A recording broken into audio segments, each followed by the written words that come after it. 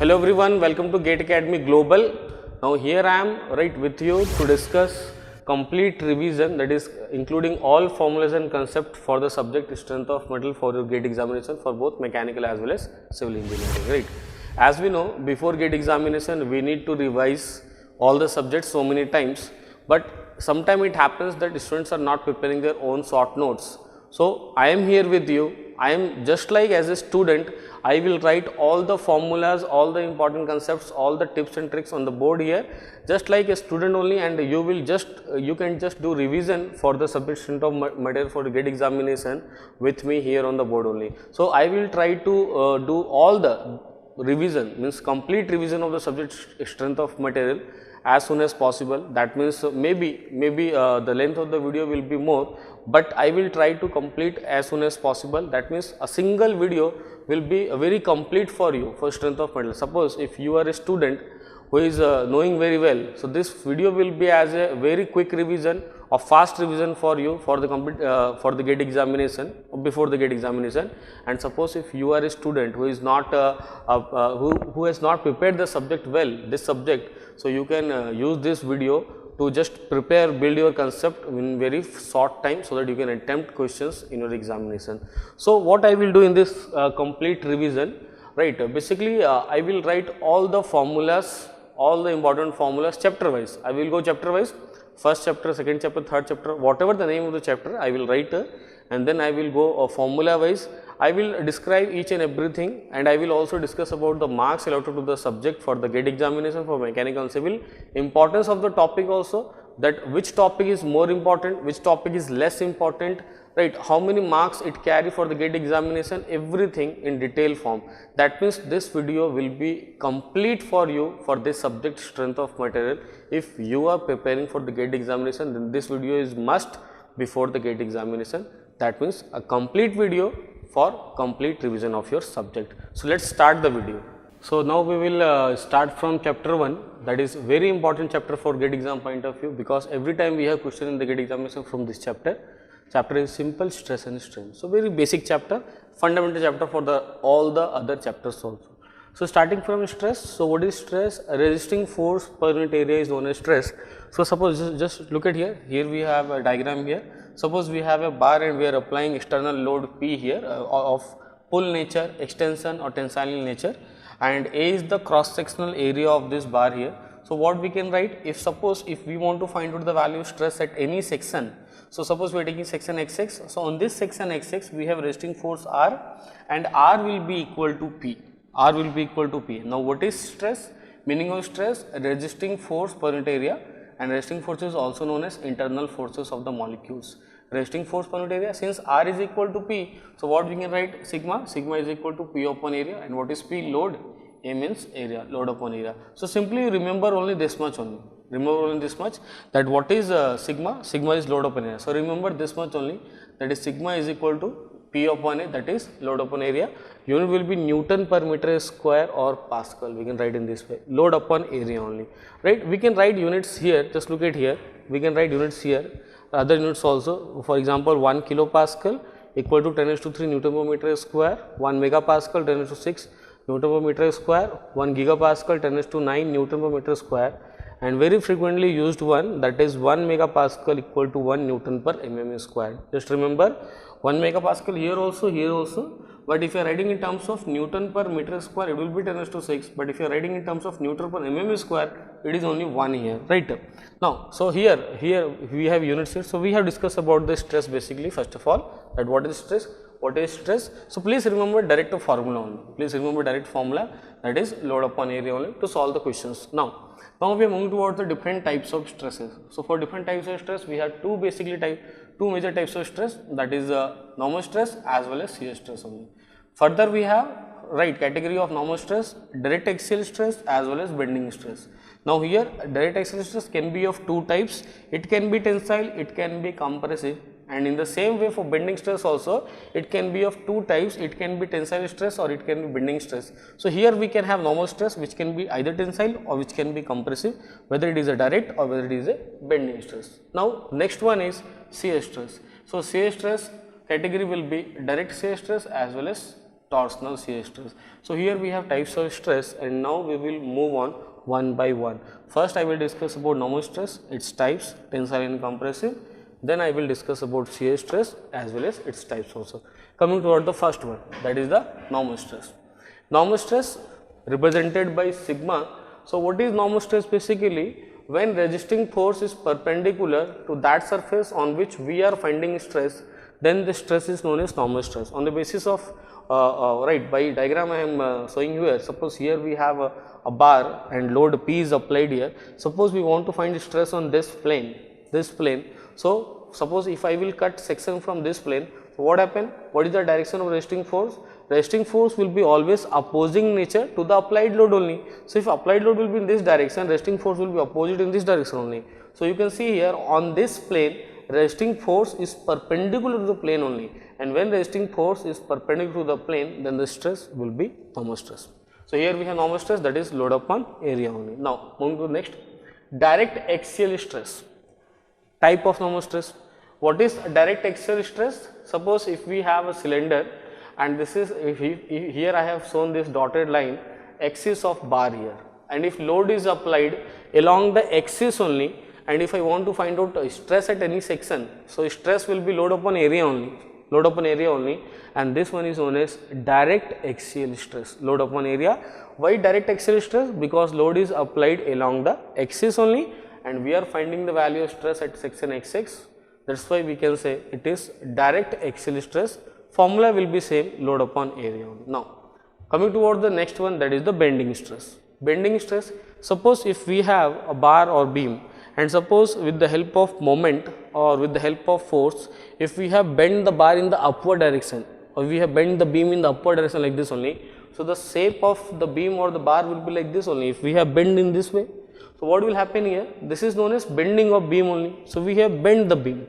Now suppose we want to find out the value of stress of any section, so we can find out the value of stress at this section at various points. For example, we can find out stress at point A, point B as well as point C. The dotted line at the center is known as neutral layer for this beam or this bar, right? Now what happened? So sigma A, sigma B will be same, that is equal to m by I into y, and this formula, we will discuss this formula in very detail at the time of discussing the third chapter or fourth chapter, that is the bending of beams only. So sigma A, sigma B will be equal, but sigma A and sigma B nature will be different. Sigma A, for sigma A, compressive normal stress, and for sigma B it's tensile normal stress. Why compressive? Because just look at here, for layer, topmost layer, what is happening topmost layer? Topmost layer length reduces, but the bottommost layer length increases. That's why if length reduces, compressive, if length increases, it's tensile, and at neutral layer there will be no change in the length, there will be no stress, no strain as well as no stress here, right? So here we have discussed about the bending stress. So bending stress is also a type of normal stress only. So bending stress will be considered as normal stress only. Now just look at here, what is tensile as well as compressive stress? So for tensile stress, or it is also known as positive stress, that's why I have put sign here, positive sign here, positive stress here. Just look at here, suppose if we have a bar and we are applying a stretch or pull type of load here, which is also known as tensile load, So if we have tensile load, or pull type of load, or we are saying pull type of load, then what will happen, right? With the help of this load, the length of the bar increases, right? That's why it is known as tensile or tension in nature, right? So from outside, if P is the external load here, so from outside how we are applying the load, it should be pull type or extension type or stretch type. But what will happen to the molecules inside? They will try to oppose, they will try to resist, so they will try to move in the different direction, opposite direction. So resisting force will be in the different direction. So if we are looking from the outside, it should be like this, tensile. But if we are looking from the inside only, so molecules are coming towards each other, then we can say this one is also tensile, this one is also tensile. But we are generally looking this figure. We are generally looking this figure only. We are not looking this figure, but we are looking for this figure for tensile as well as compressive only. So whenever we have external load which is like this only, that is stretch type, pull type, tension type, then we can say it is tensile stress. Positive stress because length of the bar increases. Now compressive stress means if we have stress like this, that means length reduces, then what we can say, it is a compressive stress. And since its length reduces, we can say, since it's after the application of load, length reduces, that's why it is also known as negative stress. So we are saying it as negative stress only. So we have completed tensile and compressive. Now moving toward the shear stress. What happens? Shear stress.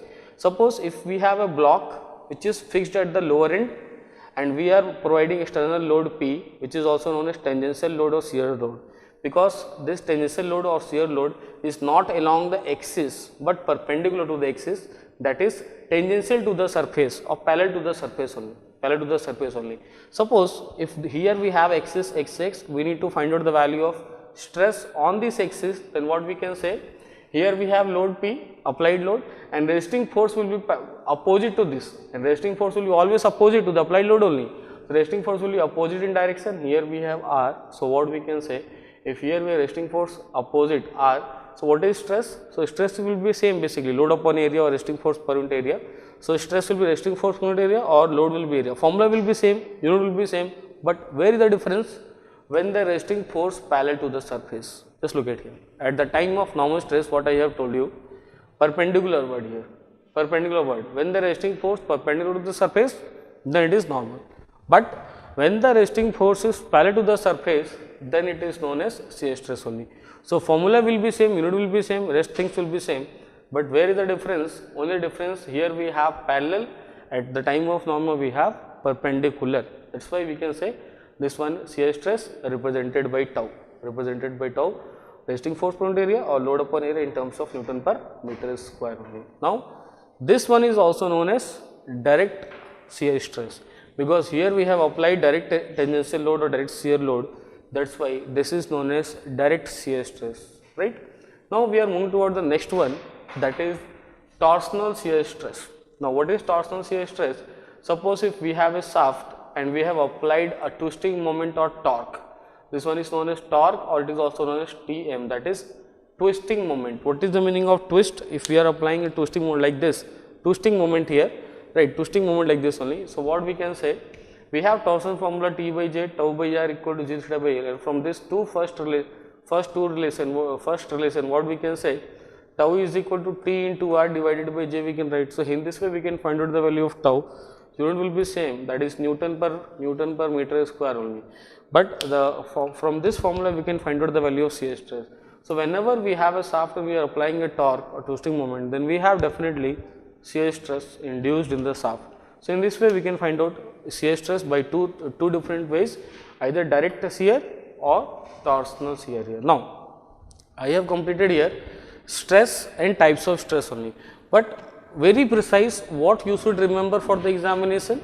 You should remember the direct formula of stress, that is load upon area, as well as you should know about only these two, normal as well as shear stress, tensile as well as compressive stress only. So what is normal? When load is perpendicular or resisting force is perpendicular, then we have normal stress, load upon area. When we have parallel resisting force, then we have shear stress represented by tau, but the formula will remain same, load upon area only, right? And remember about just tensile and compressive. So whenever we have tension type, means whenever we have pull type, length increases, tensile. When we have length decreases, it is compressive only. So we have to remove only this much here, so that we can apply these things in the questions. While solving the question we can apply these things. Now one thing more, I have already written all these things on the board and then I used to explain you, so that I can save your time. Suppose if I will write all the things right on camera, right, suppose if I will write in front of you only, it will take much time and the length of the video will be very large, so it will be not worth for you. So that's why I am writing here. So I have completed the whole thing on the board and board finished. So now what I will do, I will rub all the things, then I will write all the things again, next topics again, and then I will explain you, right. So I will do in this way, whenever whenever I will write everything on the board, then I will explain you, then I will just turn off camera, then I will just rub all the boards, I will write the next topic, then I will explain you, so that I can save your time also. So here in this complete revision of SOM, I will discuss in this way only, so that all the formulas can be included everything will be included. But in complete revision of SOM, I am not going to solve any question here. It is just revision of formula as well as concepts only, but I will try to discuss the approach while solving the numeric, while discussing the concepts and formula. I will discuss the approach, how we should use this formula, where I should use this formula. Definitely I will use the approach, that how we can use or how we can apply this formula in the examination. I will discuss that. I will discuss approach, but exactly I will not discuss about the question, because here I am discussing only the formulas, the concepts of strength of material. Okay, so we will continue here from chapter wise. So first we will complete first chapter, that is simple stress and strain, then second, third, fourth, so on. So we will deal with all the chapters in very detail, with all formulas and all important concepts, as well as if there will be any short tricks or tips, I will discuss that also. Now we will discuss a special concept on stress. So already we have discussed about stress as well as types of stress. So just look at here. So we have two types of stresses, normal stress represented by sigma, shear stress represented by tau. So what is the difference? The difference is whenever we have load or resisting force perpendicular to area, it will be normal stress, and whenever we have load or resisting force parallel to area, it will be shear stress only. Formula will be same, load upon area, sigma is equal to P by A, tau is equal to P by A, formula will be same, right? But now just look at here, what happened whenever, right, whenever I am asking to the student, suppose if I have drawn this figure, and I used to ask the student which type of stress will be here. Suppose here we have 90 degree and here we have load P here, which type of stress will be developed here inside the body? So students are replying, sir, here we can have only normal stress, no shear stress. Why? By looking at this 90 degree, they are looking at this 90 degree and they are saying that here we have only normal stress, but this is not the case, right? Write a note point. To find the stress, we need a plane, right? On stress on which plane? Stress on which plane? Always stress on which plane. So we have to decide plane, on which plane we are going to find out the value of stress. Accordingly we can answer. So here there is no information about on which plane we are going to find out the value of stress. Obviously I can say here we have axial plane here along the axis, and perpendicular to that here we have transverse plane, right, perpendicular to that, and here we can have different plane also. This will be a plane, this will be a plane, this will be a plane here. So we can have so many planes inside the body, infinite number of planes inside the body at every angle, 0 degree, 0.1, 0.2, 0.3, 0.4, 1, 1.2, 1.3, like this we have infinite number of planes inside the body, but we have to first mention on which plane we are going to find out the value of stress. Just take an example. Suppose if we have a plane which is transverse plane, which is perpendicular to the axial, then we can have only here normal stress, no shear stress. But if we have a plane which is oblique plane, inclined plane, which is also known as oblique plane here, oblique plane. So on this oblique plane, what we can say, we can have both, we can have normal stress as well as we can have shear stress. So we can't say by looking at the external load that here we can have only normal, only shear here. So it will depend on the plane, on which plane we are going to find out the value of stress. Accordingly we can answer whether we can have normal or we can have shear stress. Now we will move to stress tensor for 3D and 2D. So just look at here. Here we have x direction, y direction as well as z direction, and here we have taken a cube here, and for this cube, suppose if I am considering this face only, because we know that we have 6 faces here. Out of 6 faces, if I am considering this face only, so this face is perpendicular to x direction only, because this is normal to the x direction, right? So this face can be written as yz plane, or it is also known as x face only. Why we are writing x face? Because this plane is normal to x axis or perpendicular to x axis, so we are writing it as x face. Very important word, x face here. Similarly, here we have y face and here we have z face here, because this plane is perpendicular to y axis only, that is why here we have y face, here we have z face only. Now what is the meaning of stress tensor? Very simply, it is representation of state of stress inside a body at a particular point only. That is the meaning of stress tensor only. That means it helps only to represent how many types of stresses we have on a particular point inside the body which type of stresses we have presented and what is the value of that stress only, right, only this much only, right. Here we have 3D stresses defined in this way. With the help of one matrix, we have 9 elements: tau xx, tau xy, tau xz. Here we have tau yx, tau yy, tau yz, tau zx, tau zy and tau zz here. That is, just look at here. So, what is the meaning of tau xy, tau xx, these elements here? Just look at first of all. Here on this x phase, we have stress in 3 direction.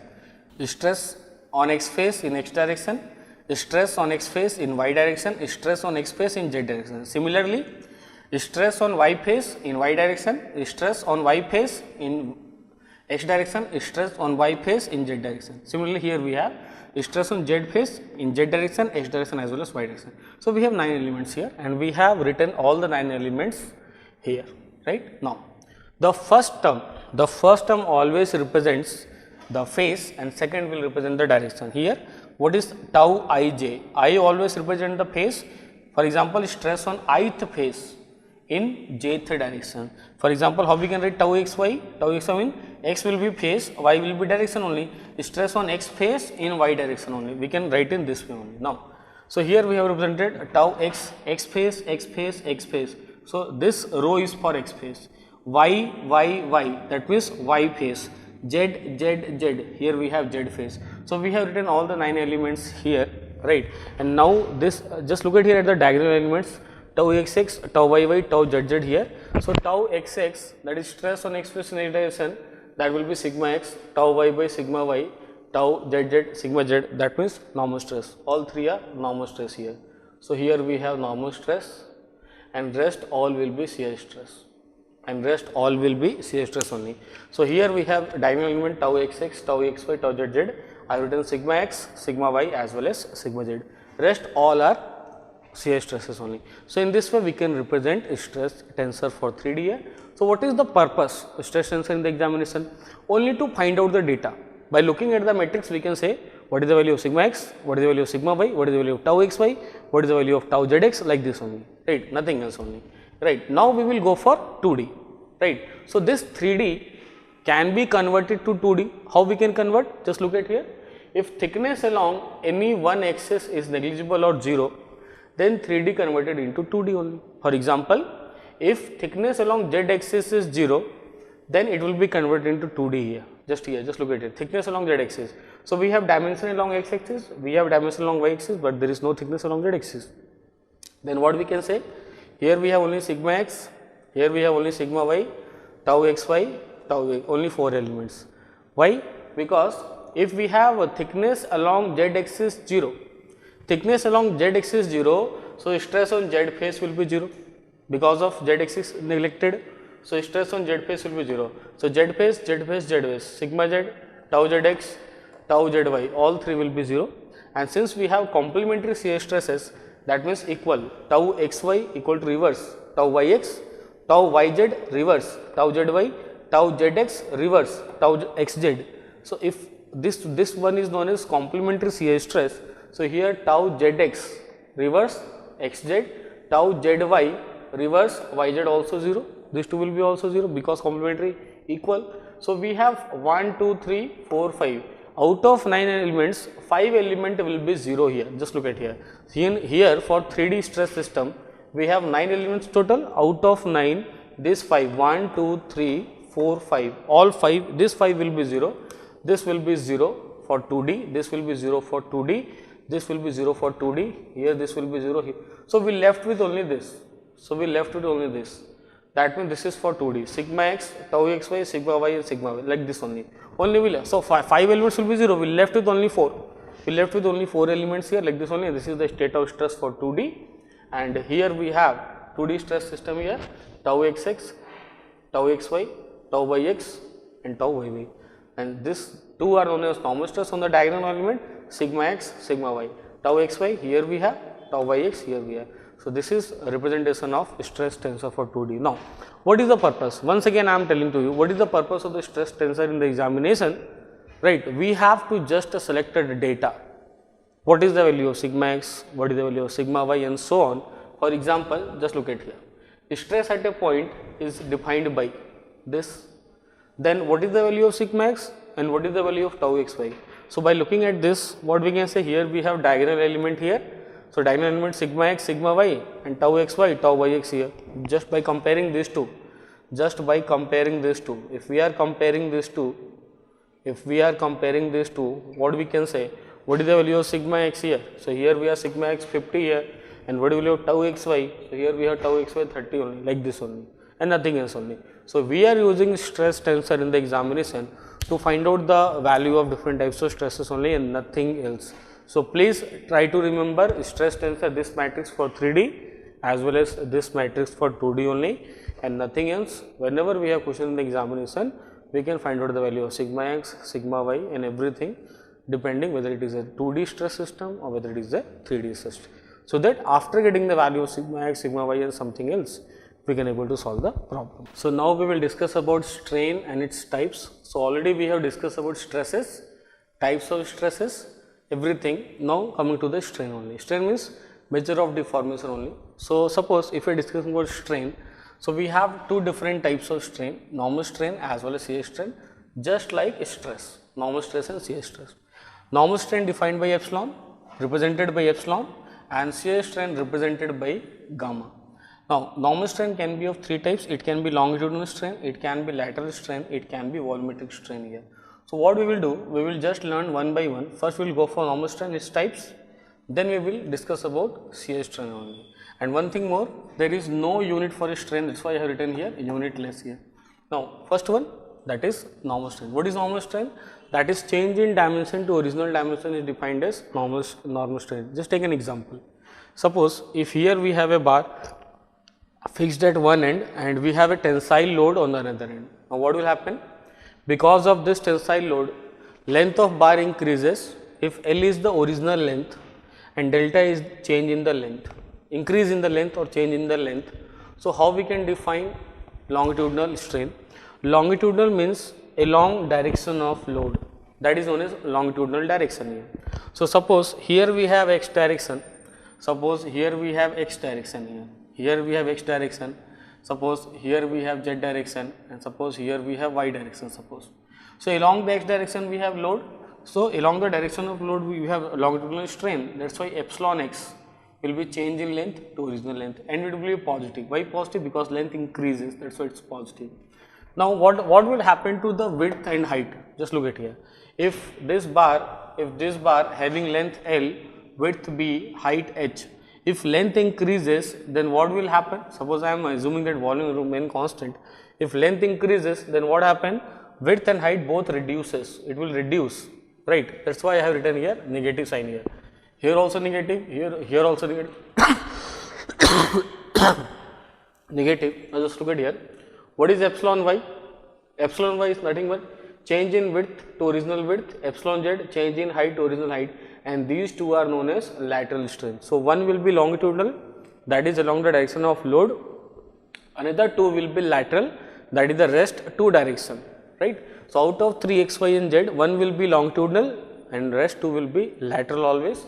Now both will be always reverse of each other. If here we have positive, these two will be negative only, but it can be reverse also.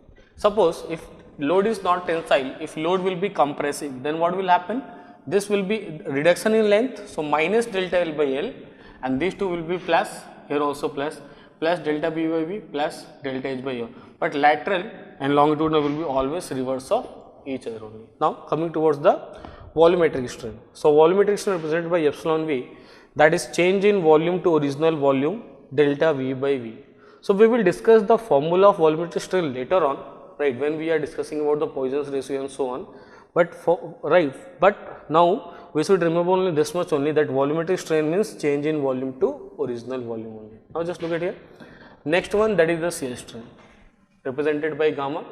Shear strain represented by gamma. Suppose if we have a block ABCD, we have a block ABCD, and if this block is fixed on the lower end.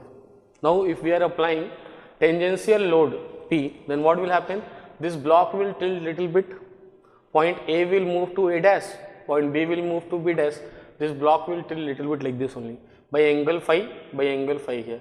So shear strain is defined by gamma, and it is equal to phi, the angle through which body tilt, that is known as shear strain. So, gamma is equal to phi only.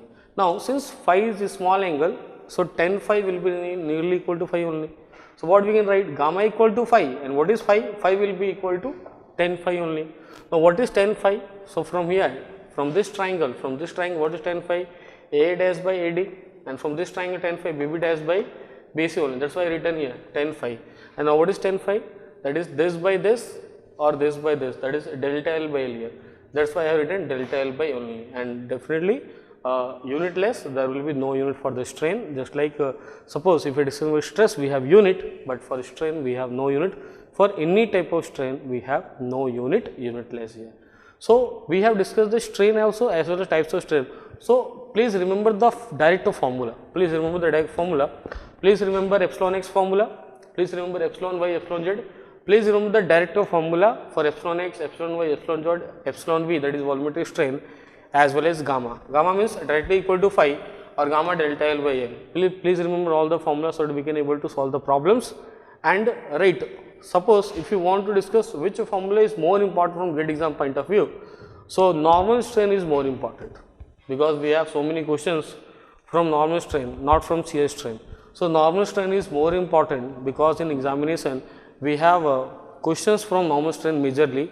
So, normal strain is very important. So, please try to remember the normal strain and all the formula of normal strain, and try to remember the shear strain also, right. Sometimes shear strain questions also asked in examination, but more important is the normal strain. So, we have discussed stress type, stress tensor as well as strain and its type. So, these things are very basic, stress and strain are very basic. Now, we will move ahead. For Hooke's law, for elongation formula, for Poisson's ratio, for everything. Now, we will go through all the formulas, we will learn all the concepts, but these things are very basic, stress and its types, strain and its types, very basic. So, please remember what is stress, what are the types of stresses, strain and types of strain. Now, we will move ahead to discuss more things in this chapter only, and we will go in this way only. By writing all the things on the board, we will go for revision of all the formulas, all the concepts. So, now I will move to Hooke's law and elongation formula. So, basically we have learned about stress, different types of stress, strain, different types of strain, but now we are moving towards the numerical concepts only. Whatever we will discuss now, Hooke's law and elongation formula, from here questions are asked repeatedly as numerical in the GATE examination. So, very important. So, listen very carefully. Just look at here. So, suppose we are starting from the Hooke's law. So, as per Hooke's law, normal stress directly proportional to normal strain, that is sigma is directly proportional to epsilon here, and sigma is equal to, if we replace this proportional sign, we have equal to here, and we have a constant for proportionality, that is E here, E into epsilon. So, what is E here? So, E is equal to sigma upon epsilon, that is normal stress to normal strain only. And what is the unit for E here? Megapascal only or Pascal only, because what is unit for sigma, that is stress, Pascal or megapascal, and for strain there is no unit. So, unit for E is also megapascal or Pascal, where E is known as Young's modulus or modulus of elasticity, generally represented in terms of megapascal, gigapascal or Pascal here. Now, this Hooke's law is valid up to the proportional limit only.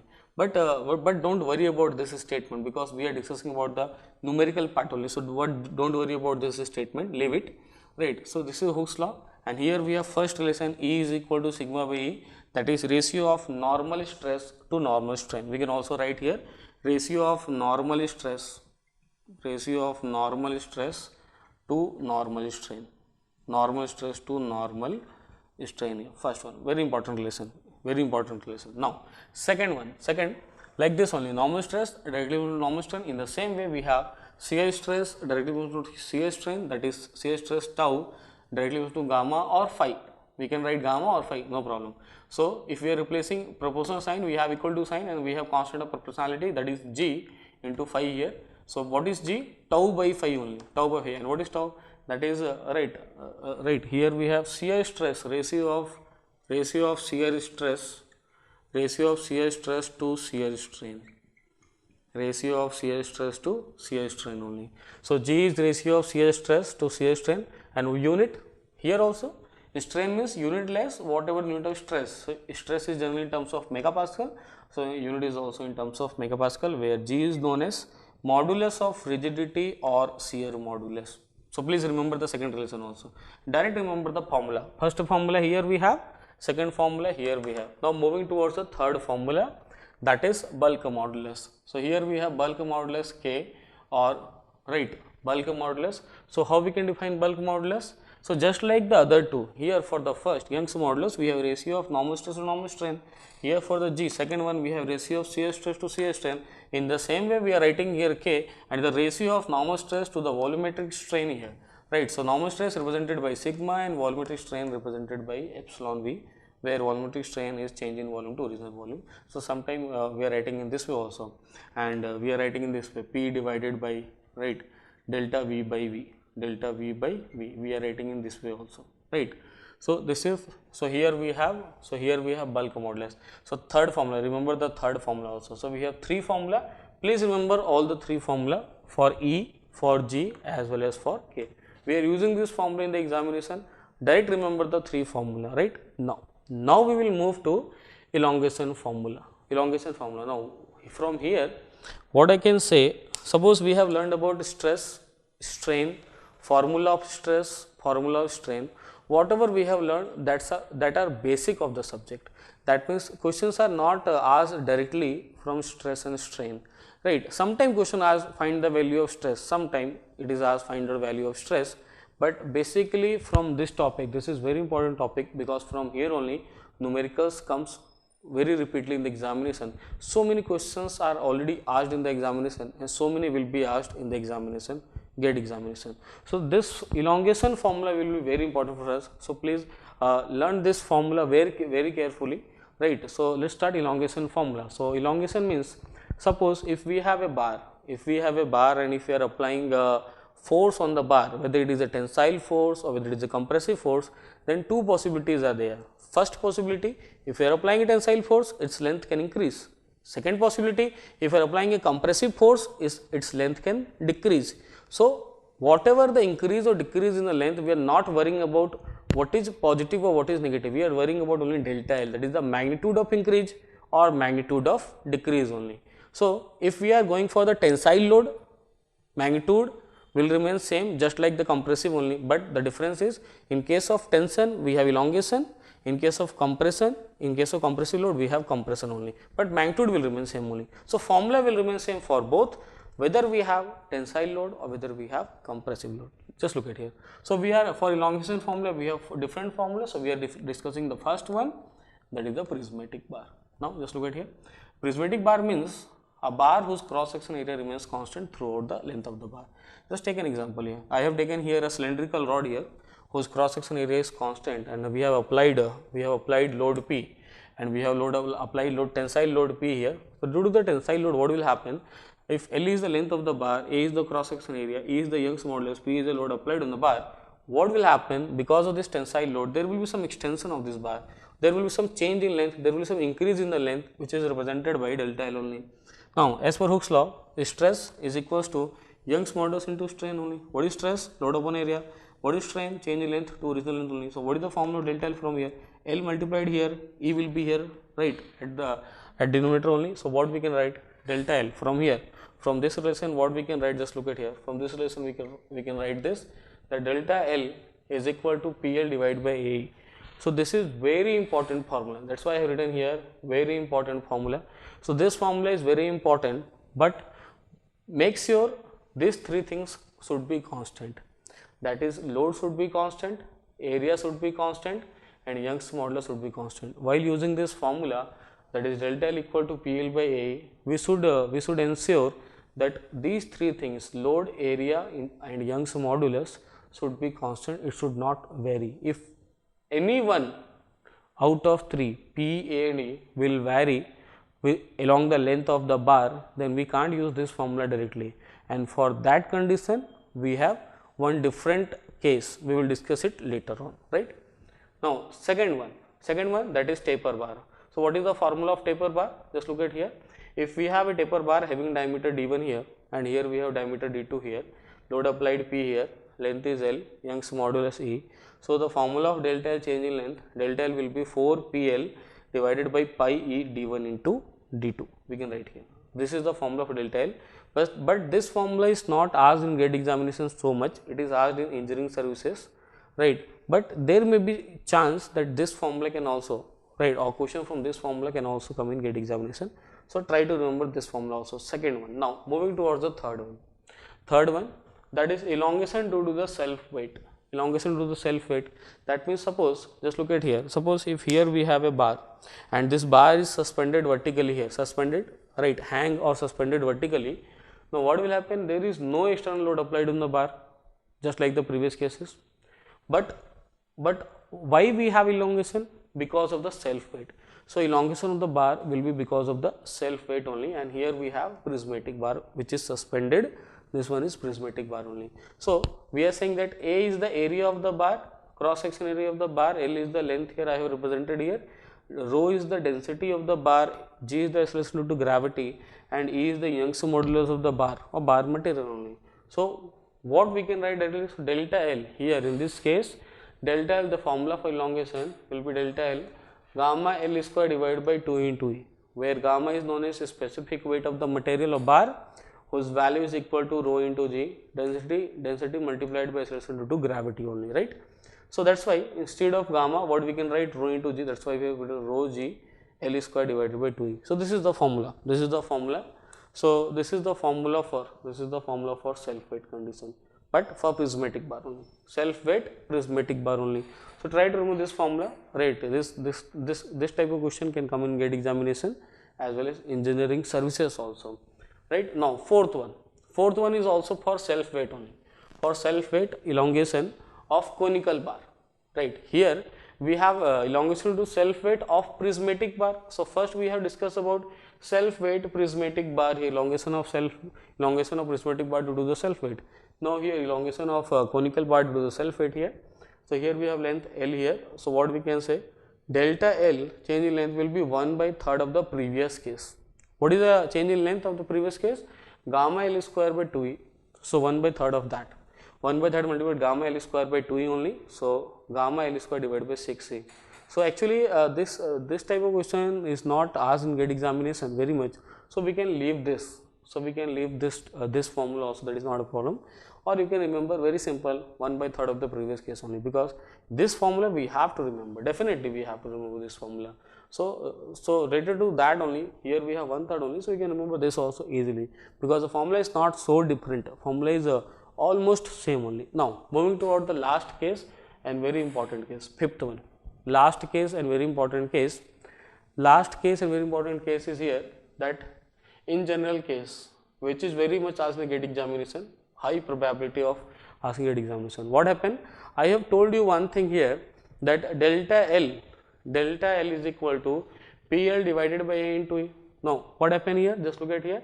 I have told you in this formula PAE must be constant. It should not vary along the length of the bar. But suppose if any one or any two or all three is varying with respect to the x, that means varying along the length of the bar, then what will happen here? Just look at here. I have shown here. Suppose here we have a bar. Here we have starting at x equal to 0. Here we have at x equal to L. L is the length of the bar. P is the applied load. Area of cross section A, and E is the Young's modulus.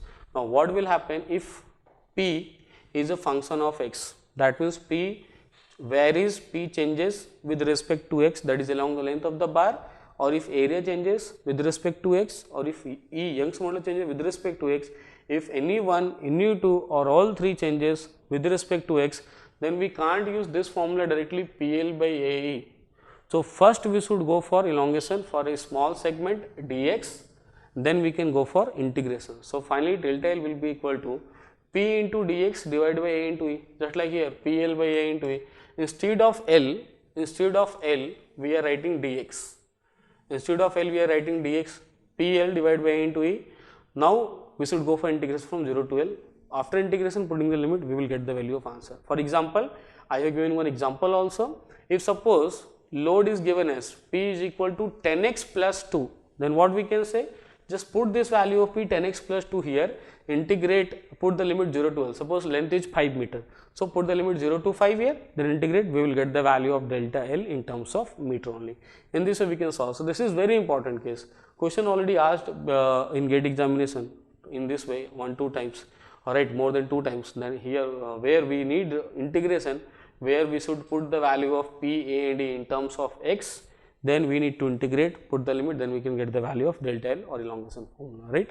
So, very simple. So, we have discussed all the 5 cases of elongation, right. So, this case is very important. First one is very important, right. Then this one is slight important, second one is slight important, right. Third one is also very important, fourth one is not so important, and fifth one is also very important, right. So, please remember elongation formula. So many times elongation formula we have problem in the examination from this concept, that is elongation formula. I have told you how to apply this formula, how you can use this formula to solve questions in your GATE examination, right. One thing. Second, I have told you by giving an example of tensile load in all the cases, you can go for compressive also. Where will be the change? In case of tensile, elongation will be there, but in case of compression is there, but the amount will remain same. If suppose 5 mm tensile, if 5 mm elongation will be there, then by the same amount 5 mm compression will be there only. So, magnitude will remain same, but sign can change plus or minus. Elongation means plus and compression means minus only. That is the difference on elongation and compression, otherwise formula will remain same. So, you should know all this formula to solve question in the examination. Now, we are going for elongation due to multi-axial loading. This topic is very important for GATE examination point of view. So many questions have been asked in the GATE examination. So, let us start this topic. So, how question can come in the GATE examination first of all? So, multi-axial loading means we have 2 or more than 2 loads in the axial direction, that is known as multi-axial loading. For example, just look at here. Here we have point A, B, C and D, and the loadings are, here we have 500 Newton, 200 Newton, 200, here we have 100 Newton. Length L1, L2, L3. Area of cross section will remain same for all the 3 portions, 1, 2, 3. Young's modulus will also remain same for all the 3 portions. Now, we need to find out what is the value of delta L total. So, just look at here how we can able to find out delta L total. For this, first of all, we need to find out the value of load on the individual portion. How we can find out? Just look at here. Either I can start from left or I can start from right. Suppose I am starting from left only. So, if I am starting from left, so here we have first portion, that is AB portion. Here we have first portion, AB portion. So, here we have 500 Newton. So, here we have 500. So, to balance the first one, equal and opposite, we need here 500, right. Now, for the second one, suppose here for second portion here, if I am going for the second portion here, just look at here. This one is BC portion here we have BC portion. This point is B, this point is also B. So, B. So, at point B, how is the load? 200, this side we have 200 Newton. Now, just look at here. If I have to give 200 to someone, already I have paid 500, that means I have paid 300 more. I have to take back 300. Then I have given 500, then I have taken back 300. So, how much I have given? That is only 200. Now, here to balance this second portion, here we have equal and opposite, that is 300. So, here we have 300 Newton.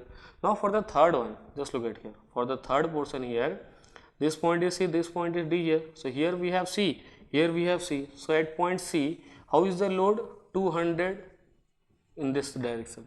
200 in this direction at point C, you can see here at point C 200 in this direction. Now again, if at point C, if I have to pay 200, I have paid 300, that means 100 extra, I have to take back 100 rupees, I have to take back extra rupees 100, so that it will be balanced. 300 given, taken 100, and resulted will be only 200 only. Now, for the third portion, to balance the portion, equal and opposite force.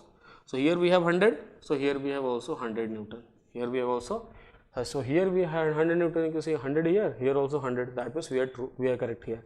So, we have calculated the value of load on all the individual portion. So, here we have P1, load P1 here.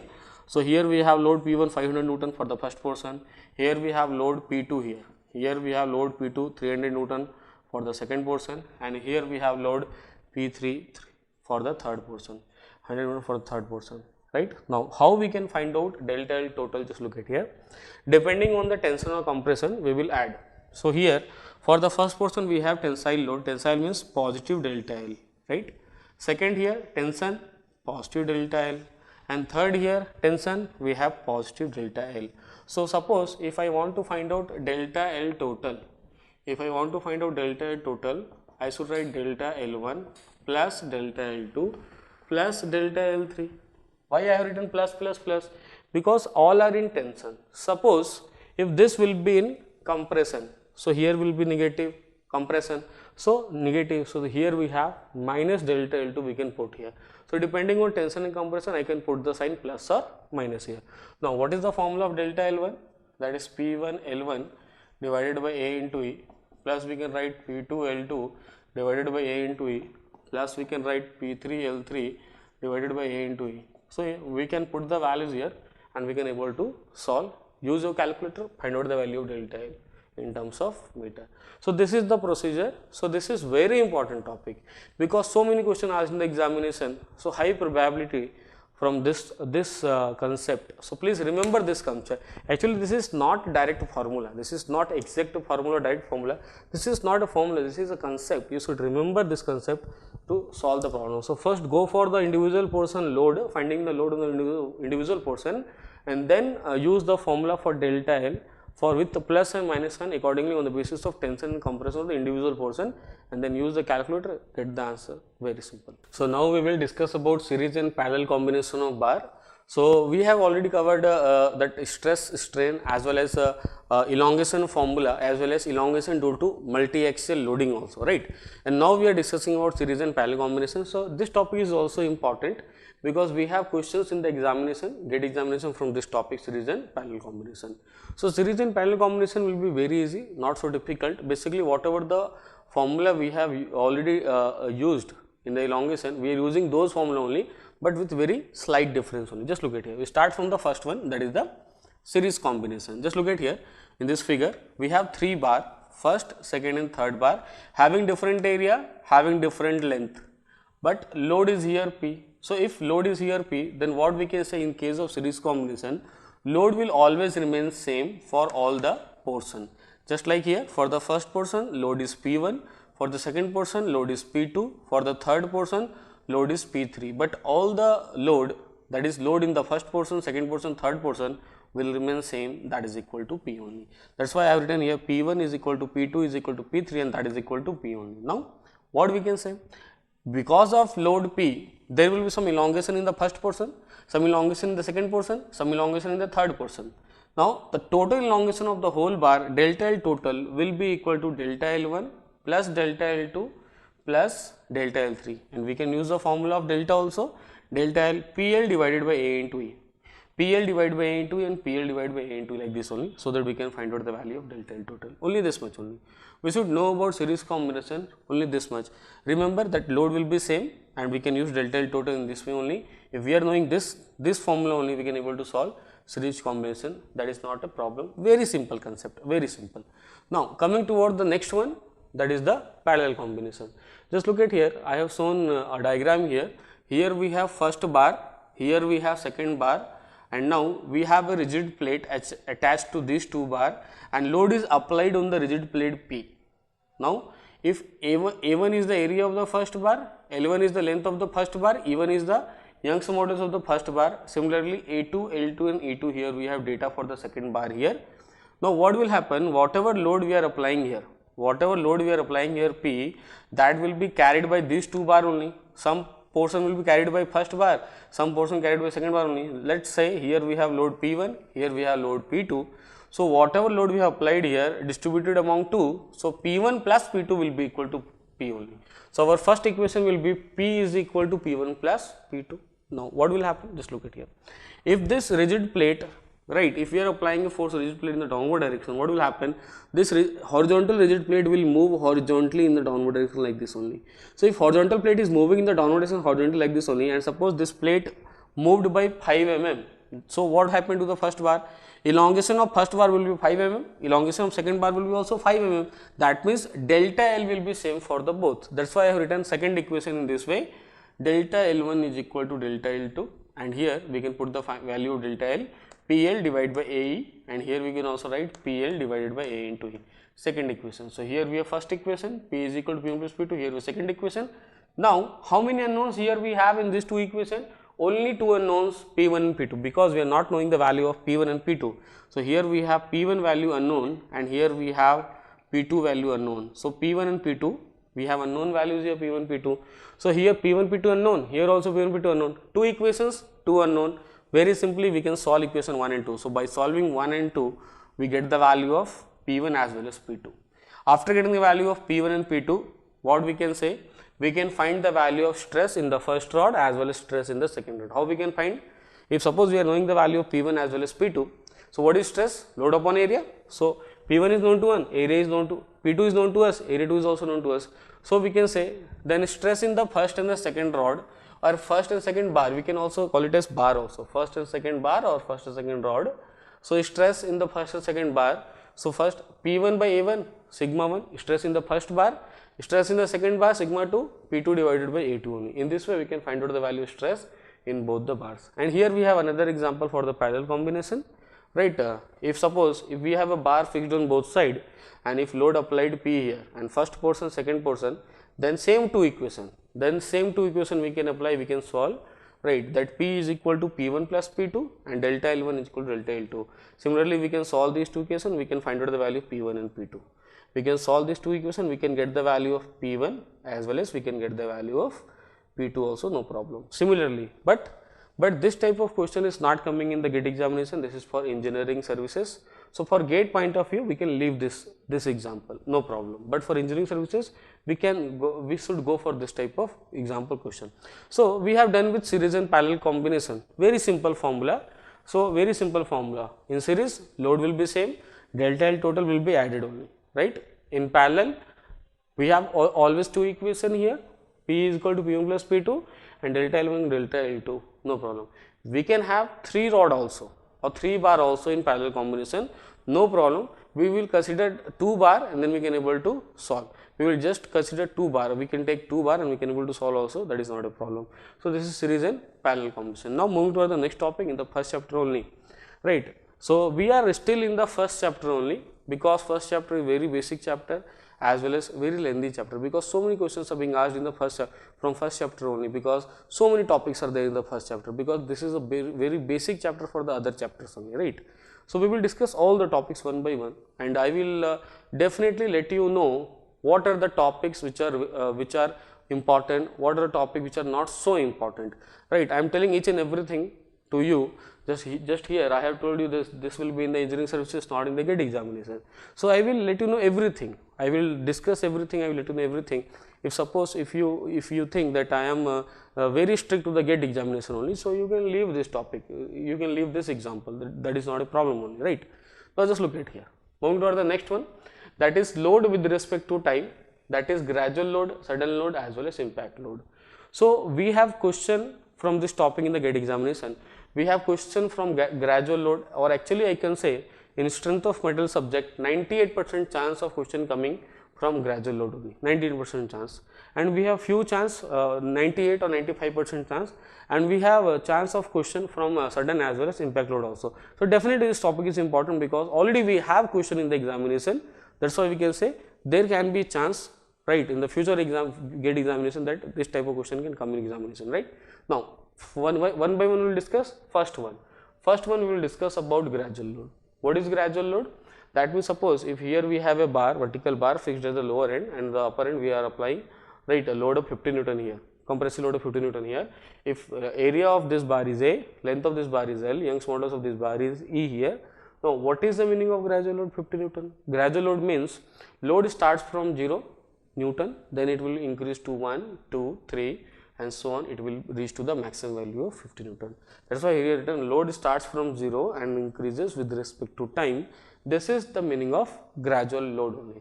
And in case of gradual load, what is delta L? What is the delta L formula? That is PL divided by A into E. Already we have discussed in the class only.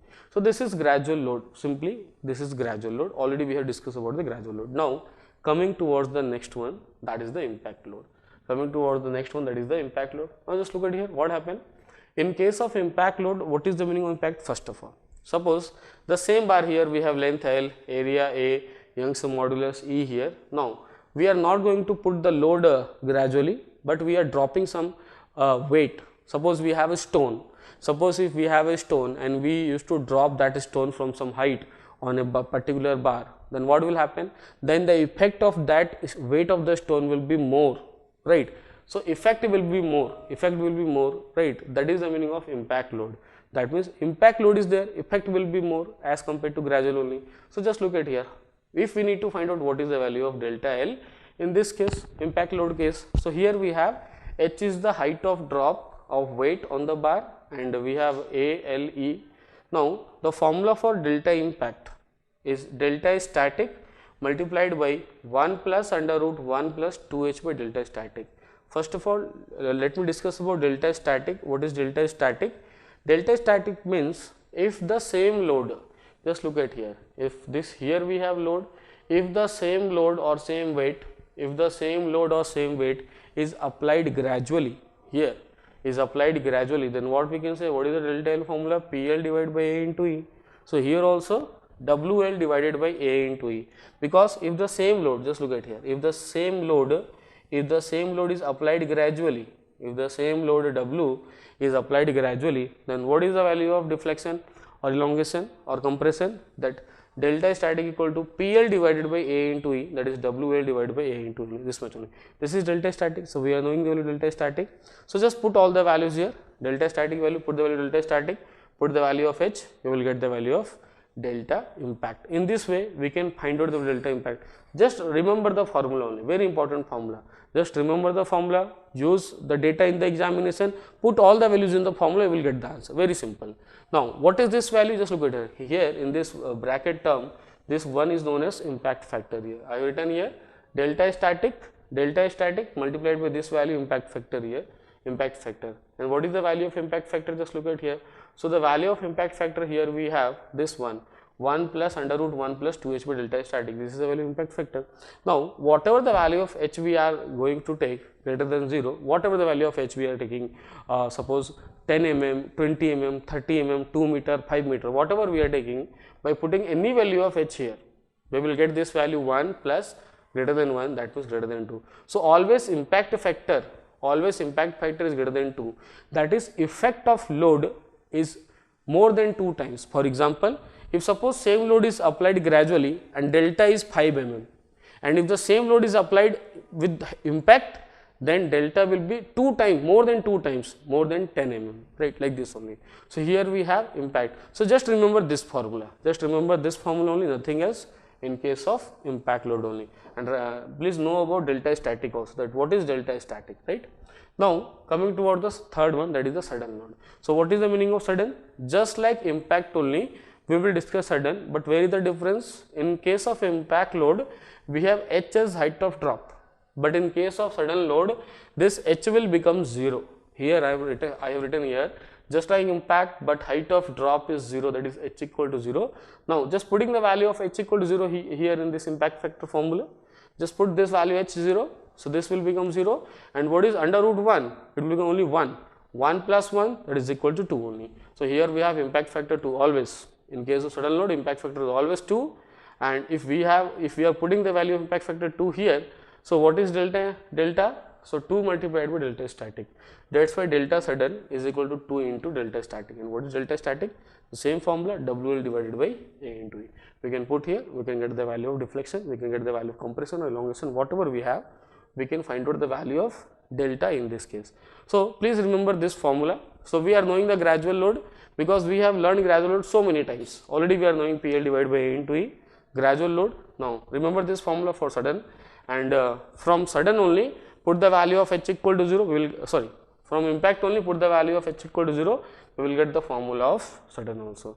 So these three. So we have we have questions from this topic in the examination already. So please remember the formula so that we can able to solve the formula questions in the examination very easily. Don't do anything, just use the formula, get the answer. Very simple. Just remember the formula, whatever I am telling to you, just remember the formula, make a short note by writing just formula, and you can able to solve any question by applying the formula. Just read the question in the GATE examination, collect the data from the question, put all the data in this formula so that you can get the value of delta impact. Very simple. So here I have done, here I have discussed with you that series and parallel combination, very important topic, as well as gradual load, sudden load, as well as impact load. So remember just formula, you read the question and just put all the values in the formula, you will get the answer. Very simple. Now we will start design on strength criteria. So basically strength of material subject means only design. It means only design because we have components in the real life and we will go for safe design of component. Safe design of components. Mechanical components or civil structures. So we are going for the safe design on strength criteria. Design can be on the basis of strength, design can be on the basis of stiffness, design can be on the basis of stability. But in the strength of metal chapter, in the first chapter, we are discussing about design on strength criteria. So what is the meaning of design on the strength criteria? Just look at here. Suppose, take a very simple example. Suppose if I am a person, if I am a component and my internal property is that I can handle only 20 kg weight, not more than that. So, and suppose if we have a person, right, who can handle 100 kg weight, who is very stronger than me, 100 kg weight. Now, where someone can use me for safe condition, suppose if the weight is, if for a particular purpose, if the weight is less than 20 kg, then I can go there, I can handle the weight 20 kg. But suppose if more than 20 kg weight is applied on me, then what will happen? Then I will fail, because what is my internal strength? I can handle maximum 20 kg, not more than that only. But if somebody put on me more than 20 kg, I will crush, I will fail, right? So here I will explain the same thing with respect to the materials also. Just look at here. So we have two different types of stresses. One is induced stress represented by sigma induced, and one is permissible stress, or also known as allowable stress, right? And represented by sigma permissible. Just like the person, internal and external, what is the internal capacity to bear the load and how much external load is carried by the person, it decide whether the person will be safe or he will fail. In the same way, what happen? We have induced stress, we have permissible stress. Induced stress means external load. How much external we are putting the load. And what is the meaning of permissible stress? Internal property of material after tested in lab. Suppose I am saying this is the property of material and it is a constant value for a given material. That means suppose after testing in the lab, if for a particular material, for example for this material, right, it is known that permissible stress is only 100 megapascal. So we cannot apply more than 100 megapascal on this material, otherwise it will fail only. So permissible value will be always given to us, and this value is a constant value. It will not increase, it will not decrease accordingly the external load.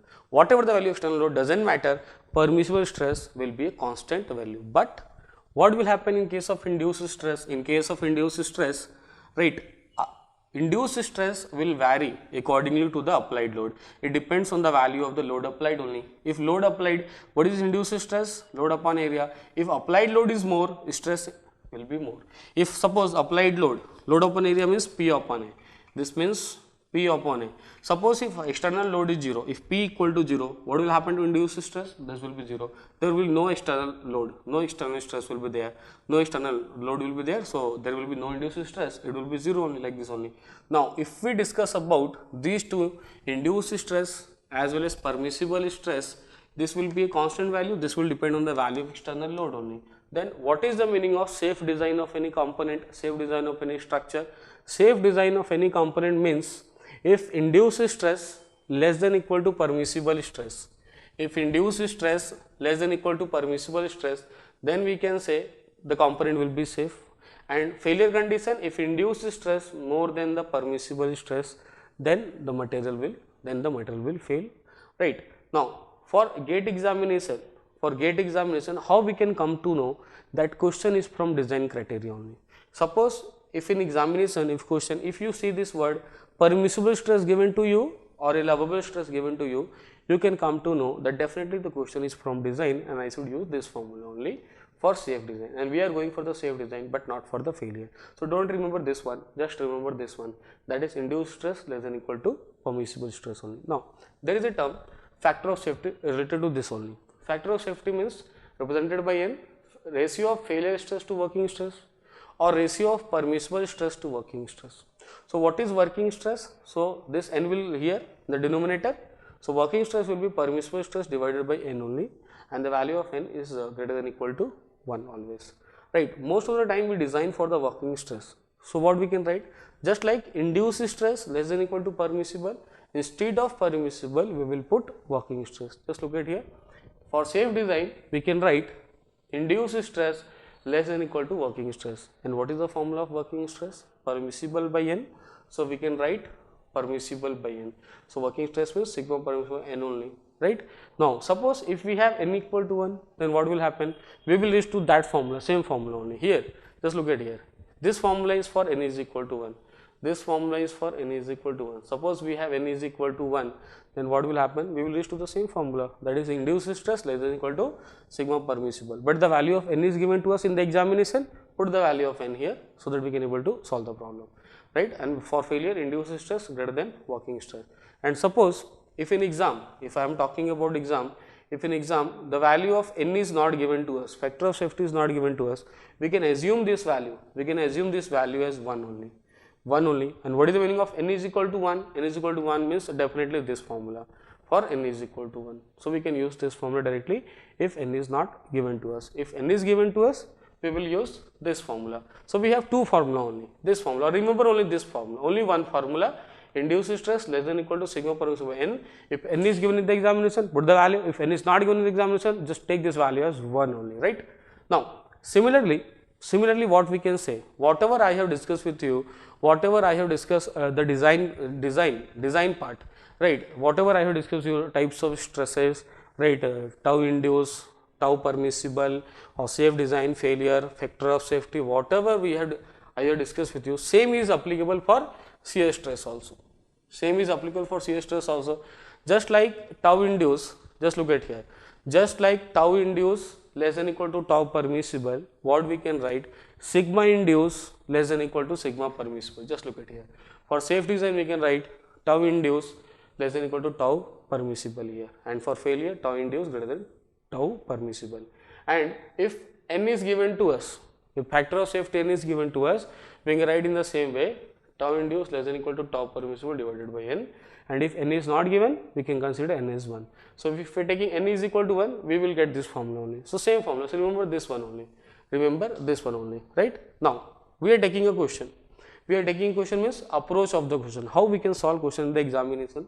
Suppose if in a question we have both word given, sigma permissible is also given to us, tau permissible is also given to us, and it is asked in the question to find out the minimum safe dia. How we can find minimum safe dia? Just look at here. First we will use this relation, tau induced less than equal to tau permissible, and from here we will find the value of dia. Let's say we are getting 10 centimeter, and then we will use tau induced less than equal to tau permissible, and from this equation we will get the value of dia. Let's say the value of dia we are getting is greater than equal to 15 centimeter. Now we have to decide what is the minimum safe value of dia. One is 10 centimeter, another is 15 centimeter, and out of these two the minimum safe dia will be always the larger value, that is 15 centimeter, but not the smaller value, because if 15 centimeter we have, then what will happen, then the component will be safe from both point of view, from normal stress point of view as well as from shear stress point of view only. So minimum safe dia will be 15 centimeter. That's why I have given you a note point, whenever we have a question in which we need to find out value of minimum safe value of dia, then always select the larger value, just like this condition, right. But for the same question, suppose if dia is given to us in the examination, but we need to find out the value of force and we need to find out the value of maximum value of safe force, then select the smaller value of the force. So we will get the value of force from two equations, and if we are getting the two value of forces, so for maximum safe value of force always select the smaller value of force, not the larger value. And the question asked in the examination just like in the same, Either question will be asked in this way or in this way, only two possibility, there is no third possibility, right. So we have discussed about the design as well as the different types of stresses in very simple way. You just need to remember only two formula. You just remember first formula, remember only first formula, this formula only, first formula, only one formula, and here second formula, here we have second formula, no other formula, no other formula, and remember the note point only. Just only two formula is sufficient to solve the questions from design point of view. And how we can come to know that question is from design?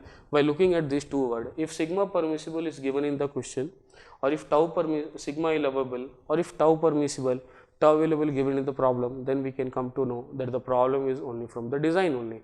And design means from where I should start the problem? I should start the problem from this equation. I should start the problem from this equation. Sigma induced less than equal to sigma permissible by n. If n is not given, take as 1, right? Or if tau permissible is given to us, I will start from this. Tau induced less than equal to tau permissible by n only. Just two equation. Only two equation. I have compressed the things, right? I have taught you this much, but I have compressed the things. Only two equation is known required to solve any problem from the design only. So you can able to solve the questions of design very easily by using only these two equations. Now we will go for isotropic and homogeneous material, theoretical for 1 marks, basically for 1 marks question, for 1 marks question.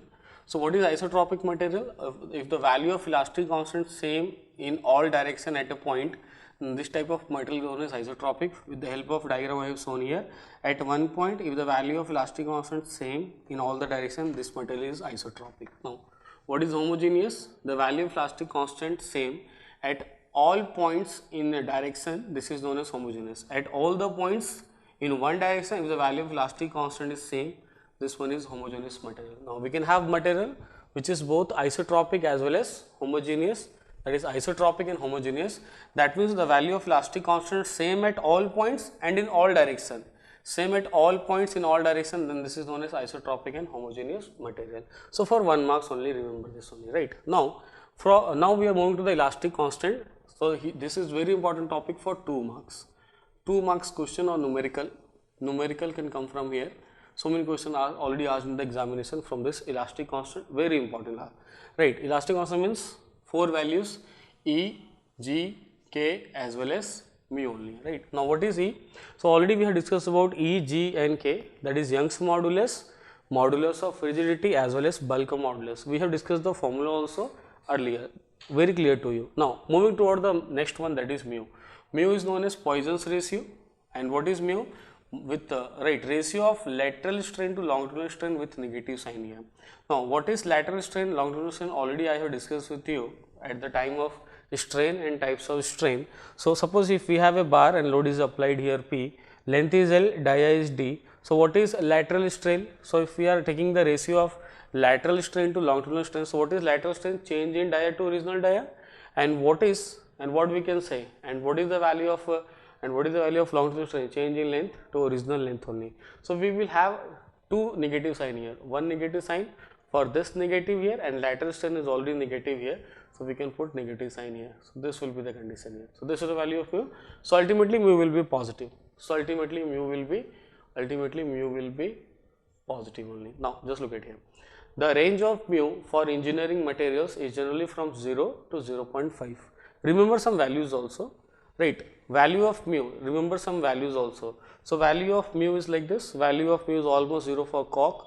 The value of mu is 0.3 for the steel, and value of mu, maximum value of mu is 0.5 for rubber or for perfectly plastic material. Remember these 2-3 values for mu, that is for Poisson's ratio.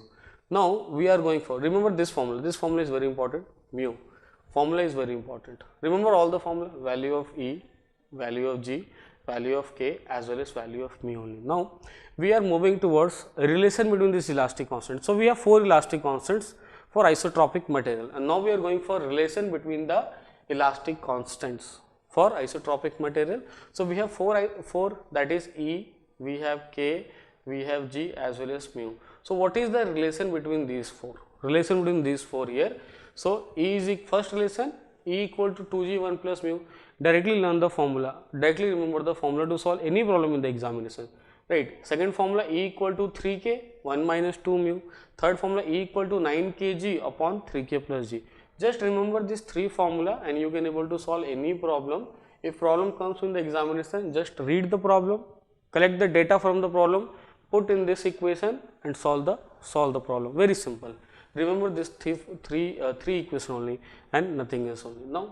Now next, here we have a table which represents type of material and number of independent elastic constant. What is the meaning of number of independent elastic constant? That means if those values are known to us, we can find the others also, right?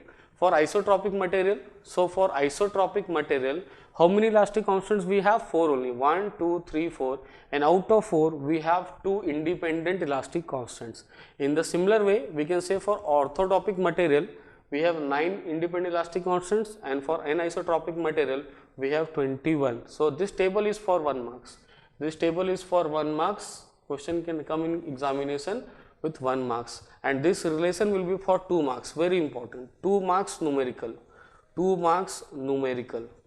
2 marks numerical question coming from this relation, 2 marks here, and this formula is also for 2 marks. This formula for mu is also for 2 marks. So 2 marks numerical can come here. So very important, and this theory is not so important. Theory is not so important for 1 marks, but not so important. I am putting a cross sign here, right? Not so important, but the elastic constants are very important from grid exam point of view.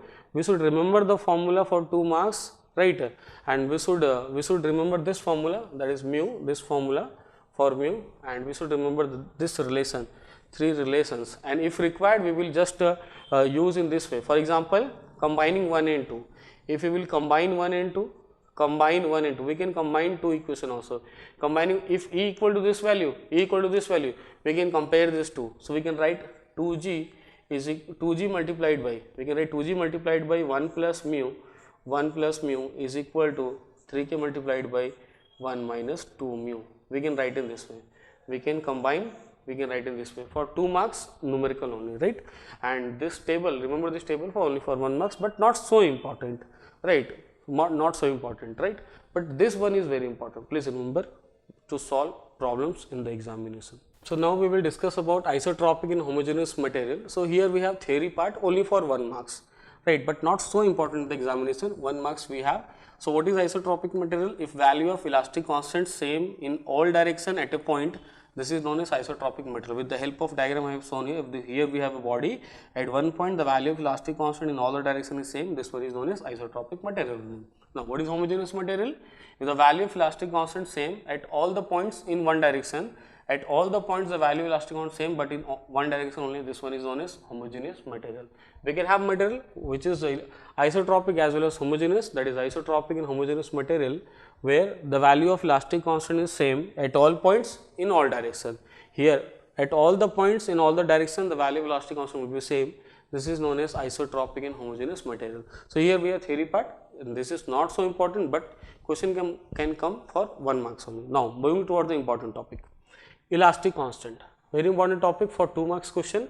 Generally numerical comes from this topic in the examination. So we have 4 elastic constants for isotropic material, that is E, G, K as well as mu. Already we are knowing about E, G and K.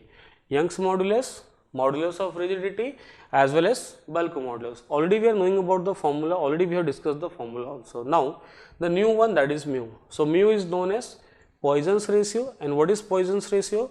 Ratio of lateral strain to longitudinal strain with a negative sign here. Ratio of lateral strain to longitudinal strain. Already we have discussed about the lateral strain at the time of strain and its types. Suppose we have a rod and load P is applied here. If length of the rod is L, D is the dia. So what we can say? What is lateral strain? So lateral strain is change in dia to original dia. Now what is longitudinal strain? Change in length to original length. So what is the ratio of lateral to longitudinal? So mu is nothing but with negative sign here, ratio of lateral strain to longitudinal strain. So longitudinal means change in length to original length, and what is lateral? Change in dia to original dia. And already I have discussed with you that if length increases, dia reduces. That's why here we have a negative sign. Negative, it will become positive. So the value of mu will be positive. And generally for engineering materials, the range of mu will be from 0 to 0.5 only. So the value of mu will be from 0 to 0.5. Remember some values also, some values. Mu equal to 0 for cork, mu equal to 0.3 for steel, and maximum value of mu is 0.5 for rubber or for perfectly plastic material. Remember 2-3 values, it will help you in examination, right? So here we have a very important formula. So remember this important formula.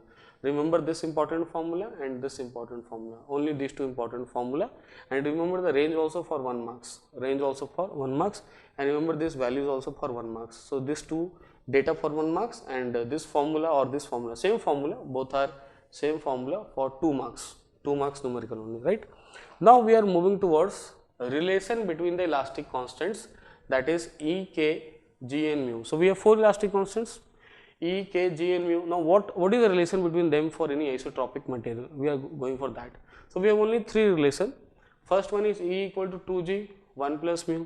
Second one is E equal to 3K, 1 minus 2 mu. Third one is E equal to 9 kg upon 3K plus G. Please remember these 3 equation, very important. I should write very important. These 3 relation very important for 2 marks in the examination, for 2 marks numerical point of view, 2 marks. So remembering these 3 formula, we can able to solve the problem. Suppose if in examination we just read the problem, get the data from the question and put the data here in this 3 formula or in any one formula, any 2 formula, and just get the values only. Sometime we can combine the equations also. Just look at here, we have 3 relation, 1, 2 and 3. Suppose if we are combining 1 and 2, E equal to this value, E equal to this value. So these 2 will be also equal. So if combining 1 and 2, what we can write?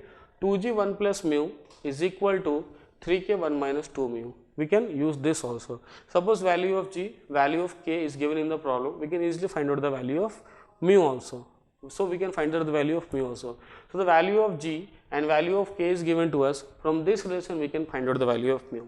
So we can find out the value of mu also, like this only.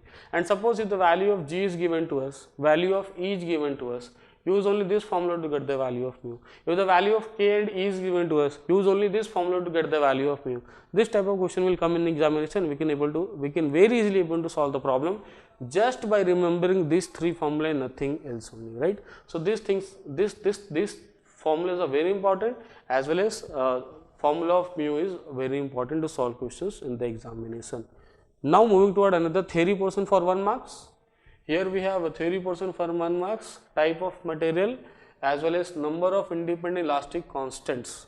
So we can have material, isotropic material, orthotropic material, anisotropic material, right? And for isotropic material, we are knowing that for isotropic material, how many elastic constants we have? 4. 1, 2, 3, 4. 4 elastic constants. Out of 4 elastic constants, 2 are independent. Means if we are knowing the value of 2, we can find out the other values also. In the same way, for orthotropic material, we have 9 independent, and for anisotropic, we have 21 independent. Remember this chart, this table for 1 marks theory problem. For 1 marks theoretical question in the examination, chance of coming question is very less. So I can put a cross sign here. And at the start also, for isotropic and homogeneous material, for this theory part here, chance of question coming is very less. That's why I am putting a cross sign here.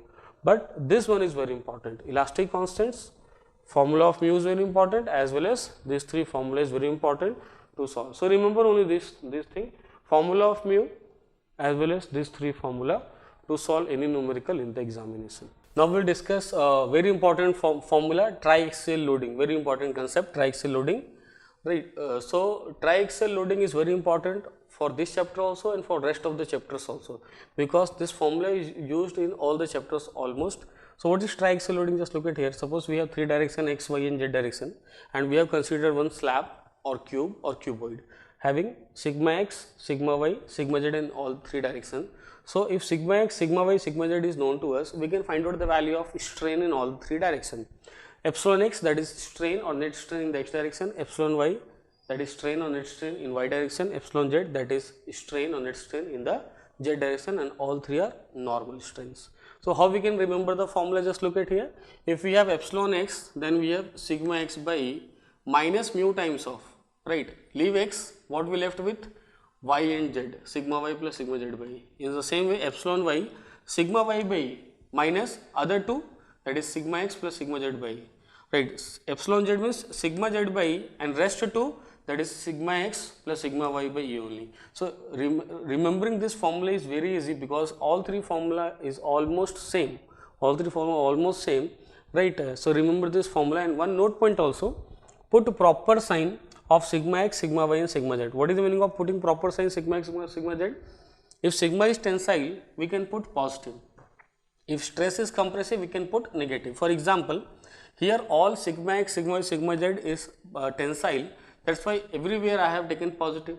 But suppose if sigma x is negative, suppose if sigma x is negative, compressive here, then what I can do? If sigma x is negative, for sigma x I will put negative sign everywhere. Here I can put negative sign, here I can put negative sign, here I can put negative sign, like this only. I can put negative sign only. But if this will be in tensile, in this direction, then what we can say? Then don't put, right? Then what we can say? Don't put a negative sign, so it will be positive again. It will be positive. So put the proper sign for sigma x, sigma y, sigma z by looking at tensile and compressive load, right? So we can put positive or negative only. Now, so please remember this formula, very important formula. Question asked so many times in the examination. Please remember epsilon x, epsilon y as well as epsilon z, and try to put proper sign, positive or negative also. Now, coming to the next topic, very important topic, volumetric strain. Already I have discussed with you volumetric strain, that is change in volume to original volume, right? But for a slab or cube or cuboid, slab or cube or cuboid, slab or cube or cuboid, what we can say? What we can say? Volumetric strain is nothing but epsilon x plus epsilon y plus epsilon z. By putting all the value, epsilon x, epsilon y, all three value, if we put all three values here and if we add, we will get this result. Finally, we will get this result, epsilon v, that is volumetric strain, is equal to sigma x plus sigma y plus sigma z divided by multiplied by 1 minus 2. And we have two cases, two conditions which are asked in GATE exam very frequently. First condition is, if suppose sigma x plus sigma y plus sigma z equal to 0, this term is 0 here. What will happen? 0 multiplied by something, total will become 0. So epsilon v will be 0. Volumetric strain will be 0. And if volumetric strain is 0, what is change in volume? It will also 0 here. Right? Second case, if value of mu is 0.5, if value of mu is 0.5, then what will happen? If you are putting value of mu here 0.5, this term will become 0. And if this term will become 0, 0 multiplied by something will be 0 only. So epsilon v will be 0 and delta v is also 0. Change in volume is also 0, or we can say volume is constant. So what is the meaning of change in volume 0? That is volume is constant. That is volume is constant. Right? Now, third one, that is hydrostatic loading. This is also very important concept, used so many times in the examination, right? So hydrostatic loading we will discuss for both case, 3D as well as 2D. So for 3D we can say sigma x, sigma y, sigma z, all three will be equal to sigma, and for 2D we will say sigma x, sigma y will be equal to sigma, and for 2D we will have sigma z as 0 only for 2D. Right? Now just look at here, we will use all the formula. We will use all the formula just by putting sigma x, sigma y, sigma z as sigma only, right? For example, just look at here. Suppose if we want to find out what is volumetric strain. So what is volumetric strain? Sigma x plus sigma y plus sigma z. But I am putting all three as sigma. So sigma plus sigma plus sigma, that is 3 sigma only. So 3 sigma by E multiplied by 1 minus 2 mu. Suppose for this sigma x and sigma equal to sigma for 2D, and here sigma z equal to 0 here. So if want to find out the volumetric strain, so what we can say? Instead of sigma x, we will put sigma, here also sigma, here will be 0. So sigma plus sigma, that is 2 sigma only. So here we can put 2 sigma by E multiplied by 1 minus 2 mu here. So here we can calculate. So don't remember this formula, just remember this one. For 3D, remember this one, and for 2D, remember this one. For 2D, remember this one. For hydrostatic loading. So hydrostatic means sigma x, sigma y, sigma, all stresses will be equal in magnitude and will be in same direction only, not in the different direction only. So this is hydrostatic. So all three things, that is triaxial loading formula is very important, as well as volumetric strain formula is very important. Cases are also very important for GATE exam point of view, both mechanical as well as civil. And here hydrostatic loading is also very important for both mechanical as well as civil here, right? So all three are very important, not only for this chapter, right, but for rest of the chapters also. Please try to remember this formula, and in examination if you will read some problem, just take the data from the question, just put in the formula, you will get the answer, very simple. So now we will discuss about thermal stress. Thermal stress is also very important from GATE exam point of view. So we have already so many questions from this topic in the previous GATE examination. So we will discuss this topic in very detail. Detail means we will not derive any formula. We will write each and every concept, we will write each and every formula on the board related to thermal stress, and we will write all the note points so that you can't do any mistake. You should not do any mistake in the examination, right? So let's start thermal stress. So thermal stress, there are so many cases in thermal stress. So I will take all the case one by one. So starting from the first case. So first case we have free expansion or free contraction. So basically thermal stress means stress due to change in temperature. Thermal stress means stress due to change in temperature. Stress due to change in temperature. Change in temperature. If there is no external load, no external force, even though stress will develop inside the body because of the change in temperature. And change in temperature can be both positive as well as negative. That means it can be heating or it can be cooling also, right? Just take an example here. Suppose if here we have a rod, right, which is fixed on the left side but free on the right side, and its length is L. The properties are E alpha and E alpha are the properties and delta T is the change in temperature, where E is the Young's modulus, alpha is the coefficient of thermal expansion, and delta T is the change in temperature, that is final temperature minus initial temperature. If we are going for the uniform heating condition, definitely the final temperature will be more than the initial temperature. It means heating. So if we are discussing about heating, so heating means final temperature more than initial temperature, and what is delta T? Change in temperature, that is final minus initial temperature, that is delta T change in temperature only, right? Now if we are going for the free expansion or free contraction case, that means left side we have prevention but right side we have no prevention. That means because of heating the length of the bar will increase, and there is nothing to stop the length, increase in the length, or there is no prevention to the free expansion, or there is no restriction to the free expansion. Then what will happen? If on the right side the bar is free to expand, the bar will expand by this amount. This is the increase in the length, delta L free expansion. We are calling it as free expansion. So what is the formula of free expansion? So the formula of free expansion is L alpha delta T, and this formula is valid for both heating as well as cooling, right? Due to heating or cooling, formula valid for both heating as well as cooling only. But what is the difference? If we are discussing about heating, it means increase in temperature. Then what will happen with increase in temperature or with heating? What will happen? Length of bar increases. That's why I have written delta L will be positive. Positive means increase in the length, right? Now what will happen in cooling? What will happen if we reduce the temperature? That means by cooling what happen? The length of bar reduces. That means there is no expansion but there is contraction. That's why I am saying that for cooling delta L will be negative here, right?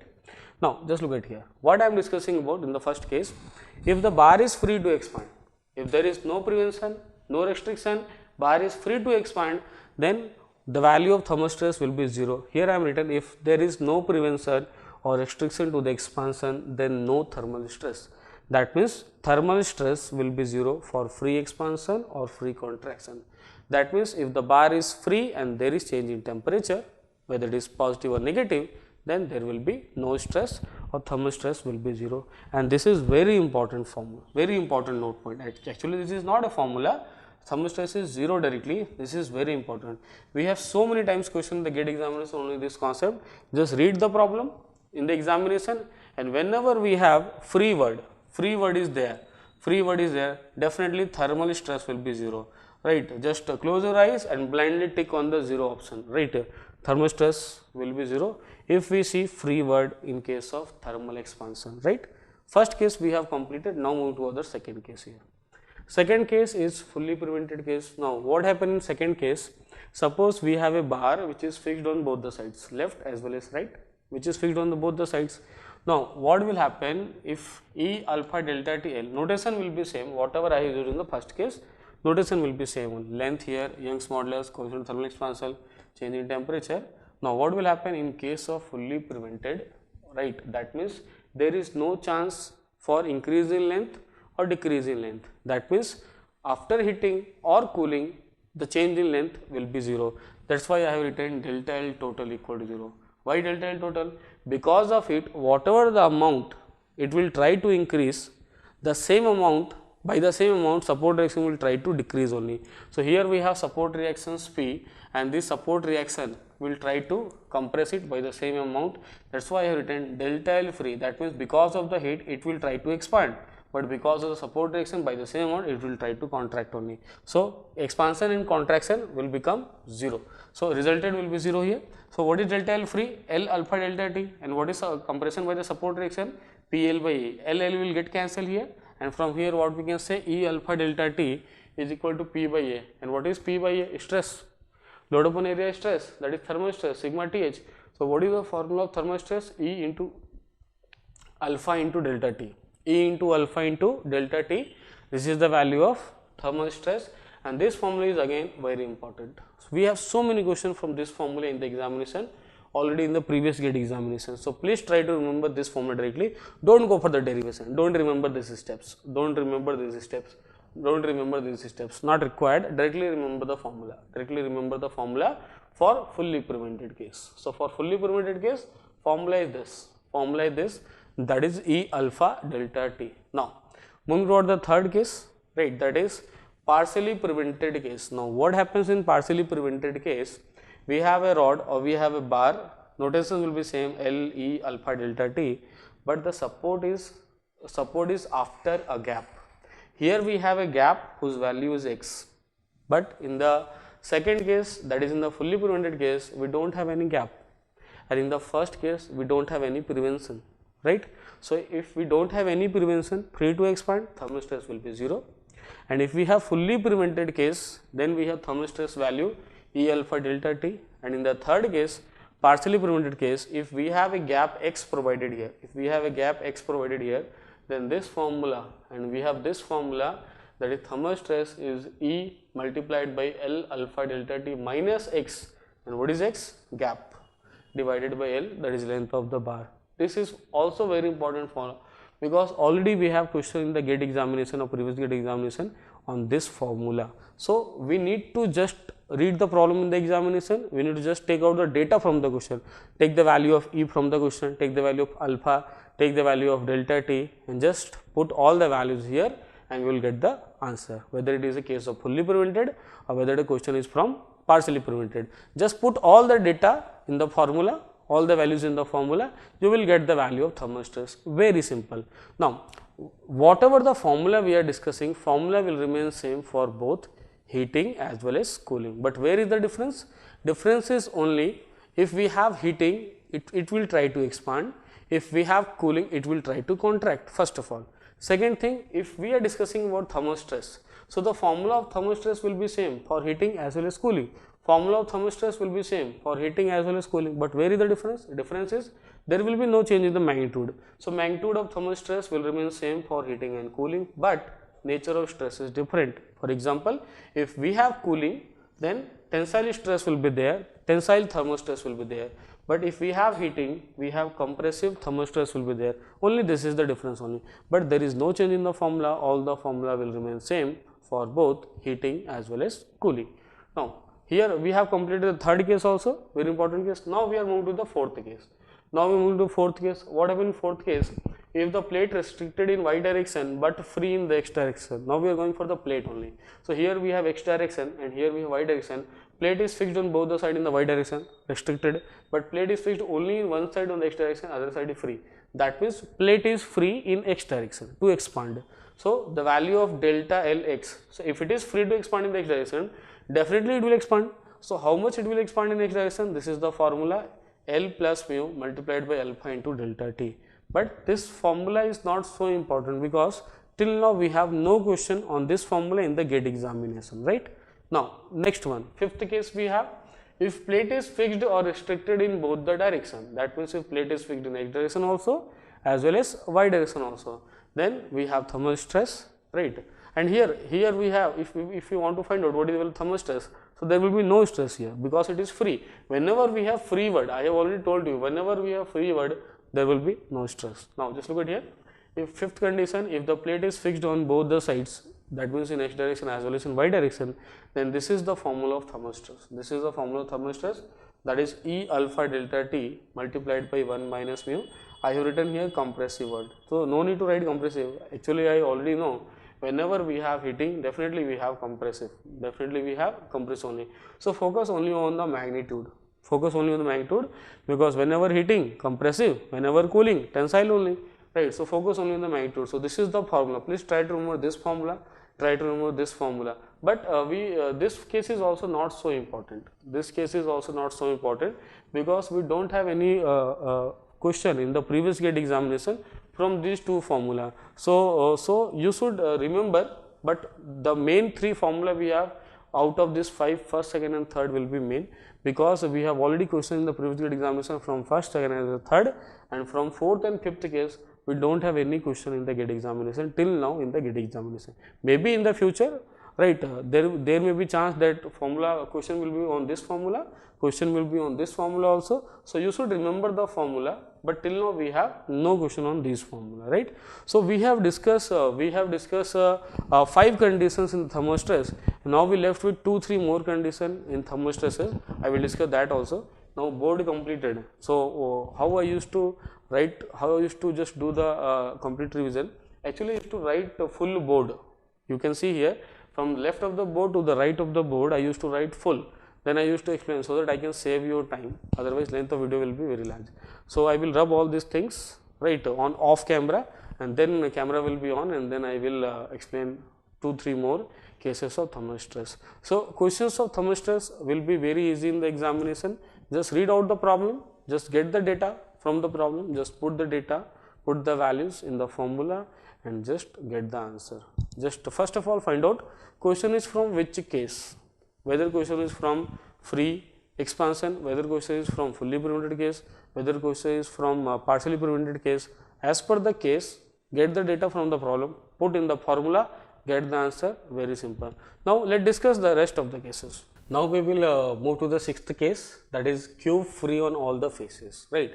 Suppose if we have cube which is free on all the faces, that is free to deform, free to expand or free to contract from uniformly heating or cooling. So already I have discussed with you, whenever we have free case in case of heating or cooling, definitely the value of thermostress will be 0. Already I have told you, blindly take thermostress equal to 0 whenever we have word free written in the question, right. Now next, seventh case.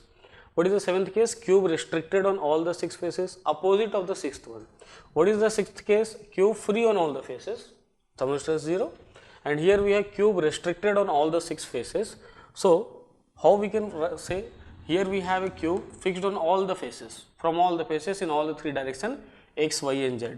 So here we have suppose x direction, right, y direction as well as z direction for this cube. So what we can say, this cube is restricted in all the 3 directions, from all the faces it is restricted, that means there can be no deformation possible for this cube. So if we are going for the uniform heating or cooling, so suppose I am writing uniform heating, I am writing uniform heating, then what we can say, the value of thermostress, so this will be the value of thermostress, that E alpha delta T divided by 1 minus 2 mu. Very simply, please remember the formula, this is the formula. And let me know one thing more, that this we have already question in the gate examination from these two concepts. Already we have question in the gate examination from this concept also, and already we have question from this formula also in the gate examination. So please remember these two formula, because already question asked in the examination. So please remember these two things, right, case number 6 as well as case number 7, so that you can able to solve question in the examination very simply, just by remembering the formula, by putting the values of all the things in the formula you will get the answer. Now 8th case, thermostress for series combination. Just look at here. Suppose we have 2 bar, one is steel, second one is copper. I am naming it as 1 and I am naming it as 2 only. Here we have L1, that is length 1 for the steel, area 1, alpha 1, Young's modulus E1, right. Here we have L2, A2, E2, alpha 2 here for the copper. Second, Now what will happen? If it is fixed from both the sides, that is fully prevented. So now what will happen? If fully prevented, definitely we have some support reaction P. So here we have support reaction P, which is known as load. Here we have. So first we will find out the value of load, and the formula of load is this one. That is L1 alpha 1 plus L2 alpha 2 multiplied by delta T divided by L1 divided by A1 E1 plus L2 divided by A2 E2. First we will get the value of P from this formula. First we will get the value of P from this formula. That means we will calculate the value of P from this formula, and then what is the formula of stress? Load upon area. So for finding the value of stress in the first portion, that is in steel, load upon area 1. In second portion we can write load upon area 2 we can write. So we can find out the value of stress in both steel as well as copper, that is in the first bar as well as in the second bar only, just by finding the value of P and then dividing it by A1 as well as A2 only. Very simple.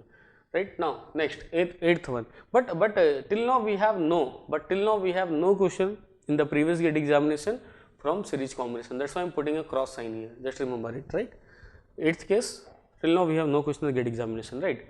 Now 9th case, parallel combination. Now just look at here, we have steel and copper. First one steel, second one we have copper, length is common L here. Here we can have area A1, here we can have E1, here we can have alpha 1, here we can have area A2, here we can have Young's modulus E2, here we can have alpha 2. So since we know alpha of copper, that is alpha 2 is greater than alpha 1, alpha 2 is greater than alpha 1. So how we can find out the value of stress in steel and copper? So first we will write this equation, P multiplied by 1 upon A1 E1 plus 1 upon A2 E2 is equal to alpha 2 minus alpha 1 multiplied by delta T. From this relation we will find out the value of load first, just like the previous case. After getting the value of load P, if we will find out the value of stress in the first bar, that is in the steel, load divided by area 1. For second bar, stress in the second bar, that is in copper, load divided by area 2. In this way we can find out stress in steel as well as in copper. First finding the value of P, then P divided by A1, P divided by A2 only. And here in steel we have tensile stress, and in copper we have compressive stress. Already we have gate question. This one is previous gate question. I am telling to you how question asked from this parallel combination in civil, I think in civil engineering, right. Now just look at here, if alpha of copper is more than alpha of steel, so which type of stress will here, right. So just look at here, if alpha will be more, right, if alpha will be more, then we have compressive stress in parallel combination, and if alpha is less, then we have tensile stress, remember it. So this question is asked in the previous gate examination of civil engineering. It is asked that if we have two material alpha and copper and steel in parallel combination, then which type of stress will be developed in steel and which type of stress will be developed in copper only. So definitely I should know that alpha of copper is more, so definitely compressive stress will be developed in copper and tensile stress will be developed in steel only. So this is the right answer. In this way we can tick one option. 1 marks question asked in the examination. So very simply, so in parallel combination we never question never asked, no numerical, never. So I am putting a cross sign here. Why I am putting a cross sign here? Because of no numerical asked in the examination. No numerical asked in the examination in the previous gate examination on the basis of this formula, but theory asked for 1 marks. So you may skip also, that is not a problem. You may skip this 9th one, no problem. You may skip this 8th one, that is not a problem, but don't skip 7th and 6th. You have to just remember this 6th as well as 7th case. So already I have discussed 9 cases with you, right? 9 cases with you in thermal stress. In thermal stresses, right? I'm making a summary of all the in thermal stress. Just look at here. In thermal stress, I have discussed with you 9 cases. First case, free condition. Second case, that is fully prevented case, and here we have third case, partially prevented. So these three are very important. First of all. So fourth, leave fourth one, leave fifth one also, fourth and fifth. Then we have sixth important, then we have seventh important, and you can leave eighth and ninth also. That is not a problem. You can leave eighth and ninth. Here we have 9 cases. So out of 9 cases, first, second, third, sixth and seventh are more important. you can leave 4, 5, you can leave 8 and 9. If you have less time, you can skip 4, 5 as well as 8 and 9, you can skip here. So, here I have ended thermal stress by discussing all the things with you, by telling you what are the things very important in the examination, what are the things you can skip. So, accordingly thermal stress is very simple topic, just remember the formula for all the different cases. Whenever you have question in the examination, just read the problem, just get the value, decide the question is from which case, first, second, third, fourth, fifth, which case, apply the same formula and put the values and get the answer, very simple. Now, we will discuss about engineering and true stress and strain. Basically, whatever we have learned, right, in this quick revision till now, all the stress and strain are basically engineering stress and strain. So, now we will discuss about basically true stress and strain and relation between stress and strain, and now we will discuss some formula also, that what are the formulas which are very important from GATE examination point of view, so that you can able to solve questions very easily. So, let us start. So, already we are knowing about the engineering stress, that is load upon original area, that is load upon original area. But what is original area? Just look at here. Suppose if here we have a bar and area is A naught, length is L naught, but this is the condition before application of load, right. That means before application of load, area is A naught, length is L naught here. This is known as original area. Now, after loading, area will change as well as length will change only, right. Now, since we have discussed that in subject strength of material, we are discussing about gradual load always. What is the meaning of gradual load? That load increases from 0 to maximum value with respect to time.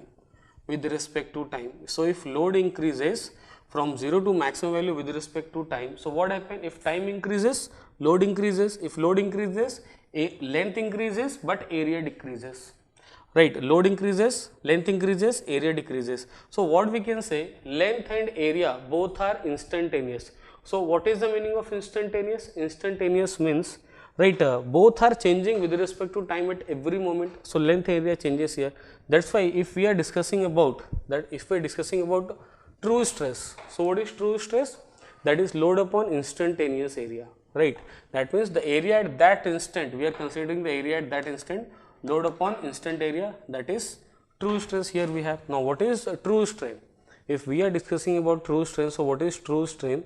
So, true strain is nothing but natural log of, actually people are saying in this way, natural log of final length to initial length, right. Do not confuse with notation, right. So, here we have natural log of Li divided by L naught, or natural log of final length to initial length, or it is also represented as natural log of 1 plus engineering strain also, because here we have engineering strain small e. I have changed the notation a little bit. Till now I have discussed with you that epsilon is engineering strain, but now here I am changing the notation here. Here we have small e as engineering strain and epsilon as true strain only. So, true strain is nothing but natural log of 1 plus E, that is 1 plus engineering strain only, right. So, these formulas are very important here, we should remember the formula. Now, just look at here.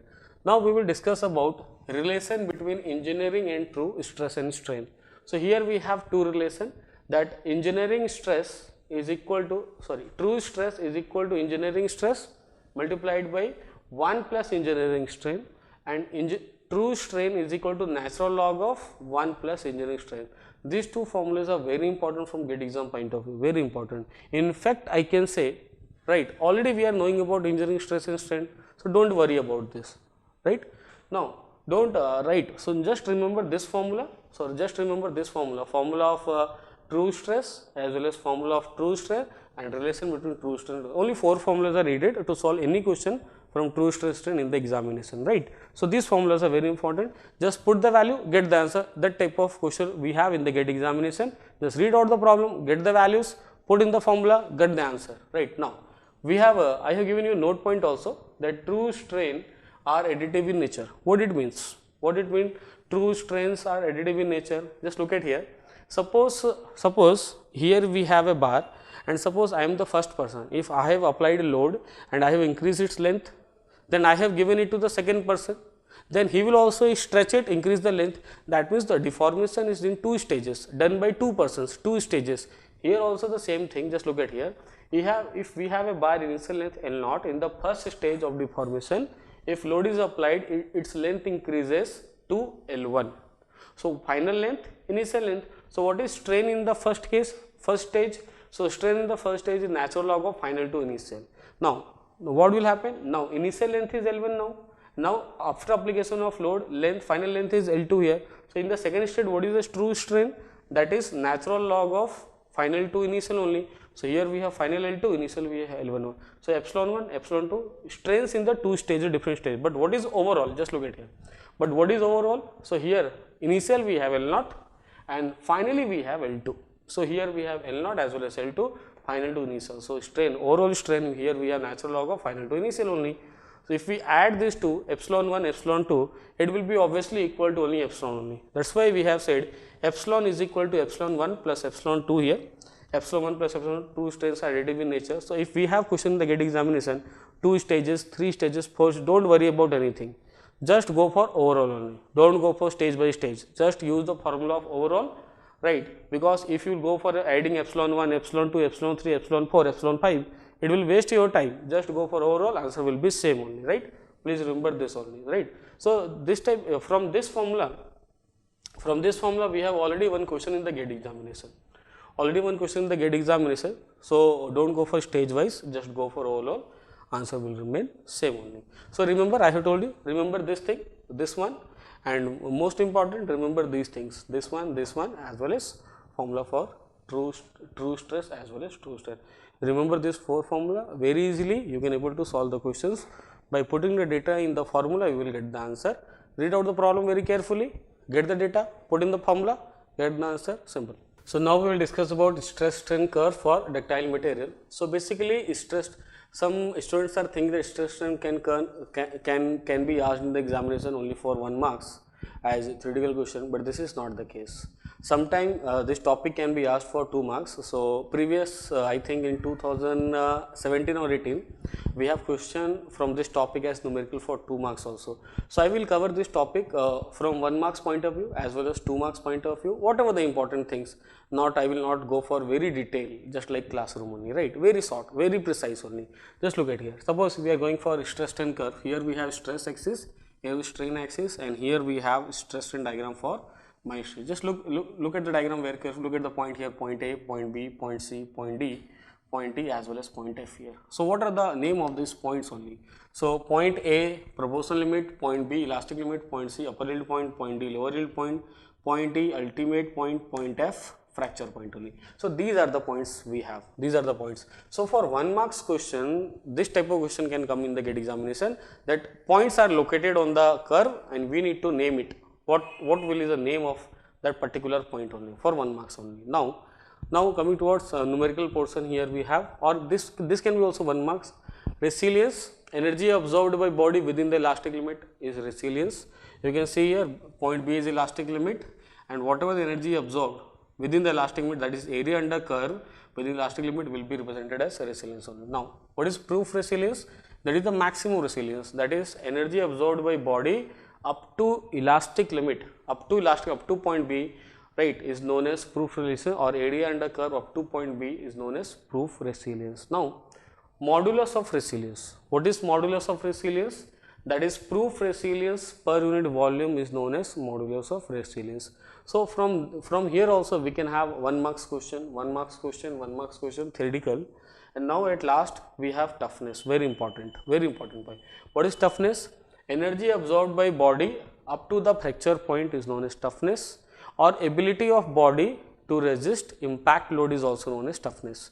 So toughness means basically, right, energy absorbed body up to the fracture point only, or we can say area under the curve up to the fracture point. Here we have stress strain curve, and suppose if we are going to calculate all area under the curve up to the fracture point only, so this area will be equal to toughness, right? In 2017-18 we have one question in the GATE examination. In that question, what was the question? Question was, we have a stress strain diagram drawn already, coordinates are located already, so that we can able to find out the area very easily, right? And it is asked in the question to find out the value of toughness only.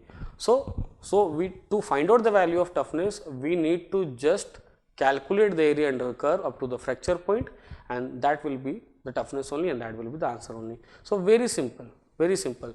So in this way, you can solve question from stress strain diagram for 1 marks also, for 2 marks also. Very simply, whenever we have question in the GATE examination, either theoretical for 1 marks, just read the problem, tick the answer, or 2 marks to find out the value of toughness or resilience, just go for area under curve, you can get the answer. Very simple. So already we are discussing about engineering stress strain curve, right? And already we have discussed, in fact, engineering stress curve, and so many points we have discussed already. But now here we are going for engineering as well as true stress strain curve here, right? As we know here that what is engineering stress as well as engineering strain, and we are also knowing about true stress as well as true strain. Already I have covered with you. Now just look at here. Suppose if I have drawn this a solid line, so this solid line curve represent engineering stress strain curve for ductile material, let's say for mild steel, right? Now what we can say, for true stress strain curve for the same material, if you are going for the true stress strain curve, so this dotted line will be for the true stress strain curve. That means up to point D, right, curve remains same for both, both means up to point D, that means up to yield point, curve remains same for both, that is true stress as well as engineering stress. But after point D, curve will be different, right? This dotted line will be for true stress strain curve, and this solid line will be for engineering stress strain curve here, right? So this can be asked in the examination only for 1 mark. So just remember this curve only and nothing to do. Very simple. Now moving ahead here. Now we will discuss about the percentage of carbon. Already we have drawn stress strain diagram for the mild steel. So here we have percentage carbon is suppose 0.2% here. Now what will happen if we are going to increase the percentage of carbon in the steel? Then what will happen, right? Its curve will change. Its curve 0.4%, 0.6%, 0.8%. Its curve will change like this only. So what will happen? Right, this is also for 1 marks. This is also for 1 marks in the examination. Either diagram can be given to you that which will be correct for percentage more or percentage less of carbon. Suppose 2 diagrams are given to us, and we need to identify in which diagram the percentage of carbon will be more. So definitely we can see that here this line will be here and this line will be here, like this one, like this one. So what by looking at the diagram only we can decide, here we have percentage carbon less, then here we have more, here we have more than this and more than this. That means higher side we are going, and here we are coming to the lower side only, right? Now what happens, sometimes this type of question also comes in the GATE examination, that suppose if percentage carbon in the metal or in the steel increases, then what will happen to the properties? Because these all are known as mechanical properties. These all are known as mechanical properties. We are calling it as mechanical properties. So what will happen to mechanical properties, right? And this type of question used to come generally in mechanical engineering, but not in civil engineering, but in civil engineering can also come, right? Don't think that this type of question cannot be asked in civil engineering. Already asked in mechanical engineering side. If a percentage carbon increases, then what will happen? So hardness increases, strength increases, ductility and toughness decreases, right? Upward arrow means increase in the value and downward arrow means decrease in the value, right? So these two increases, these two decreases. What will happen if we reduce the percentage carbon? If we reduce the percentage carbon, then reverse will be possible for all the mechanical property. Reverse will be there. What is the meaning of reverse? Hardness decreases, strength decreases, ductility and toughness increases only, right? So please remember these things for 1 marks only. Very simple thing, just remember only, right? Nothing to do only. Now here I have drawn here 6 small figures, 1, 2, 3, 4, 5, 6. Why I have drawn here 6 different small figures on the basis of only stress and strain? Because sometimes question asked in the examination on the basis of these figures, right? 4 figures are drawn and we need to identify any one. Suppose it is asked that which one is linear elastic. Out of 4 figure, which one represents linear elastic? Figure A, figure B, figure C or figure D? We have to determine. So we are knowing about all the figures only. Very quickly, just look at here. So here we have linear elastic. If we have a direct straight line, then linear elastic. Here we have straight line with horizontal, that is elastoplastic, or linear elastic with perfectly plastic. Now here if straight line and then inclined line here, then this will be linear elastic with strain hardening. Whenever we have inclined line, then we will say inclined, then we will say definitely we will say this strain hardening word will be here, strain hardening for inclined line, right? Now for y axis we can say rigid body, For x-axis, we can say ideal fluid, and if we have only horizontal line, this one is known as perfectly plastic. So just remember only all figures only, nothing to do, just remember all the figures. If we have 1 marks question in the examination, very simply we can identify which option is correct. This question can be asked only in multiple choice question, that is MCQ, and cannot be asked in the fill in the blanks question, because questions are very simple, that's why it can be 1 marks, and MCQ question only. Out of 4 options, we need to pick anyone. Just look at the problem, identify which option is correct, and just make a tick mark only, like this only. So simple. So here we have completed chapter 1. So we have completed complete revision of chapter 1, and chapter 1 is very big chapter because it is a basic chapter, so many formulas, so many concepts are there. So we have taken more time in the chapter 1, but what will happen in the rest of the chapters, because in the rest of the chapters we don't have that much of formula, we don't have that much of concept. So what we will do, we will discuss the complete revision of all the chapters, but time taken in all the chapters will be less as compared to the first chapter only. So we will go for quick revision of all the chapters, whatever the formula we will list on the board only, we will discuss about, and just like the first chapter, I will tell you each and everything, that what are the formulas important, what are the formulas from where question are asked repeatedly, what are the formulas from where question probability of question is very less, like this only, so that accordingly you can plan yourself, you can just go for the formula and you can revise yourself, right. So let's move to chapter 2. Now we will move to chapter 2, that is analysis of stress and strain, but basically this chapter is known by name Mohr circle. Students are knowing by only Mohr circle, they are saying we have to learn Mohr circle or question will be from Mohr circle, like this only, right. So what we can do in Mohr circle, we have to discuss about 1D, 2D as well as 3D stress system. So first let me discuss with you that there is very less chance of coming question in the GATE examination from 1D, but we have some question in the examination, right. In 2D we have maximum chance, I can say maximum chance of question will be from 2D only, and from 3D no questions in the GATE examination, in fact not in syllabus also. So we will cover 1D and 2D in very detail, right, and we will focus more on 2D from where questions are asked in the GATE examination, right. So let's start from 1D only, right. So suppose if you are saying that uni-axial or 1D load, uni-axial or 1D load, so what we can say, suppose if we have a bar and one load is applied in the axial direction, load P, here we have load applied in the axial direction, and we have selected one plane, and we have selected one plane here, just look at here, we have selected one plane, then what will happen here.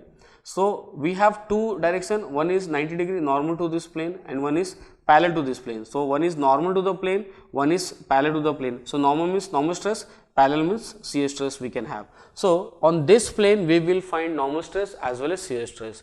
So normal stress on that plane, sigma is equal to P by A multiplied by cos square alpha, this is the formula, as well as shear stress on that plane we have tau is equal to P by 2A multiplied by sin 2 alpha here. Now by changing the value of alpha we can change the plane only. If we are changing the value of alpha, just look at here, this is the location of this plane, right. This alpha is the location of this plane. If you are going to change the value of alpha, like this, so this plane can be like this plane can be like this, right. So by changing the value of alpha, right, just look at here also, if here we have a plane, that same plane here we have just taken the section from here, and here we have normal stress as well as here we have shear stress on the same plane only. So by changing the value of alpha we can change the value, we can change the plane only. So if alpha is equal to 0, so here putting the value of 0 we have sigma max, that is P by A.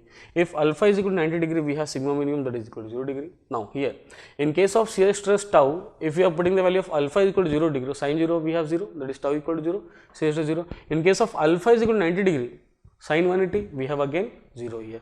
So we can say, right, then alpha equal to 0 we have tau 0, alpha equal to 90 we have tau 0. So when we can get the maximum value of tau, so when this value will be 1, and when we will get this value when we have alpha equal to 45 degree. When alpha is equal to 45 degree, then what we can say, if alpha is equal to 45 degree, sin 90 will be equal to 1 only, so this will become only P by 2A only. So tau max will be only P by 2A. But now what is P by A? Just look at here. So here we have P by A, and P by A is nothing but sigma max, maximum shear stress. So we can write tau max as sigma maximum by 2, tau max as sigma maximum by 2 we can say. Now Mohr circle for 1D. So now we will discuss Mohr circle for 1D. So here we have, suppose if here we have body and load is applied only in one direction, that is equal to sigma x, that is equal to P by A. So Mohr circle will be always drawn in this manner, always. let me clear you, always in this manner only for 1D only, but for 2D this can change, but for 1D this will remain this only. So, for tensile only, for tensile load, if we are discussing about tensile load, for 1D Mohr circle will remain same always, right. Here one end of the diameter will be always at origin, another will be here on the x axis, and here we have center, and from center to here we have radius, here we have radius, here we have radius, and this is the plane of maximum shear here we have, and this is radius equal to tau max, maximum shear stress. Here we have alpha equal to 0 degree. At this point we can say alpha is equal to 0 degree, and here we can say alpha is equal to 90 degree here, that is 0 comma 0 here we can say. Now what we can say, we have some terms, just C as center of radius, R as the radius of this Mohr circle, center of Mohr circle, radius of Mohr circle, tau max, maximum shear stress. Maximum shear stress for 1D, sigma 1 that is major principal stress, and sigma 2 as minor principal stress. So we have formula also, right. Sigma 1 will be always equal to sigma x, sigma 2 will be always 0, tau max will be always sigma x by 2 only, and center will be always sigma x by 2 comma 0, and radius is always sigma x by 2. So please remember all the values for 1D only. So for 1D just remember only this formula, this Mohr circle for 1D remember, and remember this two formula only, this formula for shear stress as well as this formula for normal stress. You can solve any question, you can solve any problem of GATE examination, but basically chance of coming question from 1D will be very less, but I am not saying that we don't have any question from 1D. Definitely we have question from 1D in the previous examination of GATE. So we have to learn 1D also, but we will focus more on 2D. So now we will move to the 2D or biaxial or planar stress system. Now after discussion of 1D or uniaxial load for Mohr circle, now we will discuss about 2D or biaxial or plane stress system for Mohr circle. Now basically 2D is more important. Already I have discussed with you that 2D is very important for GATE examination. So we will focus more. So we will discuss one by one all the formula for 2D, because 2D is very important, right. Every year we have question in mechanical as well as civil engineering from this Mohr circle topic, and especially from 2D only. So we will start from 2D and we will discuss every single point one by one, and I will let you know also that what are the formulas which are very important and what are the formula which are not so important. That means maybe sometime question can come in the GATE examination, so that accordingly you can plan yourself what are the formulas you should remember for the GATE examination, right. Let's start. Suppose if we have this stress element here at a point inside the body, if we have a stress element, we have sigma x, sigma y as well as tau xy, and suppose we have assumed the value also for sigma x 100 megapascal, for sigma y 60 megapascal, for tau xy as 40 megapascal, right. Now so suppose we want to draw the Mohr circle first. So how we can draw Mohr circle? Just look at here, very simple step. I will just tell you two steps only to draw any Mohr circle, right. Just look at here. First of all, we will go for this vertical plane. Here we have vertical plane and we will name it as plane A. We will name it as plane A, and then we have a horizontal plane here and we will name it as plane B. Plane B. We will go for writing the coordinates of plane A as well as coordinate of plane B. What is the meaning of coordinate? Generally, we are going to plot Mohr circle on tau and sigma axis. So, on x axis we have sigma, that is normal stress, on y axis we have tau. So, tau and sigma we have. So, we will go for plotting points here, just like school level mathematics. Just look at here, when we have x axis and y axis and we have a point, we are writing it as 2 and 3. So, first will be always for x and second will be always for y only. In the same way, here in this plot, first will be always sigma and second will be always tau only. So, for this plane we should write the coordinate, as well as for this plane we should write the coordinate. But how we should write the coordinate? Just look at here, we will follow a sign convention. So, what is our sign convention? Just look at here. So, what is our sign convention? If we are going for the sign convention, so our sign convention is like this. If we have normal stress on any plane which is tensile, take it as positive. If compressive, take it as negative for normal stress. Now, for this shear stress tau xy, how we can go for sign convention? If tau xy on this body we have tau xy like this only. So, what is about the center? About the center, how is the rotation counterclockwise? Will be considered as negative only. Just look at here. Here, if we have tau xy about the center point, if its rotation is clockwise, consider it as positive only, right. Accordingly, we will go for, suppose we are going for the plane A, first plane, plane A. So, what we can write for plane A?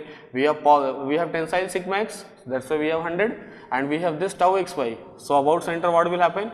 This tau x will be counterclockwise, so minus 40. So we are not going for plus 40, we are going for minus 40. Similarly for plane B, here we have a plane B. So sigma y is positive, so here we have positive 60, and this tau xy about the center, this tau xy will be clockwise. So here we have positive 40, positive 60, positive 40. So first of all, we should go for plotting the 2 points, point A as well as point B. Now what will go? We will just plot this point A. Point A here 100 comma minus 40, and we have plotted point B here 60 comma minus 40 here.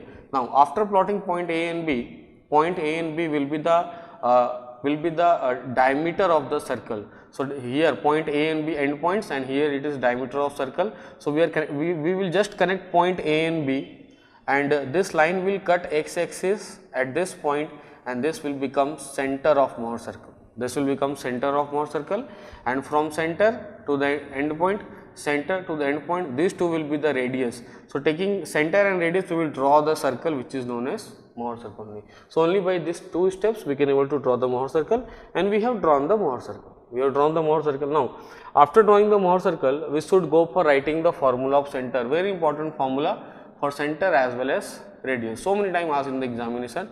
So center is always sigma x plus sigma y by 2 comma 0, and radius is always under root sigma x minus sigma y 2 whole square plus tau xy square. Please remember these two formula, very important formula for GATE examination point of view, right.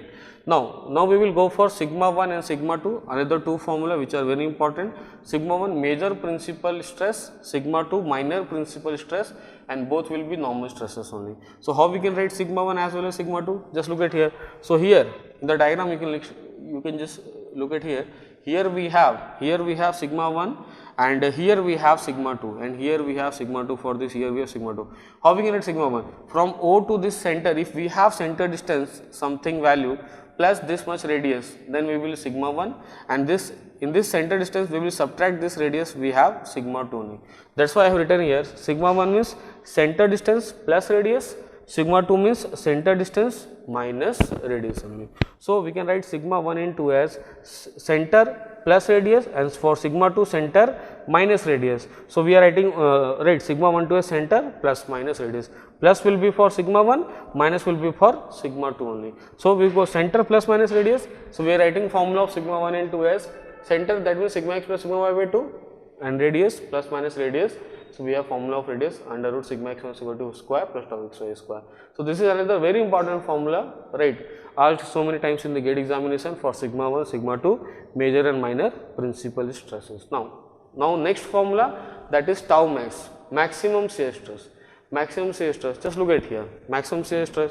Here suppose if I will select this plane, so we will have this tau. So we will have this tau, this value is tau, we will have this value as tau, but this tau, and if we are going this plane here, we have this plane and we have this plane, you can see as we are moving this in this direction, the value of tau goes on increasing, the value of tau, and at this point, at the highest point here, the value of tau will be maximum on the y axis, the value of tau will be maximum here. So tau max will be equal to the radius only, tau max will be equal to the radius.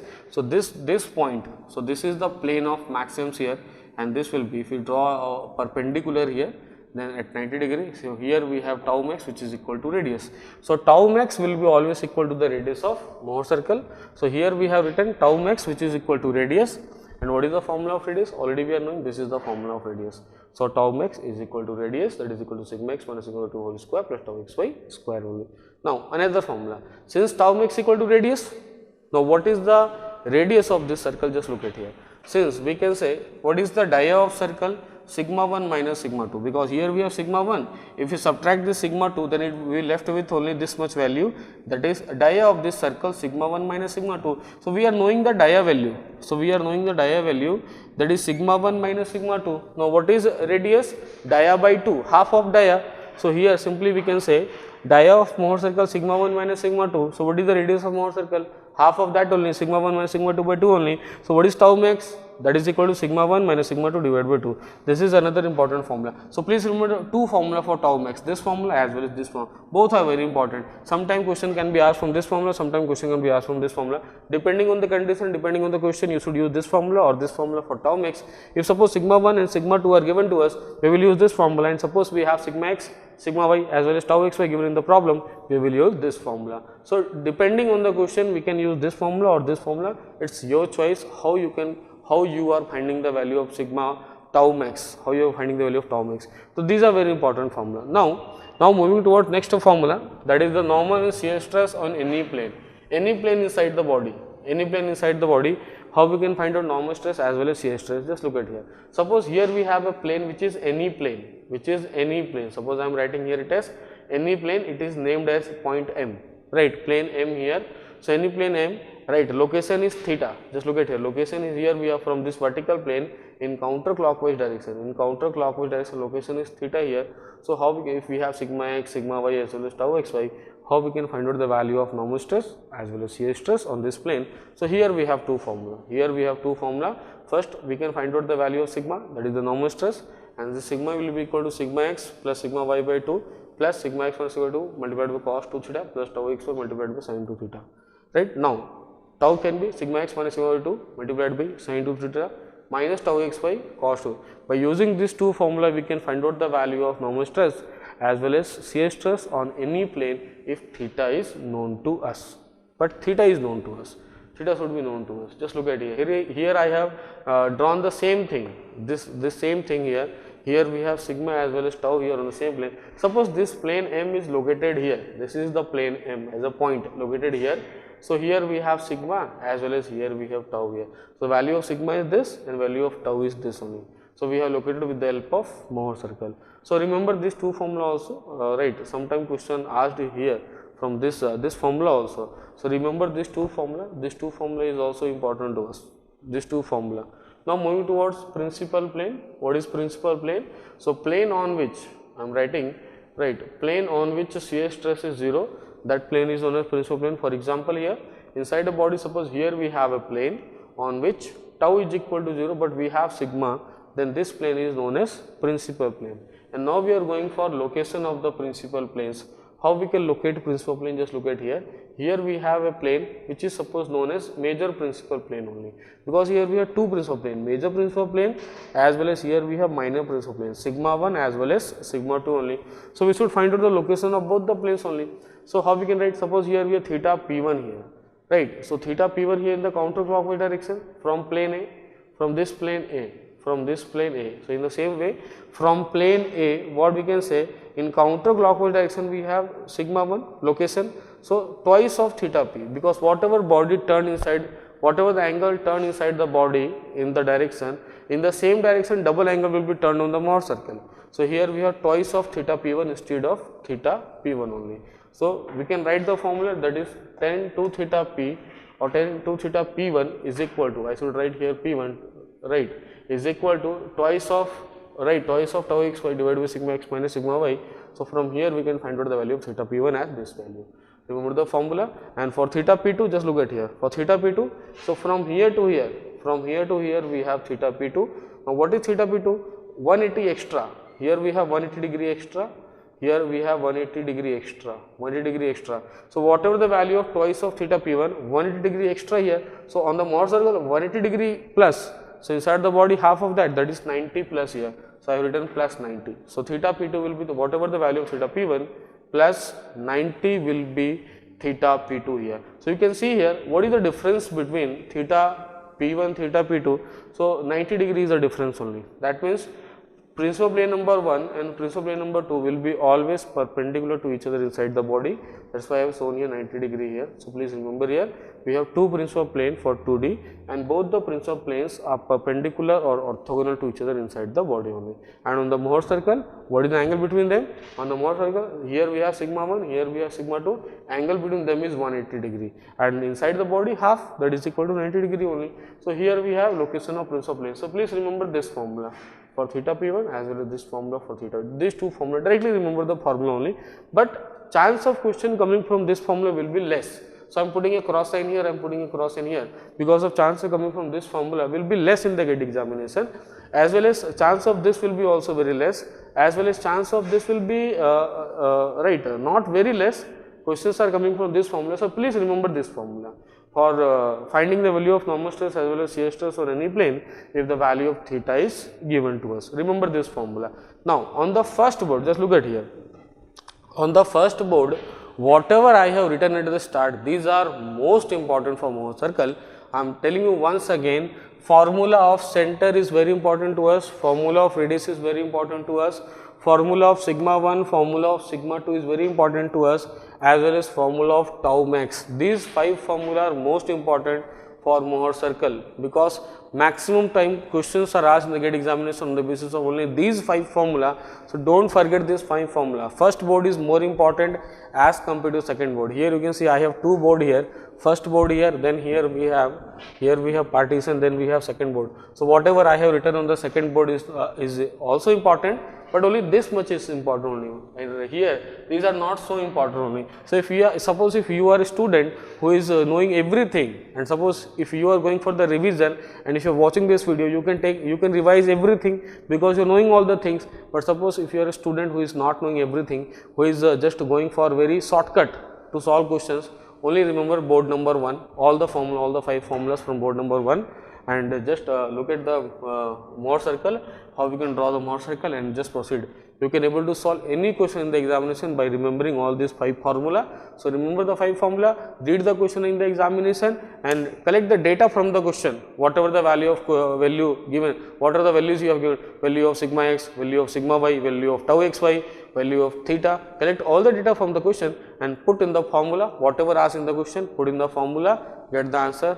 Very simple. So here right, I have written so many things on the board, and we have no space on the board to write, but we left with some few more points, some important few more points of Mohr circle. So what I will do, I will just off the camera and I will write rub the board, I will write the next formulas of a Mohr circle, and then we will continue. Now we will discuss 2 special case for Mohr circle, that is for stress. That is the first one, the first special case we have hydrostatic loading, and second we have pure shear. So these 2 special cases are very important from GATE exam point of view, because we have already so many questions in the examination from these 2 special cases.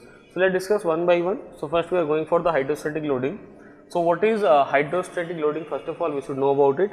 Suppose if we have static fluid in container which is rest, at any point according to Pascal's law, pressure will be same in all direction. If we are going for state of stress of this point, so for point A we are going for state of stress will be like this only, compressive sigma x, sigma y, that means stress will be same in both the direction, x and y direction. So sigma x will be equal to sigma, sigma y will be also equal to sigma. That is, what is the meaning of hydrostatic loading? Hydrostatic loading means that is sigma x will be equal to sigma y will be equal to sigma, first of all, right, compressive.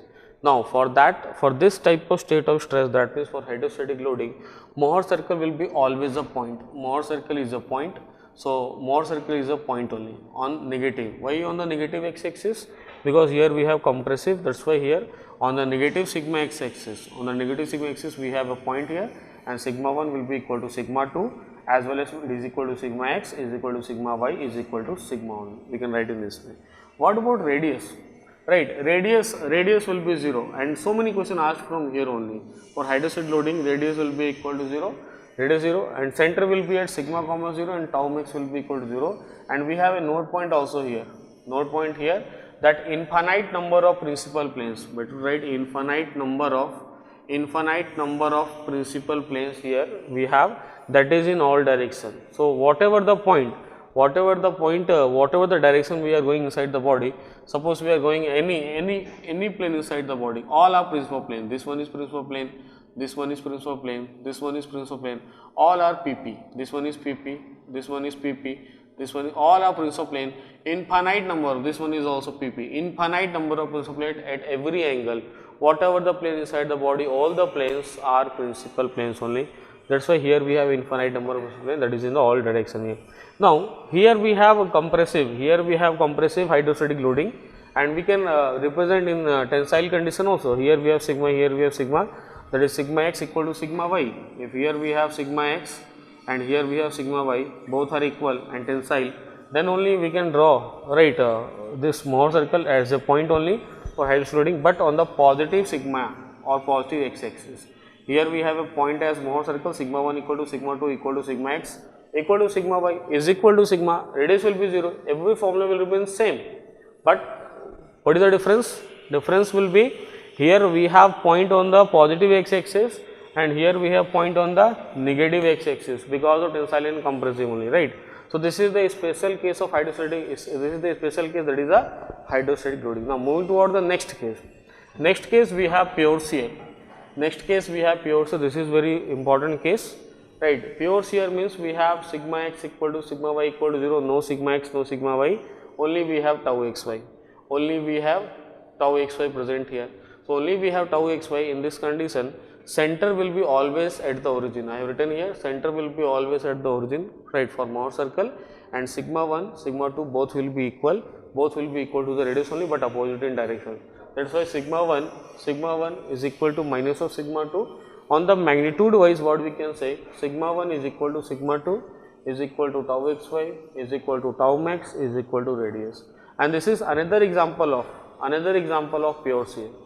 Another example of pure shear, if we have sigma x tensile which is equal to sigma, but here we have sigma y which is compressive which is equal to sigma, equal and opposite, then we have pure shear condition, and for this condition also here we have pure shear condition. So we can draw the same Mohr circle.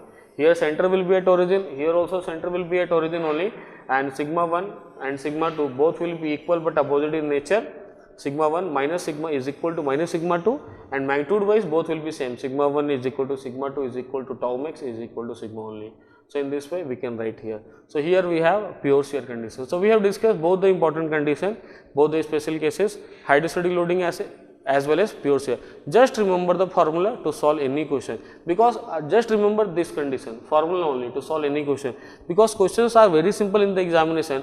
By remembering these concepts, by remembering the direct formula, direct important note point here, whatever radius, center, tau max and whatever I told you, right, these important note points only, you can go, you can just read the problem in the examination, you can take any one of the options in the examination without any difficulty. By knowing these concepts only, by knowing the direct formula, you can solve the questions. Now, next, here we have a note point here, that here we have a state of stress, here we have state of stress of any point, then what we can say, we have Mohr circle like this, and here we have sigma x, here we have sigma y, one diameter here we have sigma 1, here we have sigma 2, another diameter here we have third diameter, suppose sigma x dash and sigma y dash, here we have third diameter, here we can have fourth diameter also, no problem, but the sum of the end point of the diameter will be constant. That means sigma x plus sigma y, that means this plus this is equal to this plus this is equal to this plus this. Sum of the end points of the diameter will be always same or constant, I have shown here. So, this is one note point here which will help you to solve some problems in the examination, but this type of problem, chance of coming from this this formula is very less in the examination, very less chance of question coming from this point, right, even though I have told you. But these two are very important case. Pure shear is important to us, as well as hydrostatic loading is also important to us in Mohr circle, right, for GATE exam point of view.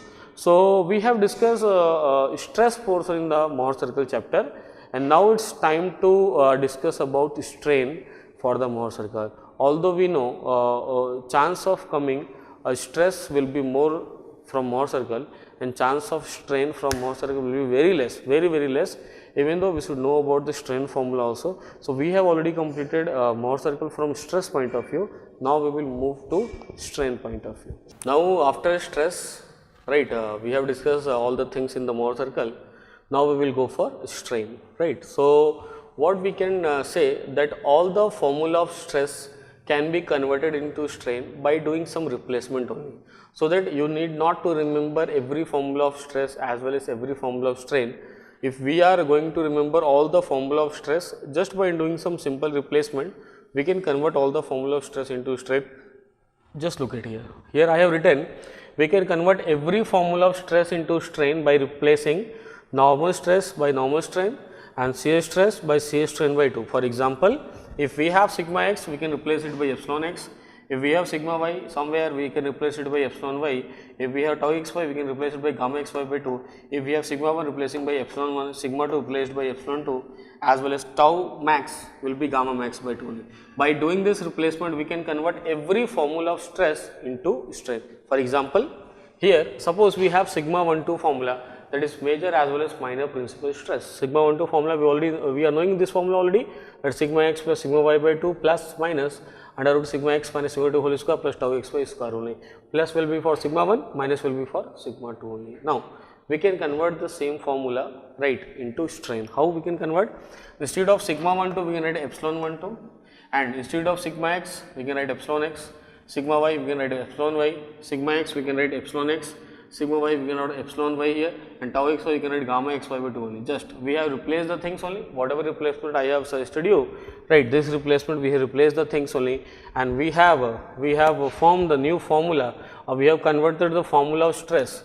We have converted the formula of stress into strain. Here we have formula of stress, and here we have formula of strain only. So we have converted the formula of stress into strain by replacing. So what is epsilon 1? Because what is we have sigma 1? We have sigma 1 as major principal stress. We have major principal stress here we have. And what is sigma 2? If we are discussing sigma 2, so we have minor principal stress. In the same way, what is epsilon 1? Major principal strain, and what is epsilon 2? We have minor principal strain. So simply we have written the formula. So I have explained you only one formula, or I have converted one formula for you. In the same way, you can convert every formula of stress into strain by doing this replacement. So if we have question from the strain, don't worry, just remember the formula of stress, on the spot convert into strain and use the formula, right? Now moving toward 3D stress system here. Suppose we have 3D stress system, we have sigma 1, sigma 2, sigma 3. So replaced by epsilon 1, epsilon 2, epsilon 3 here, and in the direction of x, y and z only. For 2D, we can have only sigma 1, sigma 2 replaced by epsilon 1, epsilon 2, not here 1, here we have epsilon 1 as well as epsilon 2 here, in x direction as well as y direction only. Now suppose if 3D, so if we are going for 3D, just look at here. For 3D, what we can say, if we have x direction, y direction, z direction, so along the x direction we can have epsilon 1, sigma 1, and in the same direction we have epsilon 1. We have sigma 2 in the same direction epsilon 2, we have sigma 3 in the same direction we have epsilon 3. Now from triaxial loading, already I have discussed in the first chapter triaxial loading. As per triaxial loading, what is the strain formula? Strain in x, epsilon x is equal to sigma x by minus mu times of other two, sigma y plus sigma z by E. In the same way, what we can write here? We can write epsilon 1 sigma 1 by E minus mu times of other two, sigma 2 plus sigma 3 by E. In the same way, epsilon 2 sigma 2 by E minus mu times of other 2 by E, sigma epsilon 3 sigma 3 by minus mu times of other 2 by E. But 3D is not asked in the examination, so we will focus more on 2D only. So for 2D or for biaxial, sigma 3 will be 0. So we have only x direction, y direction. Suppose in x direction we have sigma 1, in the same direction we have epsilon 1, in y direction we have sigma 2, in the same direction we have epsilon 2 only here. So what we can write? For writing epsilon 1, epsilon 2, we will just put sigma 3 equal to 0 here. Putting sigma 3 0 here, putting sigma 3 0 here, we can write epsilon 1 as well as epsilon 2 here. So I have written epsilon 1 as well as epsilon 2. So this is important formula. So please remember this formula, important formula, right? Although we have written this formula from this formula only, but directly this formula is not asked in the examination. But directly this formula for 2D we have question in the examination. So please remember formula of epsilon 1 as well as epsilon 2 in terms of sigma 1 as well as in terms of sigma 2, because already we have this type of question in the examination. So you should remember this formula. So please remember this formula first of all, and second thing, to convert any formula of strain, just do this replacement, to convert any formula of stress into strain, do this replacement so that we can write every formula of strain also. Although we are knowing that strain formula, chance of strain questions will be very less in the examination, even though remember all the formula, try to convert all the formula on the spot in the examination. You can convert, that is not a problem, by remembering this only and try to remember that formula only. You can able to solve any question of Mohr circle from stress as well as strain only. Now, I have completed Mohr circle for civil engineering, and only one point left for mechanical, that is strain rosette. So, I will cover strain rosette for mechanical engineering only within 2, 3, 4, 5 minutes. So, if you are a civil engineering student, you can forward the video by 2, 3, 4 minutes, so that you can directly reach to chapter third chapter. If you are mechanical student, just stay here, right, watch 2, 3, 4, 5 minute video strain rosette, then you will move to chapter 3rd only, right. So, we will discuss some few portion of this Mohr circle with mechanical only 2, 3, 4 minutes, and for civil engineering student just forward this video 4, 5 minutes and directly jump to chapter 3rd and just go for complete revision of chapter 3rd only. And if you are mechanical, stay here for 4, 5 minutes, then you should move to 3rd chapter. Now, we will discuss strain rosette, that is the last topic of Mohr circle, only for mechanical engineering student, not for civil engineering from gate exam point of view. But if you are a civil engineering student and if you are also appearing for engineering services, then you can don't skip, then you can read this topic, right, for your engineering service examination, right.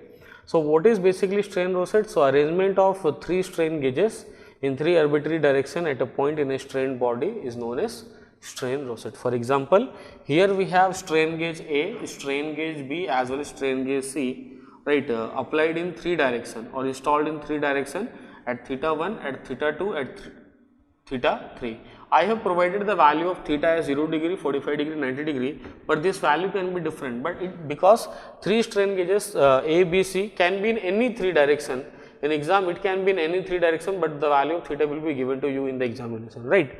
So, what is the purpose of strain gauge? So, the purpose of strain gauge is to measure the strain in the direction or to measure the normal strain in the direction in which it is installed only. So, we have epsilon A, epsilon B, epsilon C, all 3 value known to us with the help of this strain gauges only. Now, since I know the formula that epsilon, that is the normal strain on any plane inside the body, is epsilon x plus epsilon y by 2 plus epsilon x minus epsilon y by 2 multiplied by cos theta plus gamma xy by 2 multiplied by sin theta. We are knowing this formula already, right. So, what we can do, we can put all the 3 value of theta to get the value of epsilon A, epsilon B as well as, suppose if we are putting the value of theta 1, then we will get the value of epsilon A. We are putting the value of theta 2 in the same formula, we are getting epsilon B. We are putting the value of theta 3 value in the same formula, we are getting epsilon C, right. And in all the 3 formula, we have 3 unknowns, epsilon x, epsilon y as well as gamma xy.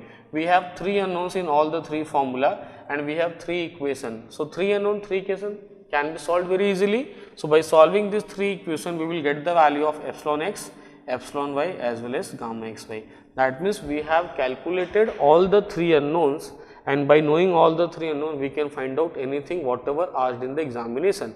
Suppose epsilon 1, the value of epsilon 1 asked in the examination, then we can write, because we are knowing what is the formula of epsilon 1, epsilon x plus epsilon y by 2 plus under root epsilon x minus epsilon y by 2 square and plus gamma x y by 2 square. So, we are knowing all the values epsilon x, epsilon y as well as gamma x y. Just put all the values here and get the value of epsilon 1 whatever asked in the examination. We can find out the value of epsilon 1. So, first we will calculate the 3 unknowns epsilon x, epsilon y as well as gamma xy, and then we can able to find out anything whatever asked in the examination. Very simple topic, strain rosette. Now, one thing I will tell you that strain rosette is not so important from gate exam point of view for mechanical also, right.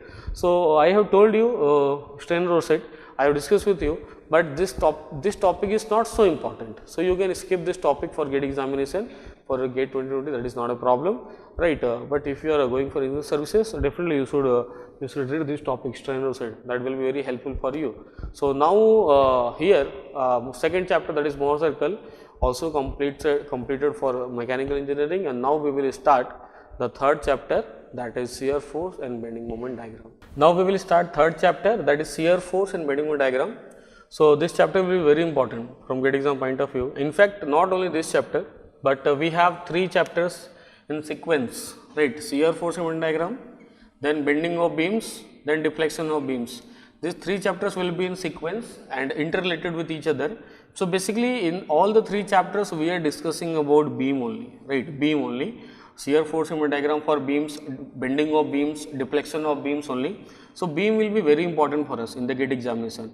Actually what happened in GATE examination, one question from shear force, one question from bending, one question for deflection, 2 plus 2 plus 2, 6 marks we have, 6 marks, very important, 6 marks topic we have, but sometime it happens that we have question only from 2 topic out of 3. So near about 4 to 6 marks we can say, 4 marks or 6 marks, 4 to 6 marks from beam. So very important topic, interrelated topic. So we need to understand each and everything in detail, all the formulas in detail, so that we can able to solve all shear force as well as bending moment as well as deflection only, right? So let's start discussion of beam only, and we will continue all the 3 in the series only, in the sequence only, in the complete revision. So starting from the beam, what is beam first of all? Beam means a structural member subjected to the transverse load. What happens? Just look at here. If here we have a beam and this is the axis of the beam here, that's why it is known as axial direction, axis of beam, and perpendicular to that axis we have this transverse direction, and if load is acting in the transverse direction, then this member or this structural member is known as beam only, right? Having length L here. So I am saying having length L here. Now what to study in this chapter? First of all I should discuss with you what to study in this chapter, shear force and bending moment diagram. So basically first point, draw shear force and bending moment diagram. So most of the time it is asked to draw shear force and bending moment diagram. That means out of 4 options we need to select any one which shear force and bending diagram is correct first of all. So we need to calculate, we need to draw shear force as well as bending moment. And the most important thing, find bending moment maximum value. This is the most important. Second one is the most important. Most of the time it is asked in the examination to find the maximum value of the bending moment only. So these are the 2 things we need to study in this chapter, to draw shear force and bending diagram and to calculate the value of maximum bending moment, right? Because this type of questions are asked in the GATE examination repeatedly, and maximum chance of coming question from these 2 things only, right? Okay. So we will proceed one by one, we will discuss, right? Before going to directly shear force and bending moment diagram, I should know about something.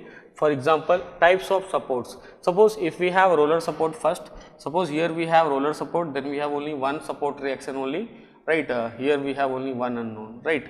If we have a hinge support or pin support like this only, so we have 2 support reactions, Rx, Ry, so here we have 2 unknowns here, and here we have built-in support or fixed support, built-in or fixed support, right? Just like cantilever, so here we have 3 unknowns, Rx, Ry, Rx, Ry as well as moment here. So here we have 3 unknowns. So remember these 3 supports only, roller, hinge as well as built-in support only, right? Maybe it is possible that in a structural analysis for civil engineering student, you used to discuss more types of supports also, but from strength of metal point of view, for both mechanical as well as civil, only 3 supports are needed and no 4th support will be needed to you. Only by knowing about the 3 supports, 1 unknown, 2 unknown, 3 unknown, we can able to solve the problems, right? Now next, types of load. So we are discussing only here, first type of load as point load only, acting at one point in terms of Newton. Second, UDL, uniformly distributed load here, right? Just like we are writing in this way, and in books it is represented like this way only, UDL. So representation is different, we are representing like this, in books it is represented like this only. So but things are same only. So here we have W Newton per meter, and the length of the beam is L here, which is known as span length. Length of the beam is L here. So its equivalent point load. Suppose if we have UDL, so what is the equivalent point load? Area of the load diagram. So how we can find out area? Length multiplied by width W here. So what is the equivalent point load? W into L. And where this point load will act? At the centroid of the load diagram. So centroid of the load diagram, here we have rectangular, centroid will be half, L by 2, L by 2. So UDL will be converted into this UDL will be converted into point load, as W into L at L by 2 at L by 2. Please remember. Now we have third load also, that is UVL, uniformly varying load, but from this load very less chance of question the GATE examination. So you can skip, no need of UVL, just go for only point load as well as UDL in the examination. You can able to solve problems, right? Now next, types of beams. If we are moving for the types of beams, so we have simply supported beam, here we have hinge, here we have roller. one unknown, one unknown. Here we can have only two unknowns. Here we have two reactions or two unknowns here. I am writing two unknowns. Here we have two unknowns here. In cantilever, here we have three unknowns here, three unknowns here. Here in overhanging beam, here we have also two unknowns. Here we have two unknowns here. Why two unknowns? And why we are calling it as overhanging? Because either on left or on right or on both the sides, some portion of beam will be hanging outside the support. That's why it is known as overhanging beam. Here also we have two unknown here. For fixed support, here we have six unknown here. This side 3 here. So we have six unknown here. And in continuous beam, at least we have four unknowns. Right, 2, 3, 4, 4 unknowns here. Why we are calling it as continuous beam? Because we have three or more than three supports. And for propped cantilever beam, here we have four unknown, three unknown here, one unknown for roller. So here we have four unknowns here, and here we have a propped cantilever beam. Now we will discuss about this chapter only, shear force and bending moment diagram. For this chapter only, shear force and bending diagram, we should discuss about simply supported beam, because maximum question will be from simply supported beam only. Then we have cantilever beam, we have to discuss, maximum question will be from cantilever also. Some questions will be from overhanging beam also, and some questions will be from continuous beam also. But for shear force and bending moment diagram, don't go for fixed beam, right? For SFD and BMD, don't go for fixed beam, as well as for shear force and bending moment diagram, don't go for the propped cantilever beam also, right? But here what we can say, for deflection of beams, in the next chapter, for deflection of beams, we should go for propped cantilever beam, because this is important. But for shear force and bending diagram, don't go for propped cantilever beam, that is not so important here. So we should go for only four types of beam: simply supported, cantilever, overhanging, as well as continuous beam for this chapter, shear force and bending moment diagram here. Now next, calculation of support reaction. Calculation of support reaction. So as you can see here we have support reaction R1, R2, here we have one load W, distance A, B and L here. So we need to use only these two formula: summation of force in y direction equal to 0, as well as moment about any point equal to 0.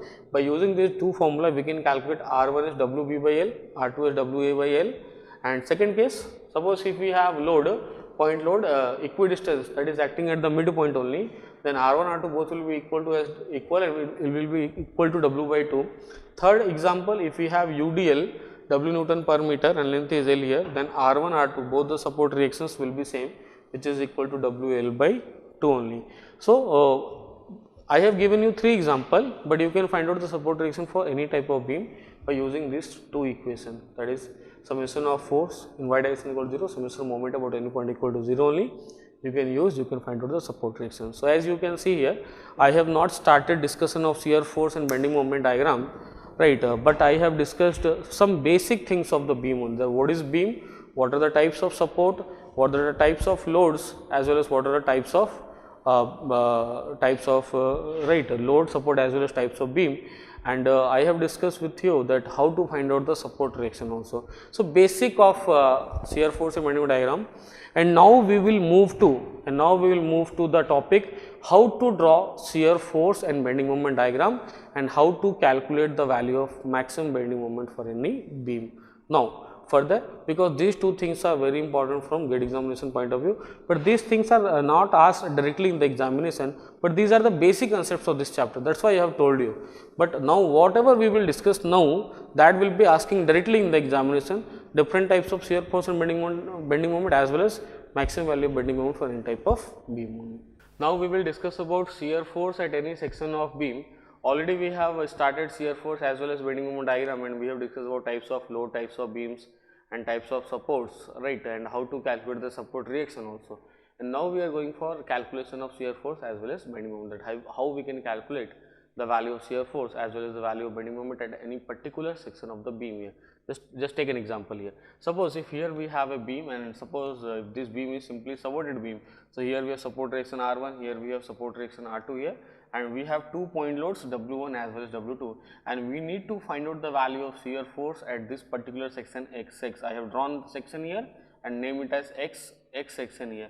So if I want to find out shear force at section XX, so I can calculate from left of the section as well as from right of the section, answer will be same. So how we can do that, just look at here.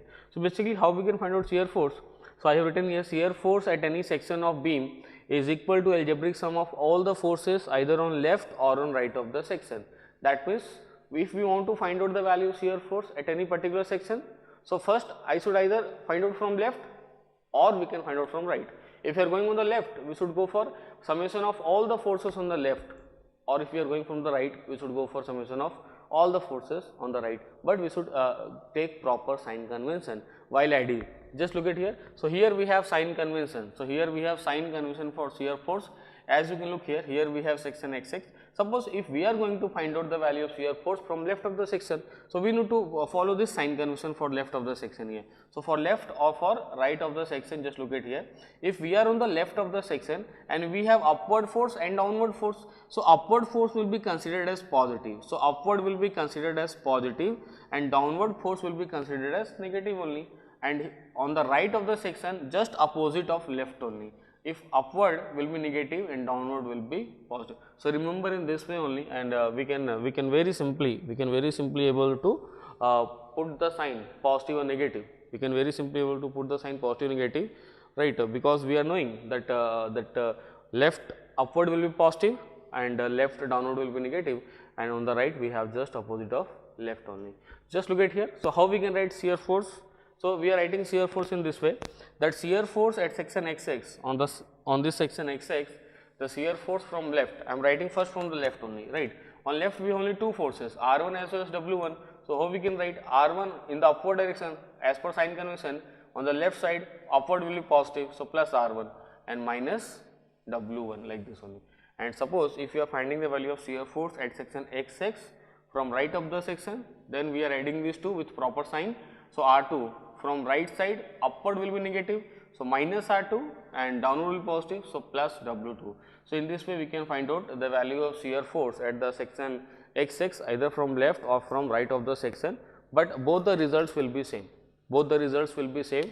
So in examination we can find out the value of shear force either from left or right, from any one side only, not from both the sides, because result will be same. So why to find out from both the sides, either from left or from right. As per our convenience, suppose number of load will be lesser on the left side, then I will go for left. If number of loads will be less on the right side, I will go for the right, for the particular section only, in the examination only. So go for only one side, either left or right of the section, you will get the same result for shear force at particular section only. So I have explained you how to find out the value of shear force at any particular section, and now moving towards the bending moment. So now we are going for bending moment at any particular section of beam. So how we can find out bending moment? Just look at here. First of all, I will discuss a moment with you by taking one example. So how we can write moment? Just look at here. Suppose if here we have a beam and here we have load R and here we have load P, and we have considered this section or this point, we can write this section or we can write this point also, because this is the point on the section XX. This is the point on the section XX, because here we have section XX and distance we have here L, here we have L by 2. Now what will happen if suppose we are going to take the moment of this force R about this section or about this point only. So how will be the moment? So moment of R about XX will be load multiplied by distance, R into L, unit will be Newton meter, and it is clockwise. How it is clockwise? Just look at here. Moment of R about this point, so this will be like this only, covering here this, so it will be clockwise only, right? Now suppose if we are going to take moment of force P about XX, moment of force P about XX or about this point only, so it will be counterclockwise like this only, covering this, it will be counterclockwise. And what is load multiplied by distance only moment, so P multiplied by L by 2, here we have moment here, unit Newton meter, and it will be counterclockwise. So first I have explained you how to find out moment about any point or moment about any section, and how to check whether it is clockwise or whether it is counterclockwise. Now we will go for sign convention. Just like sign convention of shear force from left side and from right side, we will go for sign convention of bending moment also from left or right of section. Just look at here. So if you are going for the sign convention for the bending moment, for interview point of view, just look at here. For interview point of view, what we can say, if we have a beam bending in the upward direction like this only, bending in the upward direction here, it will be known as positive bending moment or sagging moment. If the beam is bending in the downward direction like this, it will be negative bending moment or it will be hogging bending moment here. Now just look at here. If here we have, how we can remember? It may possible that we can forget after 2-3 months. So how it is possible to remember which one is sagging, which one is hogging. Just look at here. During a message, if we are typing message in the WhatsApp, then how we used to put the smile sign. Just look at here. If you are putting the smile sign, this will be like this only. So here we have eyes and here we have just a smile sign here. So it will be in the upward direction. Smile sign will be in the upward direction. And what is the meaning of smile? Positive for any person. Suppose if something happen positive with me, then I will smile only, right? So here we have positive sign here. For smile, here we have positive sign only. So just like here, upward direction, positive here, and S stands for smile, S stands for sagging here, like this only. So remember in this way, and other will be the opposite of that. So you can remember very simply, hogging means negative, like this only. So here we are hogging. So this is for interview point of view, but for gate examination point of view, we are not going to follow this because it will take time. We are following this. So this is for gate examination. Another sign convention. Here we have another sign convention for bending moment here, right? From gate examination or for any examination point of view, just look at here. We should go from either left of the section or right of the section, just like shear force. Suppose if we are on the left of the section, then if we have clockwise moment, it will be considered as positive. If we have counterclockwise moment, it will be considered as negative only, and opposite on the right side, just opposite, right? If you are on the right side of the section, then clockwise will be negative, counterclockwise will be positive only. So we will follow this sign convention for gate examination or for any exam. Please remember, and this will be for interview point of view or for 1 marks question point of view only, right? Now just look at here. Suppose we are taking one example here, that suppose if we have a beam here subjected to loads here. Suppose support direction R1, support direction R2, here we have load W1, load W2, distance we have A, distance B, distance C, as well as distance D here we have. Now we need to find out the value of bending moment at the particular section x6. So we can find out the value of bending moment either on left or on right of the section. How we can go? Just look at here. So if you are finding the value of bending moment at section x6 from left of the section first, suppose from left of the section. So how many loads are acting on the left of the section? We need to take the moment of all the loads, and suppose if we have some direct moment acting, so we should consider the direct moment also, right? So since here we don't have any direct moment, we have only loads R1 as well as W1 on the left of the section. So we will consider the moment of these two load on the left of the section. How we can consider this? Look at here. So the moment, right, just look at here. So what we can say, on the left of the section we have R1 as well as W1. So we need to just add these two with proper sign convention. So I have shown here, just look at here. Here we have section x6 and we have taken only left of the section only, left of the section. Here we have R1, here we have W1, and here we have distance A as well as B. Distance here we have A and here we have B here. Now just look at here. If you are going to take moment of R1 about this point only, about this section x6 only, so R1 multiplied by A only, and it will be R1. Just look at here. Here we have point and here we have suppose R1. So what we can say, R1 multiplied by A, it will be clockwise about this point. You can see here R1 into. So R1 into it will be clockwise. And now if we are discussing about W1, so W1 multiplied by B about this point. So here we have suppose W1 load here we have, and about this point, so it will be counterclockwise, that is W1 multiplied by B.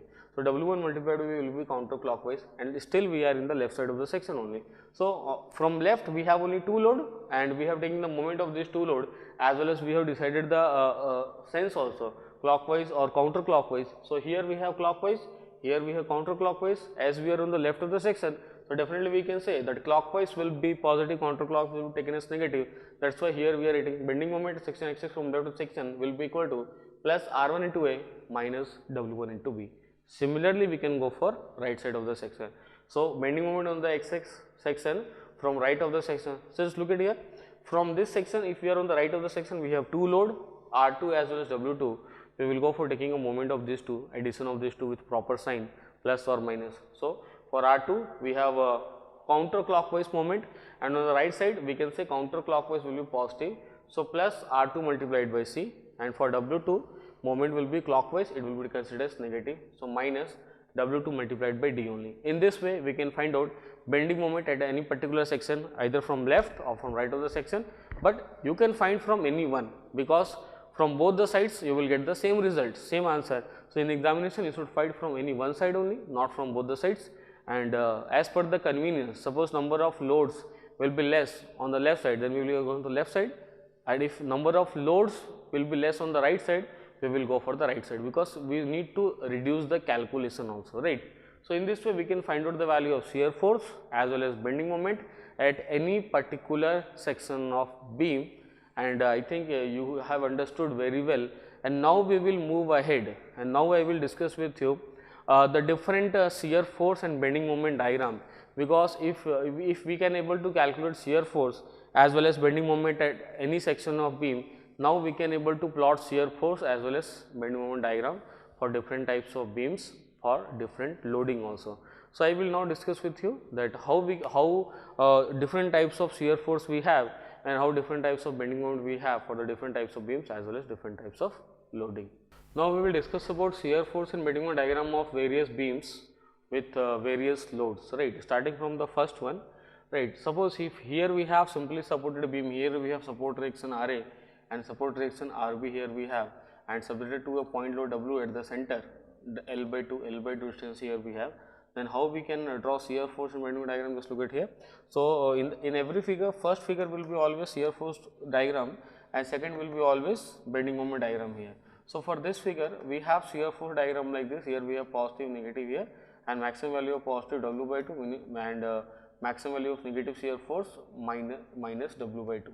So, I am not writing minus here because I have written minus here. So, W by 2 here also W by 2. Now, the maximum value of bending moment, here we have bending moment like this on a straight line connected by straight line, and maximum value of bending moment will be here at center C, here at center C here maximum value bending moment here, and its value is WL by 4. This is the maximum value of bending moment. Please remember this value, very important. Please remember maximum bending moment for every, please remember maximum bending moment for every figure, right. Now, moving towards the second one, here we have beam, just look at here, here we have beams, simply sorted beam, point load, but not at center, at anywhere else.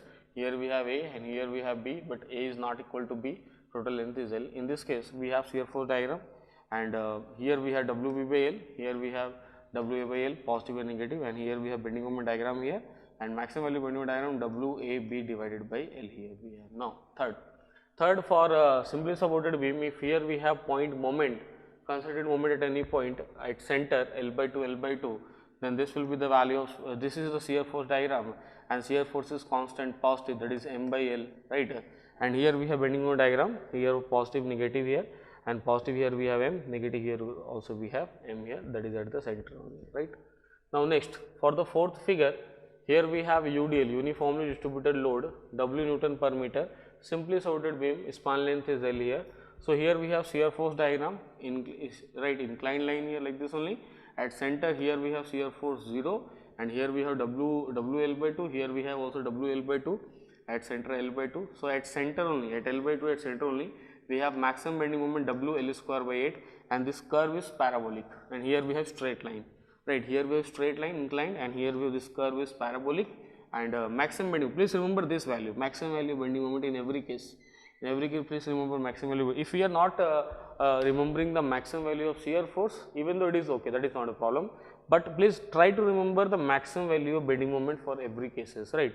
Now, next one, fifth one is for UVL, that is uniformly varying load here we have, and for this UVL, here we have shear force and here we have bending moment, and this curve is parabolic, here this curve is cubic here for UVL we have, and maximum value bending moment WL square by 12 here we have. Now, next, also for UVL, right, different type of UVL.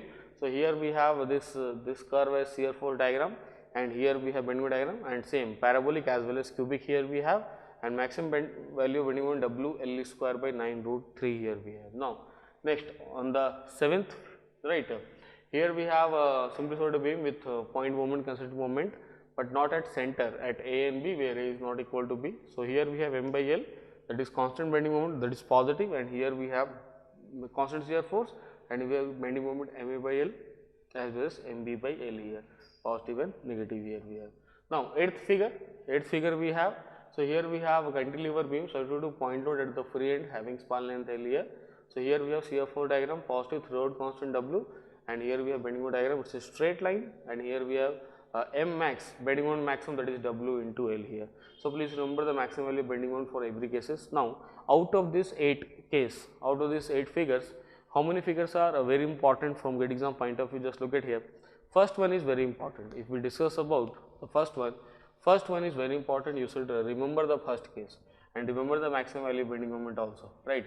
Second one is also important, right. Third one is also important for us, and fourth one is also important or very important for us, right. Remember the value of maximum bending moment in in every case, but here fifth one is not so important, or not, in fact I can say not important, because this type of questions will not come in GATE examination from UVL, that is uniformly varying load, right. And sixth one is also not so important, because it is also from UVL, uniformly varying load. So you can leave these two or you can skip these two, right. If you are not interested for the fifth one, sixth one for GATE examination, it's okay, no problem, right. Do not remember, that is not a problem here, but we should go for seventh one, important here we have, right. And we should go for eighth one, this is also very important, this is very important here, right. Eighth one is also very important. So out of 8 here, you can skip or you can leave to fifth one as well as sixth one only, right. Fifth one as well as sixth one only you can leave or skip, otherwise all the rest 6 will be important. And now I will cover few more beams also, because we have no space on the board. So I will now rub the board, and then I will write some more figures, right, and I will draw some more shear force and bending moment diagram, and I will discuss that with you. Now we will go for the next figure, ninth one, cantilever beam with having UDL, uniformly distributed load, UDL, W Newton per meter, having length L. So first one is always shear force diagram, second one is always bending moment diagram here. So here for shear force diagram we have positive and W into L maximum, and here we have its linear, here we have linear straight line, and here we have parabolic here. So negative and maximum value of bending moment will be WL square by 2 here. Now next, for 10th one, that is UVL, W Newton per meter, cantilever beam, here we have parabolic, here we have cubic, positive, negative, maximum WL by 2, maximum WL square by 6 here we have. Here we have next one, UVL, right, and here we have W Newton per meter, we can write W Newton per meter, we can write here, W Newton per meter, parabolic, cubic, positive, negative, WL by 2 and WL square by 3, right. We can leave these two. Suppose if you do not want to remember more figure, more values, we can leave these two, because UVL is not so important from GATE exam point of view. So you can leave these two, that is not a problem. Now next one, 12th one, here we have cantilever beam having a concentrated point moment at the free end, here M. So shear force will be 0, shear force diagram, and we have negative bending moment, and here we have bending moment constant, that is equal to M only. So we have discussed a few figures, for shear force as well as bending moment diagram. Those are very important or very frequently asked in the GATE examination, right.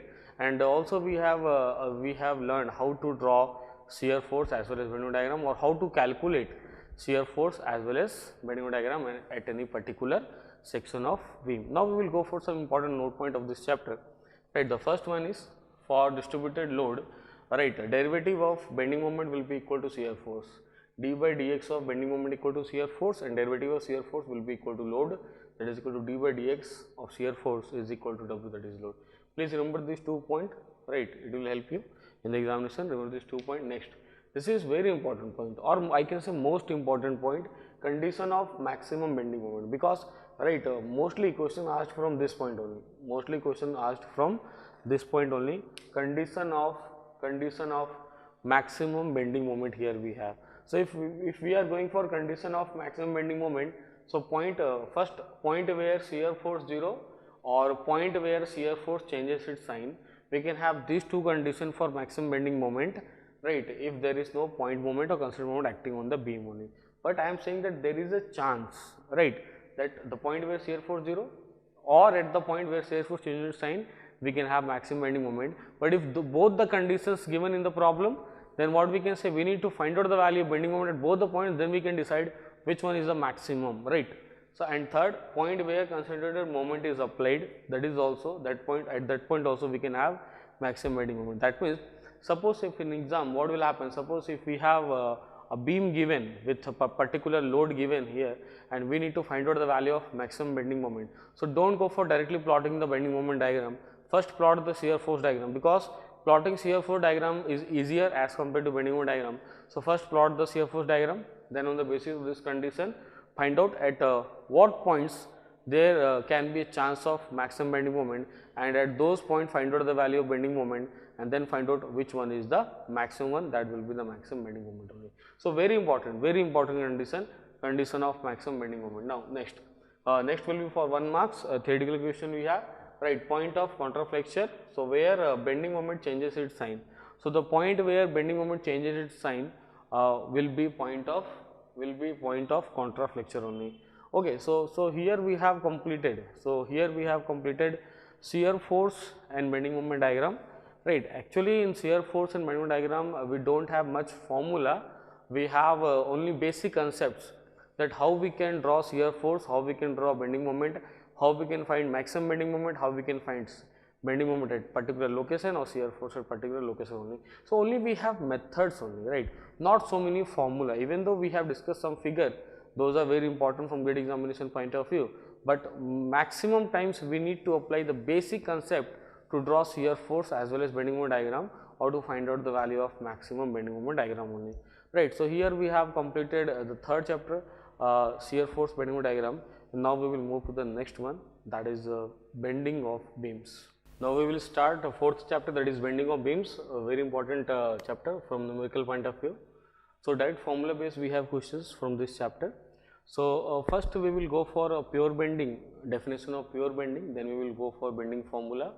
So, I will discuss in detail with you that what are the formulas, those are very important from gate examination point of view, and how we can use this formula while solving the questions. So, we will discuss everything in very detail, means not from derivation point of view, from formula point of view, direct approach point of view, so that you can solve questions very quickly, right. Just look at here. So, for pure bending, what we can say, the portion of beam where shear force 0 and bending moment constant, that portion of beam is known as in pure bending condition. For example, if here we have simply supported beam and support is in R1 and R2 here we have, and load W here, we have load W here.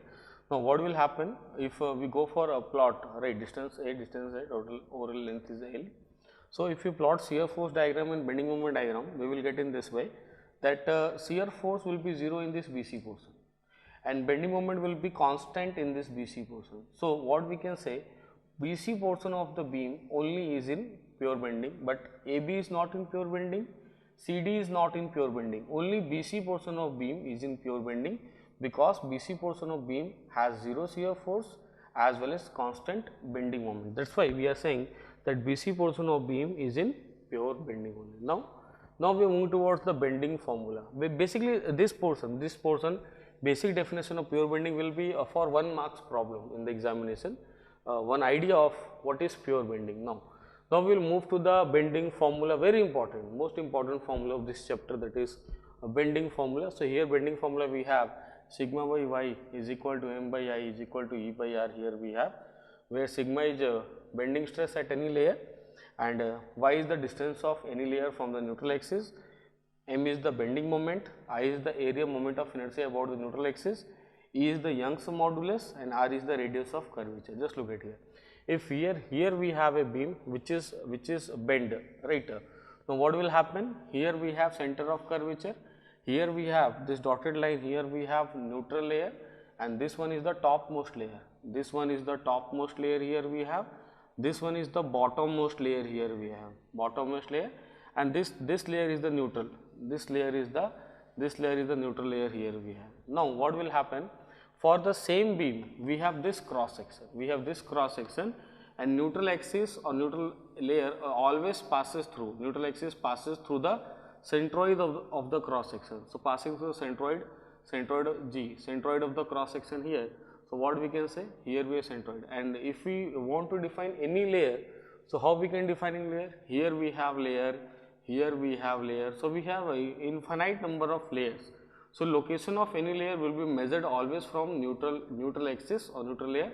So, distance will be y here, distance in the same way here we can measure. If here we have a layer, its distance will be y, if here we have a layer, its distance will be y, like this only. So, y is the distance of any layer or location of any layer from neutral axis or neutral layer here, please remember it. And we can find out the value of sigma, that is the bending stress at any layer depending on the value of y only. Now just look at here, if we are taking these two.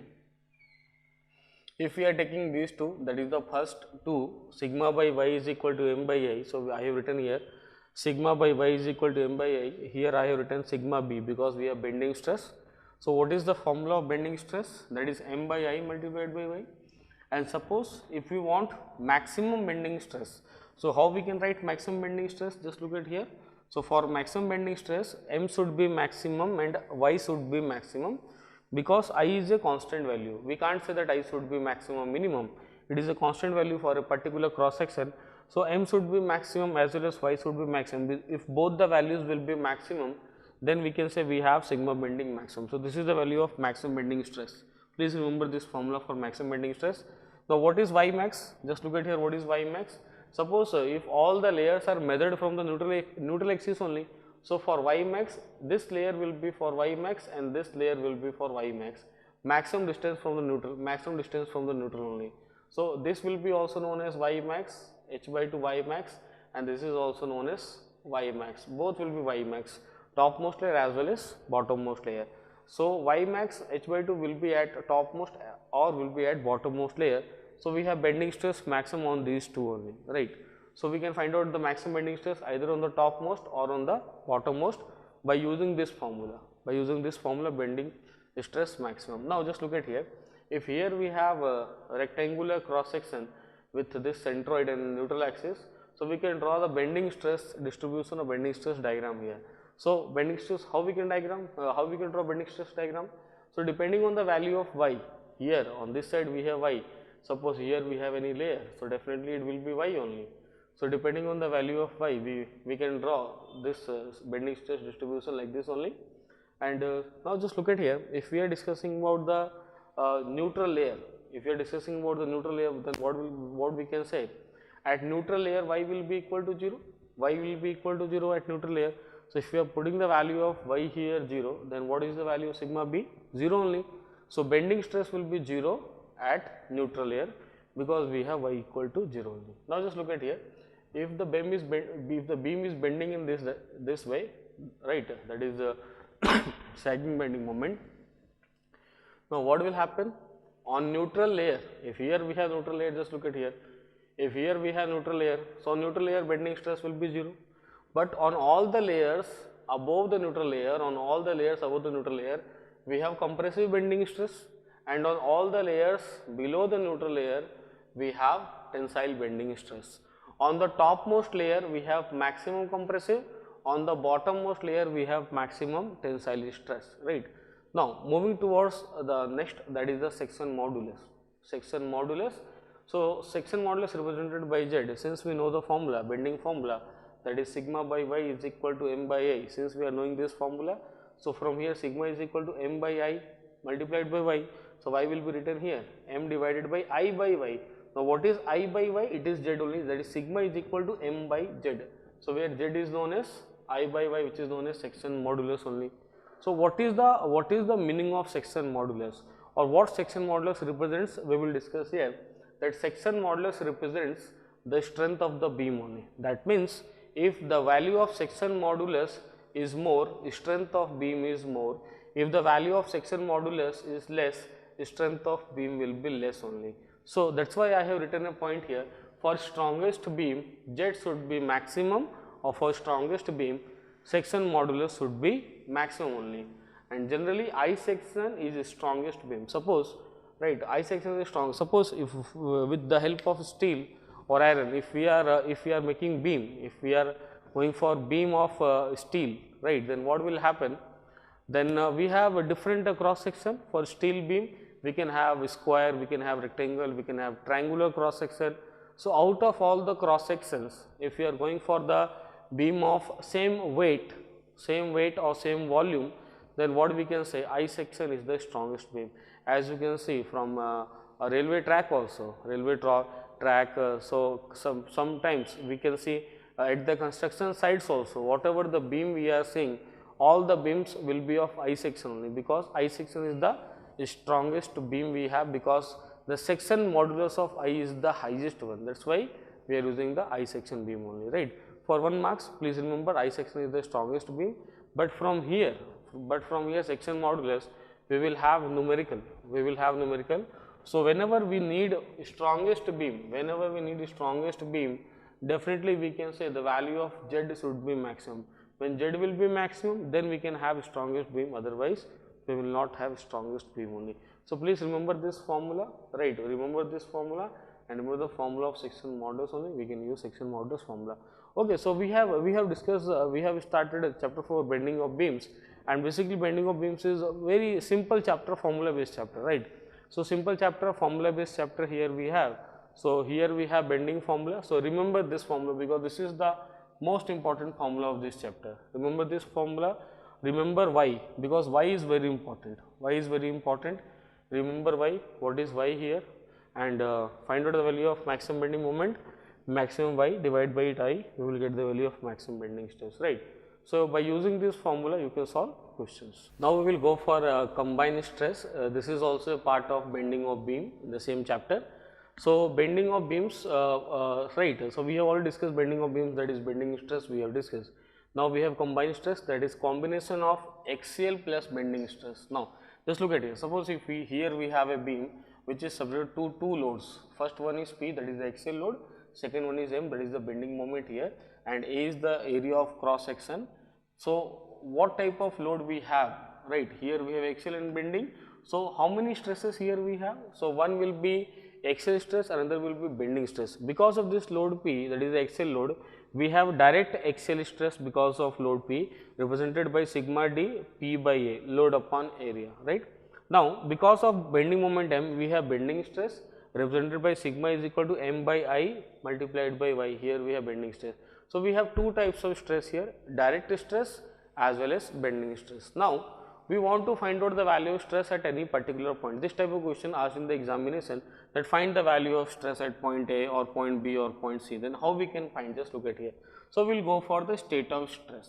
So how we can write state of stress? Just look at here. So because of this axial load, if it is tensile, you can see here this axial load is tensile load, here we have this axial load is tensile load, here we have. So what we can say, this direct stress is always tensile, at all the points. At all the points it is tensile only. But now for bending stress, just look at here. If bending moment is like this only, now for bending stress the beam will bend like this only.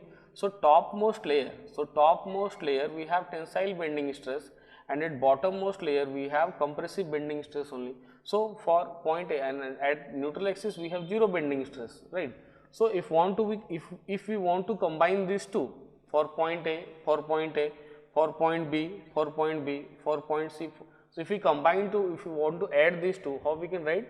Here at point A we have tensile bending, here at point A, right, we have tensile direct. So at point A we have addition of these two, sigma bending plus sigma direct only, right? Now at point B, just look at here, at point B, here we have tensile, direct will be the tensile only, but bending will be compressive only. So we can write sigma D minus sigma B here, sigma D minus sigma we can write. At point C we do not have any bending stress, only we have direct stress only. So here we have a combined stress. So in this way we can find out the value of stress at any point, if it is asked in the examination to find out the value of stress at any point, right? Now second example of combined stress. Second example, here we have L frame. Second example, if here we have L frame, load applied here W. Now what we will do, we will shift this load from this point to this point only. How we can shift this load? Shifted here. So at point Q, load W is shifted from point P to point Q here, and moment, equal moment, right, of this load about this point is applied here, that is M equal to W into L. This is again a case of combined stress, one axial load as well as one bending moment here, So we can have a formula for point A, for point B. For point A we have sigma bending plus sigma direct, for point B we have sigma bending minus sigma direct. We can solve very simply. Now third one, that is the eccentric loading. Third one, that is the eccentric loading. In eccentric loading, just look at here. Here if we have centroid of the cross section, but load is not applied at the centroid, but other than the centroid, then the distance is known as eccentricity here.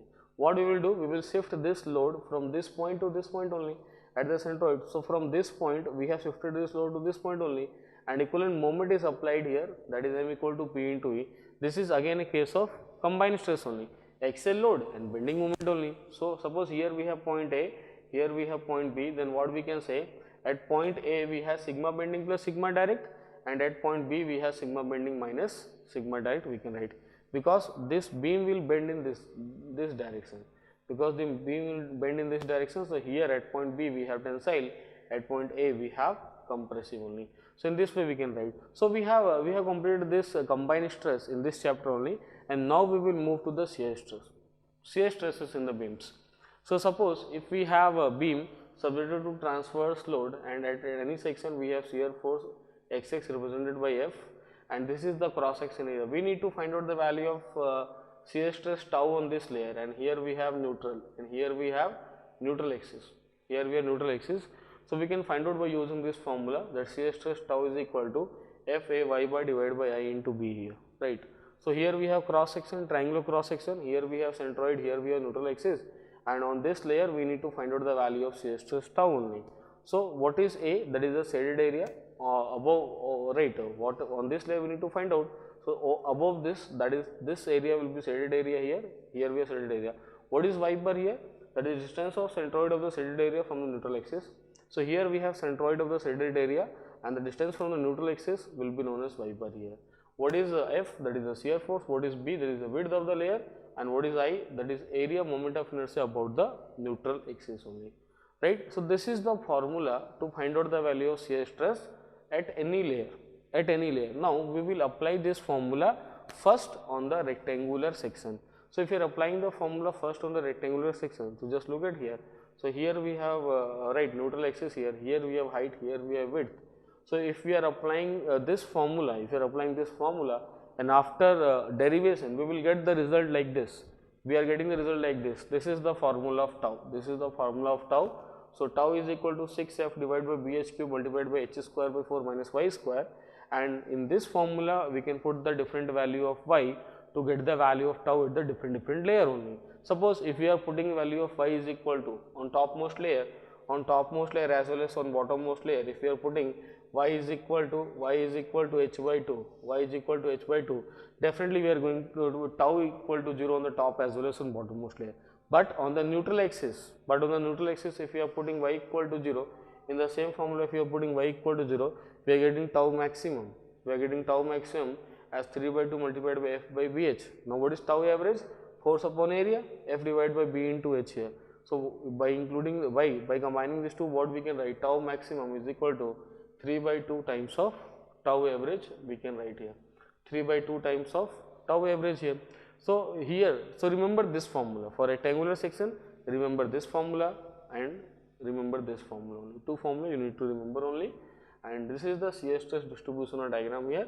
On the topmost layer we have 0, on the bottommost layer we have 0, and here we have parabolic because here we have y square degree 2 here.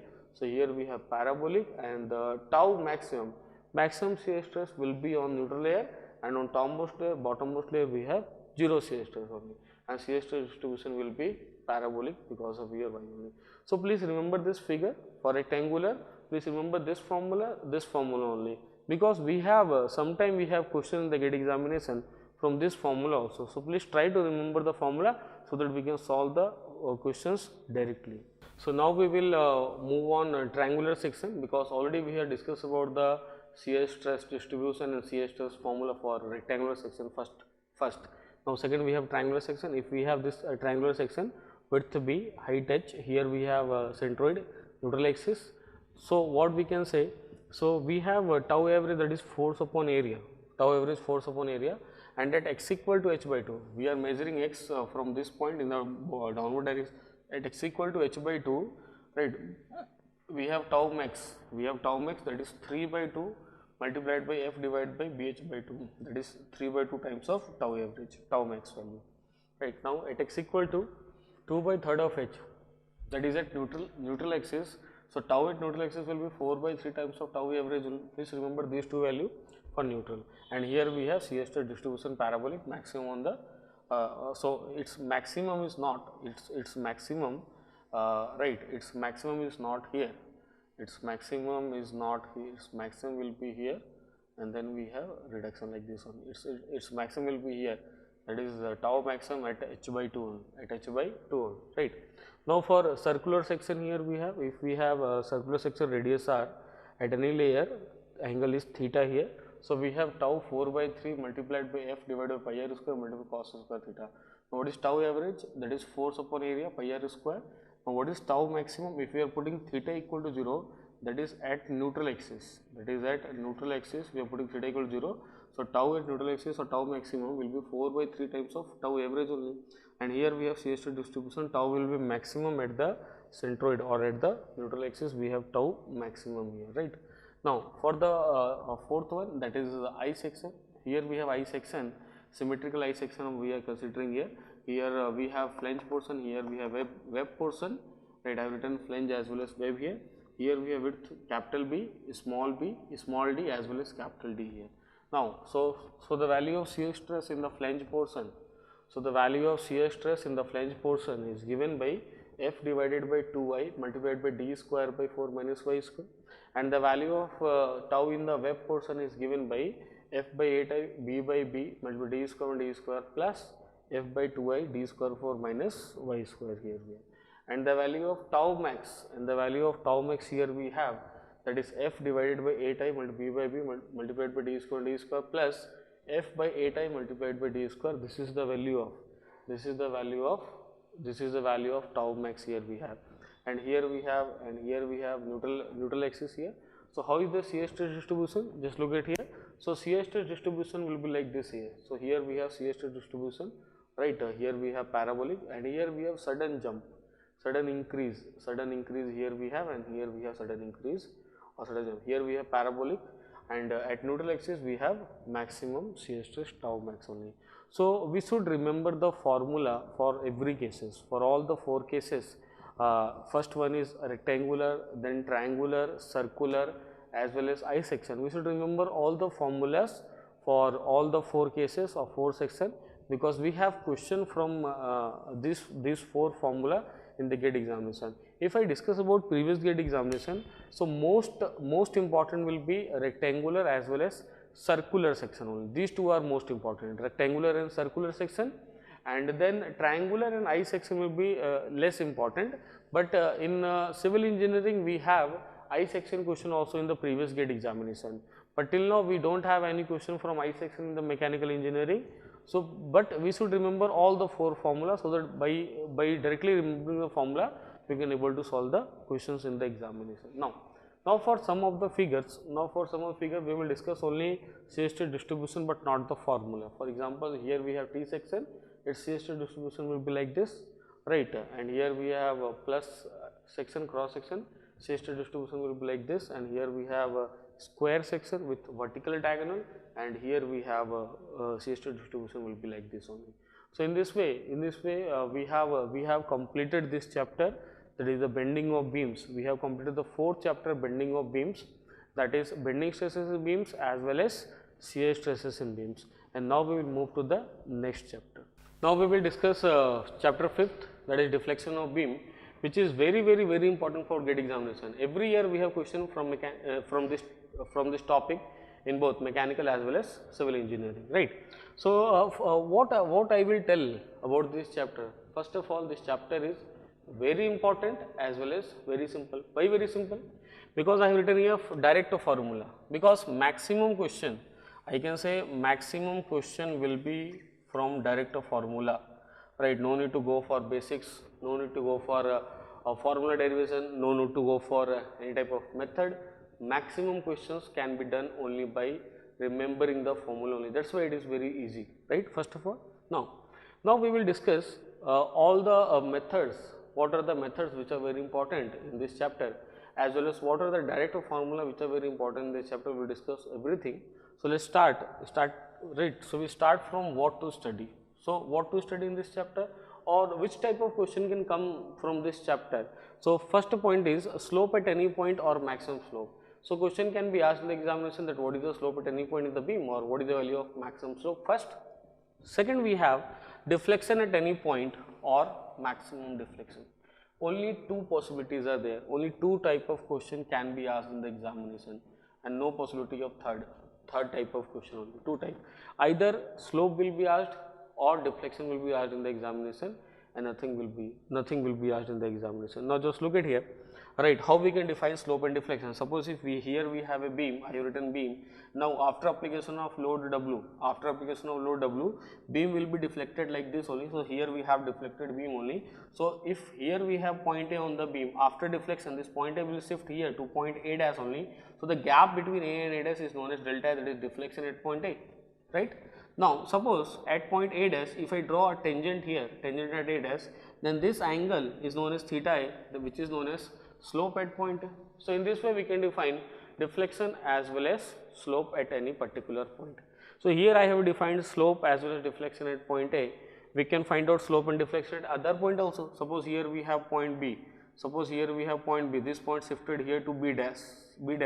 So this gap will be known as delta B, deflection at point B. And suppose here we draw tangent. Here at this point. Then this will be theta B, that is slope at point B, like this only. So we have defined slope as well as deflection, and now we will discuss about methods. What are the methods by which we can able to find out the value of slope as well as deflection, right? So here we have four methods: double integration method, moment area method, Castigliano method as well as superposition method. We have some few more method also, but not needed for the examination. These are the methods which are very sufficient, right? In fact, I can say this double integration method, suppose we are writing EI d2y by dx2 equal to mx. First we will go for integration first time, right? EI dy by dx equal to integration of mx dx plus c1. Then we will go for integration second time with respect to x. EI y, right, integration plus c1x plus c2 here. So this will be a slope equation for us, and this will be deflection, because here we have deflection and here dy by dx, here we have slope here. So slope and deflection equation we have. So what we will do? By putting the boundary condition, we will find the value of C1 and C2, and then we can find out the value of slope as well as we can find out the value of deflection. But this topic is this method is very lengthy method, right? It will take more time in the examination, as well as accuracy will not be right there, because if we have to do more calculation, chance of mistake will be more. That's why I will personally suggest don't go for this method for GATE exam point of view. Don't go. I think you should not read even. You should not discuss about this method. You should not worry about this method only. So we have only three methods: moment area method, Castigliano method as well as superposition. I will discuss all three one by one. So first coming to the moment area method, very important method, moment area method. So moment area method, we have two theorems in the moment area method. The first theorem is for slope. How we can define slope? Just look at here. If suppose we have a beam loaded with point load W here, then I can draw the bending moment diagram. After drawing the bending moment diagram, I can write theta is equal to area of bending moment diagram divided by E into Y. That is A divided by E into Y, first theorem. By using this theorem, we can find out the value of slope. Now, second theorem for deflection. Second theorem for deflection, what I can say, if the same cantilever beam loaded with load W here, then we can draw the bending moment diagram. And after drawing the bending moment diagram, we have area of the bending moment diagram as well as centroid of the bending moment diagram. Now we can find out the value of centroid distance x bar, and the formula of delta will be area into x bar divided by E into Y. By this formula we can find out the value of deflection. So very easily we can find out the value of slope with very less calculation, and very easily with very less calculation we can find out the value of deflection also. That's why moment area method is the most important method. But at the last I will discuss with you that in which sequence I should proceed as a student in the examination. I will discuss with you. Wait 2 minutes only, right? Just third method. So here we have third method, Castigliano theorem. So first find strain energy, U as total strain energy, and then we have first theorem as well as second theorem. First theorem for slope, that theta is equal to del U by del M, that is partial derivative of total strain energy with respect to the moment M. It will provide us the slope at that point where moment is acting. Now second theorem here we have delta is equal to del U by del T. Delta is equal to del U by del P, that is partial derivative of total strain energy with respect to the point load P here, and deflection. This will provide us deflection at that point where point load P is acting in that direction only, right? In which direction point load is acting, in that direction only we will get the value of deflection at that point only from this theorem. So in this way we can very easily find out the value of slope, and we can very easily find out the value of deflection also. Now how we can find out total strain energy? So total strain energy can be calculated by summation of strain energy because of due to axial, due to bending as well as due to torsion. but torsion is generally not there in deflection chapter, so we are leaving torsion. Don't go for torsion, only axial and bending, and most important is the axial. Most important is the bending only. So what is the formula for strain energy for the axial? So integration from 0 to L P square dx divided by 2A, and for bending integration from 0 to L M square dx divided by 2EI, and for torsion 0 to L T square dx divided by 2 GJ. So generally we are not bothering about torsion formula strain energy, we are just discussing about axial as well as bending, and more we are discussing about the bending strain energy due to bending only, right, because beams are subjected to transverse load, right. So in this way we can find out the value of u. After finding the value of u, we can find slope as well as we can find out the value of deflection value. Now fourth method. So here we have fourth method, that is superposition method. And what is superposition method? Just look at here. Suppose if in this cantilever beam, here we have two loads acting, one is the transverse load P, another is the bending moment M. So what I can do, suppose if I have drawn the two loads separately, in the first figure I have drawn P, in the second figure I have drawn bending moment M. Now I am knowing the formula, I can write the value of deflection at point directly. Direct formula we have, and here also we have direct formula, we have delta A1 as well as delta A2, and to find out the value of total deflection we can write delta A is equal to delta A1 plus delta A. Why I have written plus only, why not minus? Because you just look at here, the deflection of both the beams in the same direction, both are in the downward direction, so deflection will, for both deflection will be in the downward direction, that's why we have added. If both will be deflected in the upward direction, even though we will go for a plus sign here, but suppose if the deflection of first one is in the downward direction and deflection of the second one is in the upward direction, then we will go for minus sign here, and in the same way we will proceed for the slope also.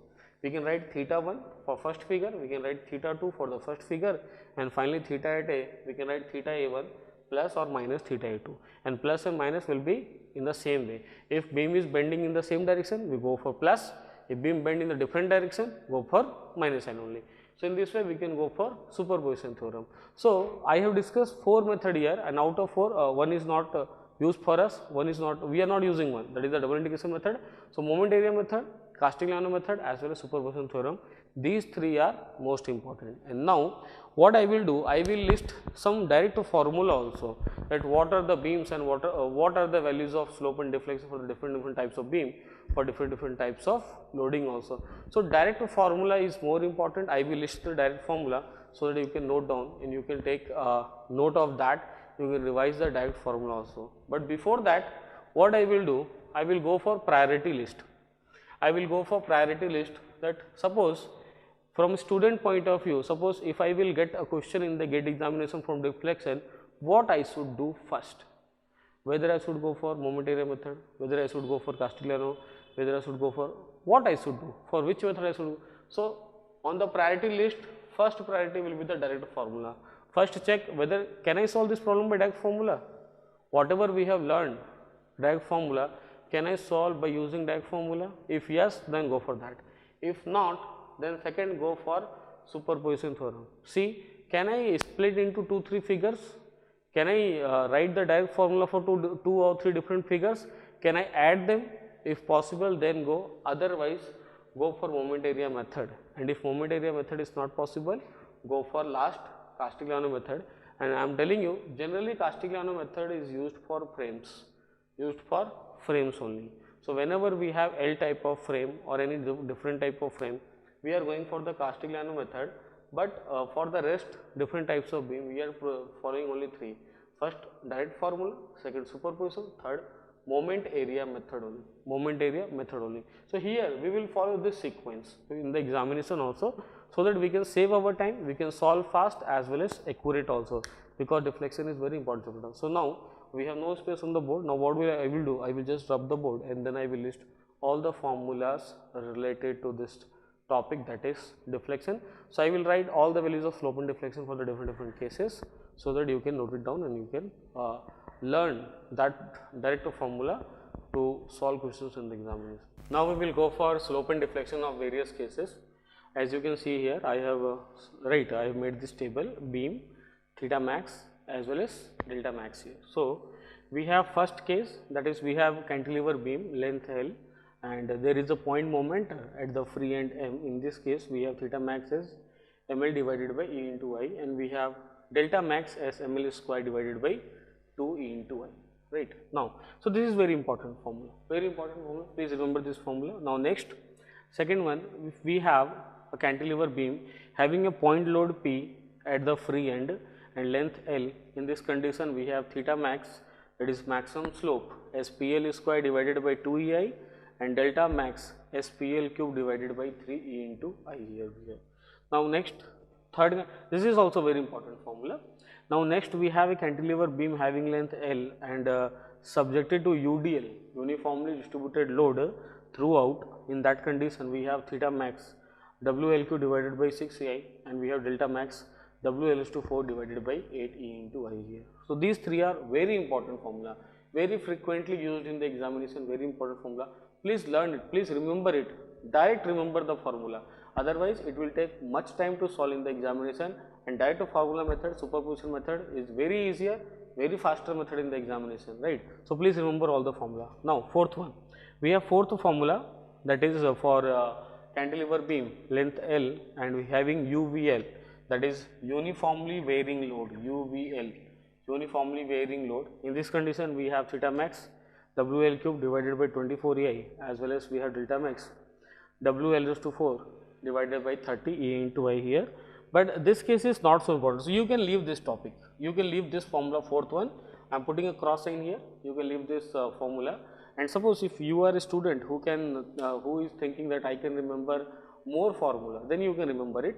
Otherwise, if you are that type of student who is thinking that I can't remember more formula, so you please leave it, because this chance of coming question from this formula is very less in the GATE examination, right. Now coming toward the fourth one, so I have completed a cantilever beam, and now I will now I will move to the simply supported beam. So here we have simply supported beam and a point load at the mid L by 2 here. At the mid we have a point load here. In this condition we have theta max, that is PL square divided by 6 EI, and we have delta max PLQ divided by 48 EI. Please remember the value, this is also very important case from GATE examination point of view. Please remember this formula directly. And if we have a simply supported beam and having length L subjected to UDL, uniformly distributed load, UDL, this is also very important formula. Please remember this formula, WL cube divided by 24 EI theta max and 5 by 384 WL square divided EI, that is equal to delta max. Very important formula. Please remember. Now seventh one, for UVL, again UVL, we have UVL like this, simply supported beam, WL cube by 120 EI and 5 by 100 W4 by EI, theta max as well as delta max for UVL. But UVL is not so important, so if you want you can leave it, that is not a problem. Now eighth one, for a simply supported beam, if we have point moment or concentrated moment at the center L by 2, at the center we have moment, then the value of theta is ml divided by 24 E into I, and the value of deflection at point C, that is at the point of application of moment, will be equal to 0. And the ninth one, here we have fixed beam, and ninth will be for fixed beam here, for fixed beam here, and 10th will be also for fixed beam, here.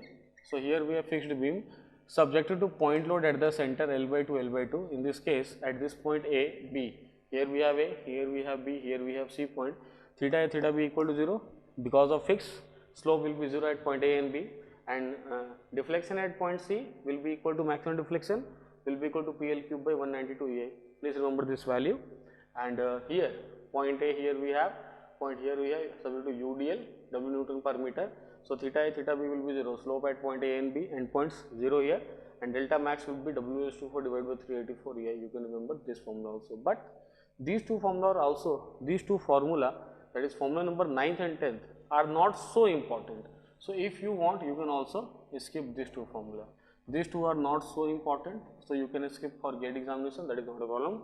But out of all these 10 formula, the important formulas are, I am telling you once again, first one is very important, second one is very important, third one is very important, then we have fifth one very important, sixth one as well as eighth one very important. These are very important, these 6 formula very important, because we need to remember the directive formula, because so many questions are being asked in the examination from directive formula only. If we are remembering the directive formula, we can solve very easily, and if we are not remembering, then we need to apply any method, and applying any method in GATE examination take times. So better remember the formula only, so that you can solve by directive formula or superposition method as fast as you can, right? Now next, deflection. In deflection we have Maxwell reciprocal theorem. What is Maxwell reciprocal theorem? Just look at here. Suppose if we have a beam here and I am selecting 2 points A and here we have B. At point A I am applying load WA, and because of this load the deflection at point B is delta BA. So what is delta BA? Deflection of point B due to load at A. So I am writing delta BA means deflection of point B due to load at A, that is WA. But on the same beam, if I will select the same 2 point A and B and I will apply load at point B and not at point A, that is WB. So initially, previously I was applying load at point A WA, and now I am applying load at point B, that is WB. So because of this load WB which is acting at point B, the deflection at point A because of that load is delta AB. So what is delta AB? Deflection of point A due to load at B WB. So according to Maxwell reciprocal theorem, what it says, WA multiplied by delta AB is equal to WB multiplied by delta BA, and if WA WB become equal, then we can say that delta A B is equal to delta BA. So Maxwell reciprocal theorem is also very important, because we have some questions in the previous GATE examination which can be solved by this method, that is Maxwell reciprocal theorem. Although if we are not knowing the Maxwell reciprocal theorem, even though we can able to solve that problem, there is no problem, but it will take more time. So to reduce the time, to save your time, please remember Maxwell reciprocal theorem, very important theorem. And if WA equal to WB, delta AB equal to delta BA, remember these two formula so that you can solve fast. If you can analyze that question will be from this Maxwell reciprocal theorem, you can able to very easily proceed in the short time. That means you can able to solve the problem in very less time. Now deflection due to temperature change. Deflection due to temperature change. Suppose if we have a simply supported beam, right, and temperature at the top is T top on the topmost layer and T bottom is the temperature on the bottommost layer, and both the temperature are different, then delta T is the change in temperature. Delta T is the change in temperature, that is T top minus T bottom. And suppose if here we have point C and we need to find out what is deflection at point C. So deflection at point C will be given by integration from 0 to A, distance will be here, A here. So integration from 0 to A alpha delta T multiplied by 2H. What is H? Where H is the height of beam, multiplied by 2H multiplied by dx. By using this formula we can find out deflection at point C. Already we have 2 questions in the previous GATE examination in the civil engineering paper. You can go, you can solve by using direct this formula. Both the problem can be solved within 10 seconds or 20 seconds only. Very simple, very simple. Just remember this formula, you can able to solve problem very easily. So almost we have completed this deflection of beams here also. Right, now I will discuss only one special case from deflection of beam, that is propped cantilever beam. Then this topic, this chapter will be completed, deflection of beam. Then we will move to the next topic. Now we will move to the special case, that is propped cantilever beam. As I have discussed with you that propped cantilever is very important case, special case also, and we have question many times question in both mechanical as well as civil engineering. So let's start. What do we mean by propped cantilever beam? Propped cantilever beam means whenever we have a cantilever beam and having a roller at the free end, this type of beam is known as propped cantilever beam. Now suppose if we have applied load on this propped cantilever beam as UDL W Newton per meter, and it is asked in the question to find the support reaction RB.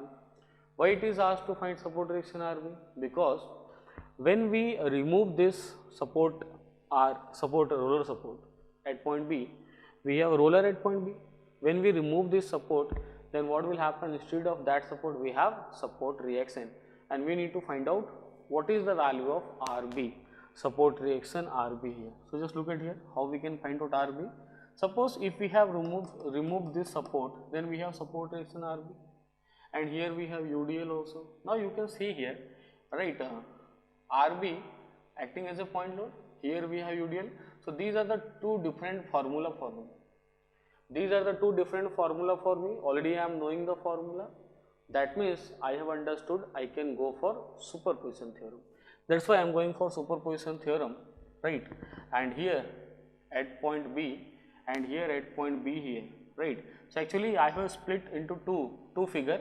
First one is for UDL, first figure, and second figure is for RB only, right? Now what will happen? I am knowing the direct formula. What is the deflection at point B? Direct formula, because of UDL, WL raised to 4 divided by 8A.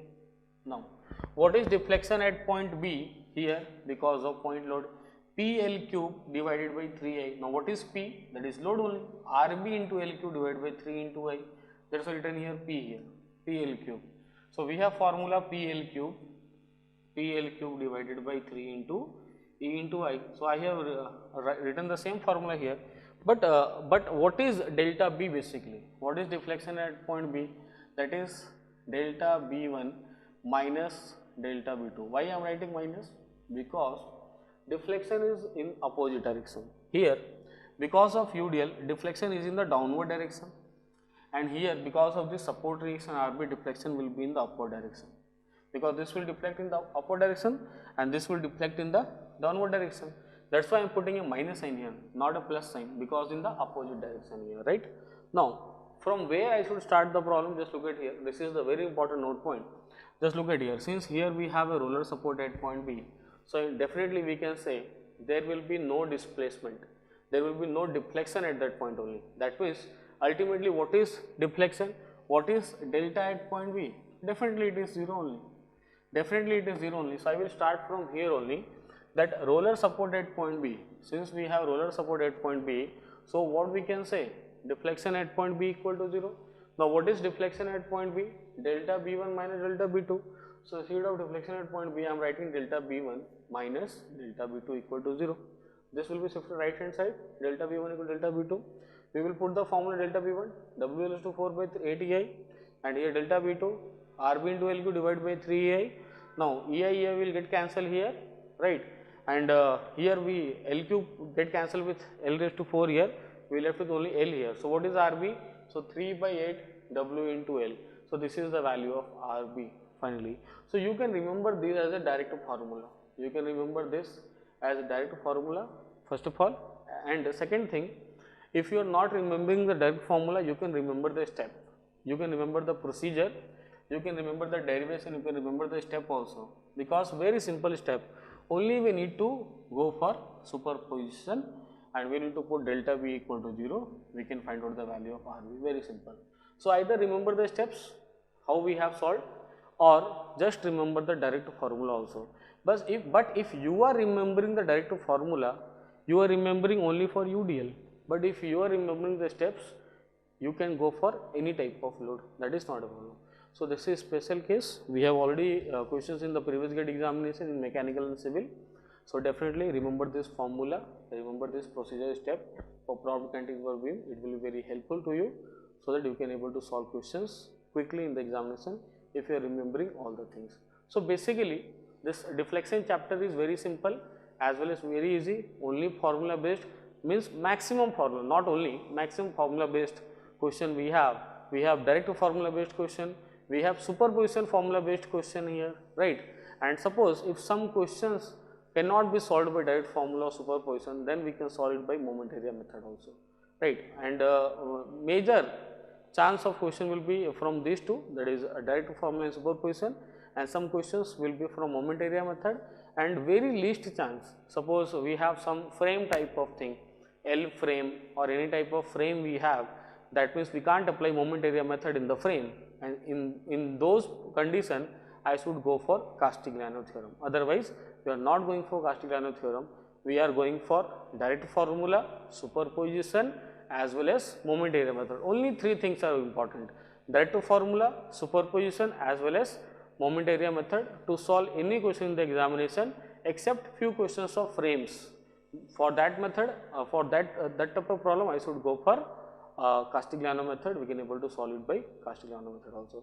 So here I have completed this deflection of beams, very important topic, and I will move to the next topic. Now we will start the sixth chapter, that is torsion. So torsion is also very important chapter and very easy also, formula based, and very common to bending sometime, right? So we will compare it with bending sometime, right? Just look at here. Suppose if here we have shaft, length L, diameter D, and subjected to torque or twisting moment T here.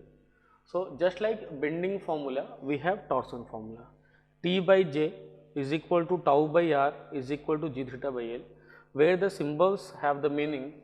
T means torque or twisting moment, tau means shear stress, J means polar moment of inertia. Suppose if we have shaft having diameter D, then its J, that is polar moment of inertia, will be always equal to pi by 32 into di raised to 4 for solid shaft. Now what is R? R is the radial location. That means if here we have center, so R can be here, here, here or here. R can be anywhere, any radial location. So small r, and what is capital R? Radius of shaft we have capital R only. So what is the limit of small r? So limit of small r will be from 0 to capital R. At center we have 0, right? At small r will be 0 at center. This will be at center of shaft, and small r will be equal to capital R at surface of shaft, only, right? So here we have range of R from 0 to capital R. G is the modulus of rigidity, and theta is the angle of twist, and L is the length of the shaft. Now, so if we have a equation, that is the torsion equation, torsion formula, T by J, tau by R, G theta by L, we are taking the first two. If we are taking the first two, that is T by J is equal to tau by R, so we should write tau equal to T into R by J, tau equal to T into R by J, we can write here. So here this is the formula to find out the value of shear stress on any radial location. Now suppose we want to find out the maximum shear stress. So for tau to be maximum, R should be maximum, because T and J are constant value. These two are constant value. So R will be maximum. When R will be maximum, then tau will be maximum. And what is the maximum value of small r? That is equal to capital R at the surface only. So tau max will be T into R by J. Instead of capital R, instead of small r, we are putting capital R here. T into R by J. So this is the formula of tau max, and that will be on the surface of shaft only. Now moving towards shafts in series and parallel, right? Shafts in series and parallel. So if we have shafts in series, first shaft, second shaft subject to torque T. So T1, T2, in both the shaft we have same torque T only, right? And theta will be equal to theta 1 plus theta 2. But in parallel combination, if we have two shafts, shaft 1 and shaft 2, that means one shaft and above another we have another shaft. Two shaft here, right? Concentric two shaft here we have, that is with same center. Then what we can say, if torque T is applied here, then T will be equal to T1 plus T2. Suppose in first shaft we have torque T1, in second shaft we have torque T2, so T will be equal to T1 plus T2, but theta 1 will be equal to theta 2. Angle of twist will be same for both, right? So please remember these two conditions. Shaft in series we have problem in the gate examination, mostly from series combination. So please remember this formula, it will help you to solve the problems, right? Now next, power, because shafts are used for power transmission, right? So what is the formula of power? Power is equal to 2 pi nt by 60 we have, where P is power, T is torque, and N is the speed of shaft in RPM. Generally we used to find out the value of torque from this formula. Whenever we have a power value given in the examination, then we use formula of power to find out the value of torque, so that we can able to solve the problem. Now design of shaft, we are moving to design of shaft. So for design of shaft, what I can say, that tau induced less than equal to tau permissible, right? And from where I will get the value of tau induced? Just look at here. This is a tau maximum. This is tau maximum and induced value. This value is induced value here, okay? Right? And theta induced should be less than equal to theta permissible. So we can design on the basis of tau, we can design on the basis of theta induce whatever the value given. If tau permissible given in the problem, we will go for this formula. If theta permissible given in the problem, we will go for this formula. Now from where I can get the value of theta induced? Just look at here. Since I have told you the formula, torsion formula, that T by J is equal to tau by R equal to G theta by L. So first and third, from first and third. So what is formula we have? That is T by J equal to G theta by L from first and third. So from here, what is the value of theta? So theta is equal to L multiplied and G will be the denominator, TL divided by G into J. From here we can find out the value of theta induced. We can put here for the design of shaft. We have question in the examination for the design of shaft. Now polar section modulus ZP, just like bending, I think I have already discussed in the bending section modulus. Now here we have polar section modulus, very similar only, since we know T by J equal to tau by R. What is tau? T divided by J by R only. Now what is J by R? This is ZP only, polar section modulus, where ZP equal to J by R. Now what is the significance of ZP? Just like bending only, more is the value of section modulus, more is the stronger beam. In the same way, more is the value of the polar section modulus, the more stronger is the shaft only. That means if the value of polar section modulus increases, strength of shaft also increases, or reverse also possible. If the value of polar ZP reduces, strength of shaft also reduces here. So I have discussed some formulas here related to torsion, and almost all the formulas are important. You can't skip anything. Here this torsion formula is very important, right? Then here we have tau from that same formula. Then here we have series important, parallel important, power formula important, design of shaft important, and polar section modulus is also important. Don't skip any formula, because all the formulas are very simple, and we have question in the GATE examination direct formula base. So by remembering the formula, you can able to solve the problems. So now I will discuss some more points, right, from torsion. Then our torsion will be completed and we will move to next topic after discussion of few more points. Let's discuss those points. So now we will move to the combined stress, that is bending plus twisting. Just like earlier we have discussed combined stress for axial plus bending, and now we have bending plus twisting. Suppose if we have a shaft having diameter D, right, so if we have bending moment as well as twisting moment, both are applied simultaneously, then what should be the value of sigma 1 and 2, major and minor principal stress sigma 1 as well as 2. What is the meaning of sigma 1 and 2? Major and minor principal stress. This means major and minor principal stress, principal stress, right? So it will be 16 divided by pi d cube m plus minus under root m square plus t square. Plus will be for sigma 1 and minus will be for sigma 2 here we have. Now tau max maximum shear stress formula. Tau max maximum shear stress formula is given by 16 divided by pi d cube under root m square plus t square. So these are the important formula from combined stress, bending and twisting. Sometime we have question GATE examination. Now we will move to ME. ME means equivalent bending moment. So what is the formula of equivalent bending moment? So formula of equivalent bending moment is half of m plus under root m square plus t square, and T as equivalent torque, and the value of equivalent torque is T, which is under root m square plus t square. So in this way, we can find out the value of equivalent bending moment as well as equivalent torque here, right? So we have completed combined stress also here for bending as well as. So remember the formula so that you can solve any problem in the examination. So here we have completed. So here we have completed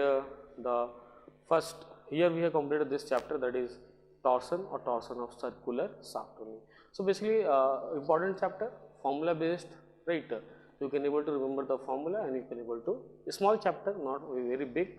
You can able to remember the formula, you can able to solve the questions on the basis of this formula from this chapter. Now we will discuss 7th chapter, that is the columns, right? So basically if we discuss about column first of all, so column is a very simple chapter as I told you, and column is majorly we will discuss about the long columns only, right? We will discuss about different types of columns also, short column as well as medium column, but mainly we will focus more on the long column which is in the syllabus of GATE examination, right.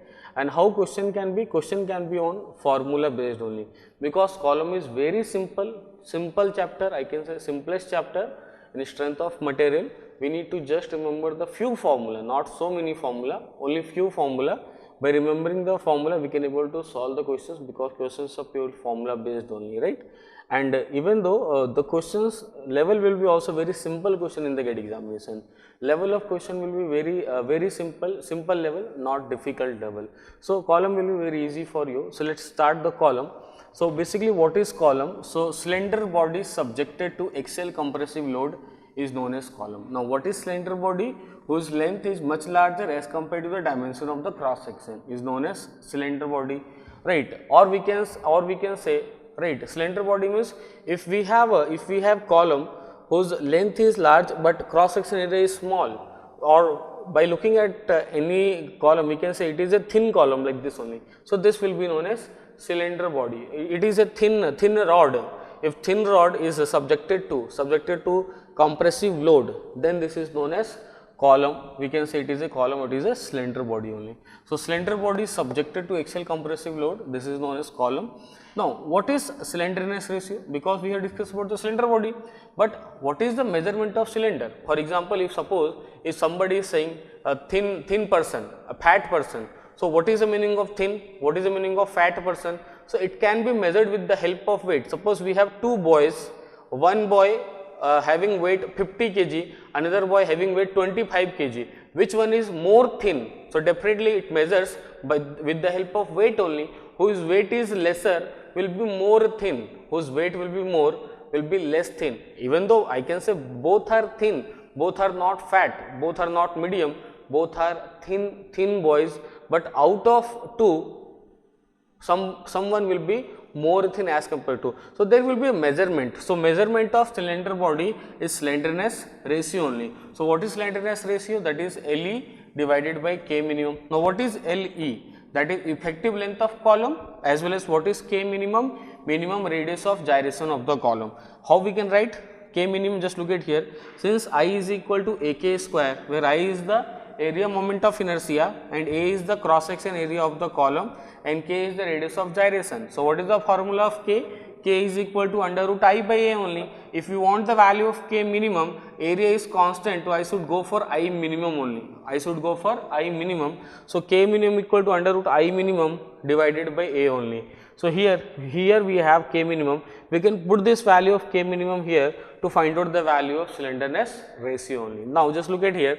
What we can say? We will discuss the different types of column. Please remember this formula, very important formula for slenderness ratio. Please remember this formula. Now types of column. So for types of column we have three types of column: short column, medium column as well as long column. So first of all I will tell you, don't worry about the short column, because generally short column, how questions are coming from the short column? From short column questions are generally eccentric load only, and already during the bending I have covered combined stresses, axial load plus bending load, right. Now what we can say, so short column is not a big deal for you, it is very simple for you, it is not a big deal for you, right. So eccentric load problem, so it will be very easy for you. Now we have medium column, but not in the syllabus, questions are not coming from medium column. So mainly we will focus more on the long column or Euler's column only. So first we will discuss about short column. What is short column? Which fails by crushing or which fails with load. If we can say that if induced stress greater than the permissible stress, then we can say fails by crushing only, right, or greater than the crushing stress, or greater than permissible or greater than the crushing stress, fails by crushing, just like the other chapters only, right. Now second one, long column, or also known as Euler's column. What is long columns? If column fails by buckling and not by crushing, it is known as Euler's column or long column. For example, if here we have column, if we apply load P here, it will bend like this only. This is known as buckling only. Here we have lateral deflection, this is known as buckling, and it fails by buckling and not by crushing here. So we have critical stress less than the permissible stress or less than the crushing stress. So this type of column is known as long column only, right. Now third will be medium column, which fails due to both criteria, crushing as well as buckling only. So here we have medium column. Now coming towards the important point, that is the critical load. Formula of critical load for long column. So what is the meaning of critical load? The minimum value of load at which column will buckle or fail, that is known as critical load only. So the formula of critical load, or we are calling it as crippling load, or we are calling it as Euler's load here. So the formula of critical load PCR is pi square EI minimum divided by LE square here. Now just look at here, pi will be constant, E will be constant, I minimum will be constant for any column, but LE will depend on the different types of end condition only. So LE will change for different cases, other things will remain constant here. So just take an example. Here I have written so many things here in this table here: end condition, diagram, effective length, as well as formula of critical load only. Suppose we are going for the first one, that is both ends hinged here or pinned here. That means for a column, if both the ends are hinged here, you can see here, and L is the length of column, then effective length will be equal to length of column only. So in place of effective length LE, we will place L only. So we are placing L only. So what we can write, PCR is equal to pi square EI divided by LE square only. Now second condition, one end fixed and other hinged. In this condition, one end fixed, other hinged here. So we can say that effective length is equal to L by root 2. Putting the value L by root 2 here, L by root 2 square here, we will get 2 pi square EI divided by LE square only. Now third one, both ends fixed. If both the ends are fixed here, then here we can say that effective length will be L by 2. So putting the value of LE is equal to L by 2 here. In this formula we are putting L by 2. So it will be 4 pi square EI divided by LE square. I means by default I minimum only, right? Now fourth one end fixed, other free. So here if one end fixed here, other end free here, in this condition L is the length of column. So 2L will be the effective length of column. So 2L will be the effective length of column. Putting the value 2L here, in this formula putting the value 2L here, 2L is square, what we can write? We can write pi square EI minimum divided by 4LE square. So these are very important formula, four very important formula for the different end conditions. So please remember all the formula, and for remembering all the formula, don't remember this formula, only you remember this formula of critical load, and remember this effective length, for the different end condition only, for the different end condition. So remember the end conditions as well as remember the effective length value, and remember this formula, so that you can put the value effective length in this formula to get the value of critical load for the different end conditions only, right? Now moving towards the critical stress. What is critical stress? Just look at here. So critical stress is nothing but critical load divided by area of cross section only. Now if we are going for the long column, we can write two things. If critical stress is less than the working stress, right, then this is the condition of failure, where sigma WC is known as working stress in compression here.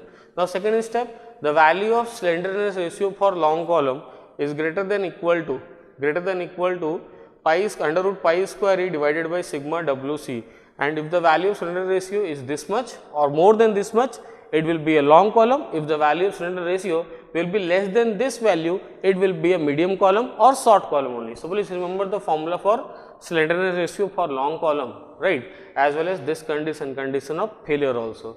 Now the last one, and here what is sigma WC? What is sigma WC? Working stress in compression.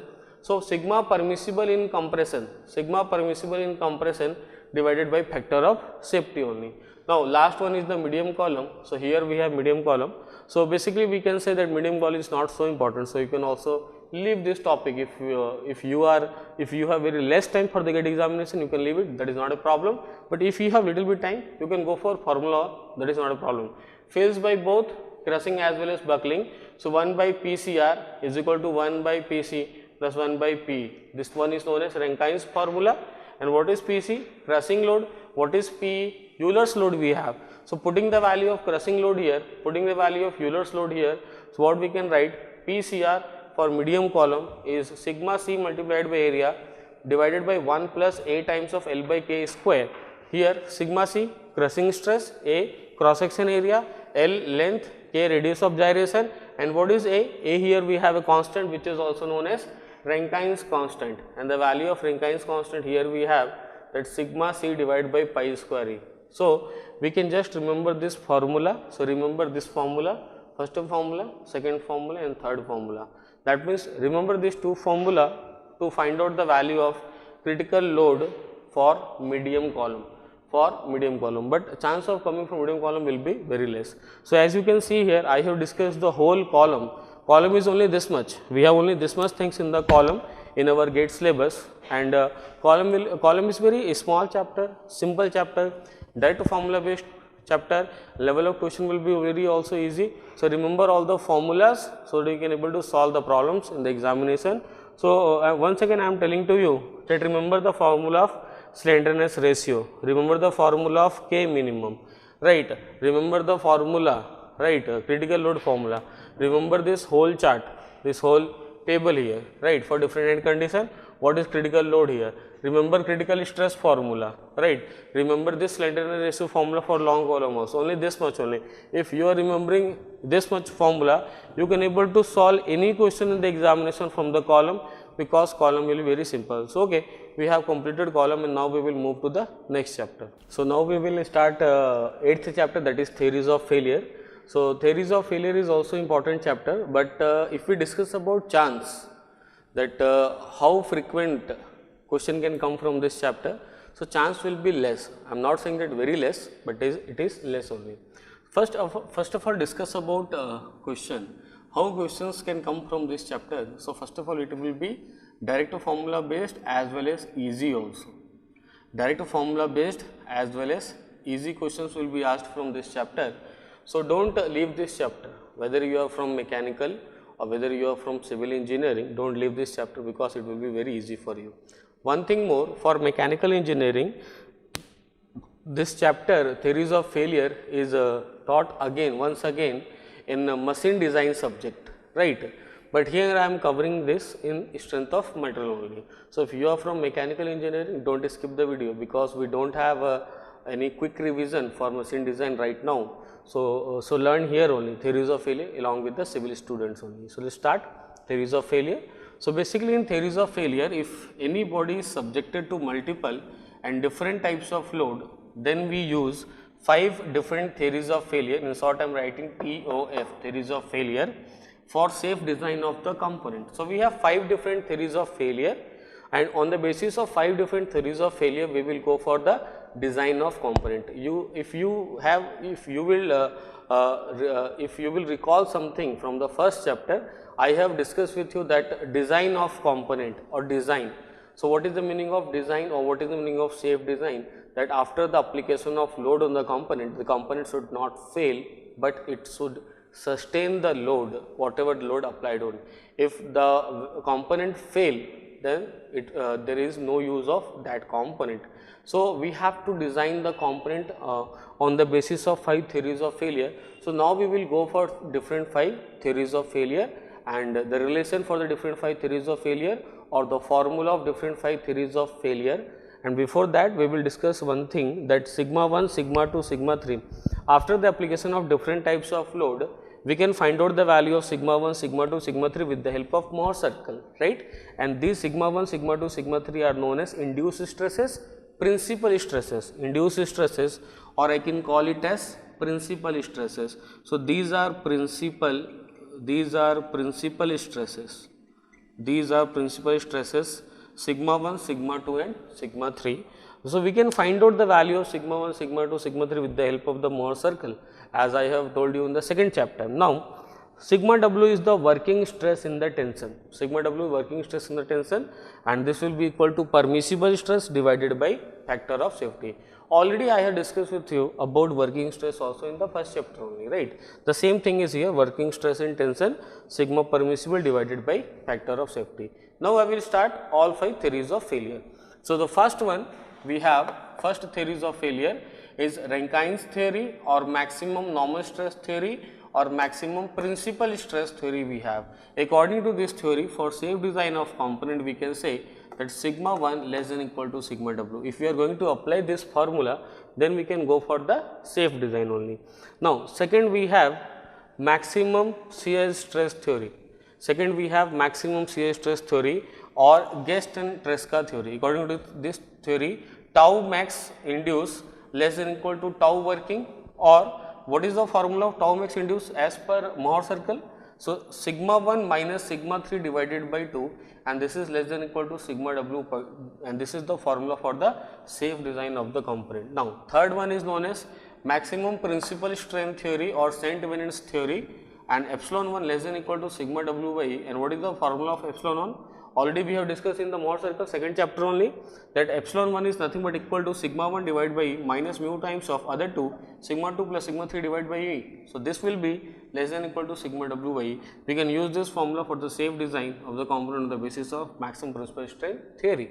So, please remember this formula also. Next, fourth one, maximum strain energy theory, or it is also known as Hicks theory. According to this theory, we have formula for safe design, sigma 1 square plus sigma 2 square plus sigma 3 square minus 2 mu, and this will be, and in bracket we have sigma 1 sigma 2 sigma 3 plus sigma 3 sigma 1, and this would be less than equal to sigma w square only for safe design of the component only. Now, fifth and the last theory of failure, we have maximum distortion energy theory or von Mises and Henke theory. So, the formula here we have for the safe design, sigma 1 minus sigma 2 square plus sigma 2 minus sigma 3 square plus sigma 3 minus sigma 1 square, and this is less than equal to twice of sigma w square. So, please remember this formula, and in fact remember all the formula of 5 theories of failure. It will help to solve the problems directly only. Suppose in the examination, if you will read one problem, right, and it is written that you should use this theories of failure or use this theory of failure. So, it is written in the examination by which theory of failure you should proceed or you should use. So, remember all the formula of 5 theories of failure, it will help you a lot. Direct formula based question will come in the examination, right. Now, we have some note points regarding all 5 theories of failure. First note point here we have that for brittle material, Rankine theory is the best theory, first one. Second note point, for ductile material, the first best theory is von Mises, and the second best is the Guest and Tresca. So, first best we have von Mises and second best we have Guest and Tresca theory. Third note point, for hydrostatic loading, von Mises and Guest and Tresca theory cannot be applied. So, please remember this 3 note point for 1 marks question in the examination, right. Now, we have graphical representation of all 5 theories of failure. So, for first one, for Rankine's theory, I am drawing the graph here, graphical representation of Rankine's theory. Here, what is sigma w? Already I have told you that working stress in tension. Now, what is sigma wc? That is working stress in compression here. So, here we have sigma 1 axis, here we have sigma 2 axis, x axis, y axis. Here we have sigma w, here we have sigma w, here sigma wc, here sigma wc here. So, here we have a rectangle here, and all the points inside the rectangle will be considered as safe point, all the points outside the rectangle will be unsafe point here. So, here for Rankine's theory we have rectangle. So, please remember for Rankine we have rectangle only. Now, for Saint and Venant theory we have rhombus, here sigma w, sigma w, sigma wc, sigma wc, and here we have rhombus. Please remember the figure, rectangle for Rankine theory, rhombus for Saint and Venant theory. Now, here in the same figure I have drawn all the three, that is rest 3, Hicks theory, Guest and Tresca as well as von Mises here. Just look at here, with the help of this blue color pen I have drawn this Guest and Tresca theory, which is hexagon, right, and with the help of this green color I have drawn Hicks theory, which is in the form of ellipse, and with the help of red color I have drawn von Mises and Henke theory. So, here we have 2 ellipse as well as 1 hexagon for all 3, Hicks, Guest and Tresca as well as von Mises theory.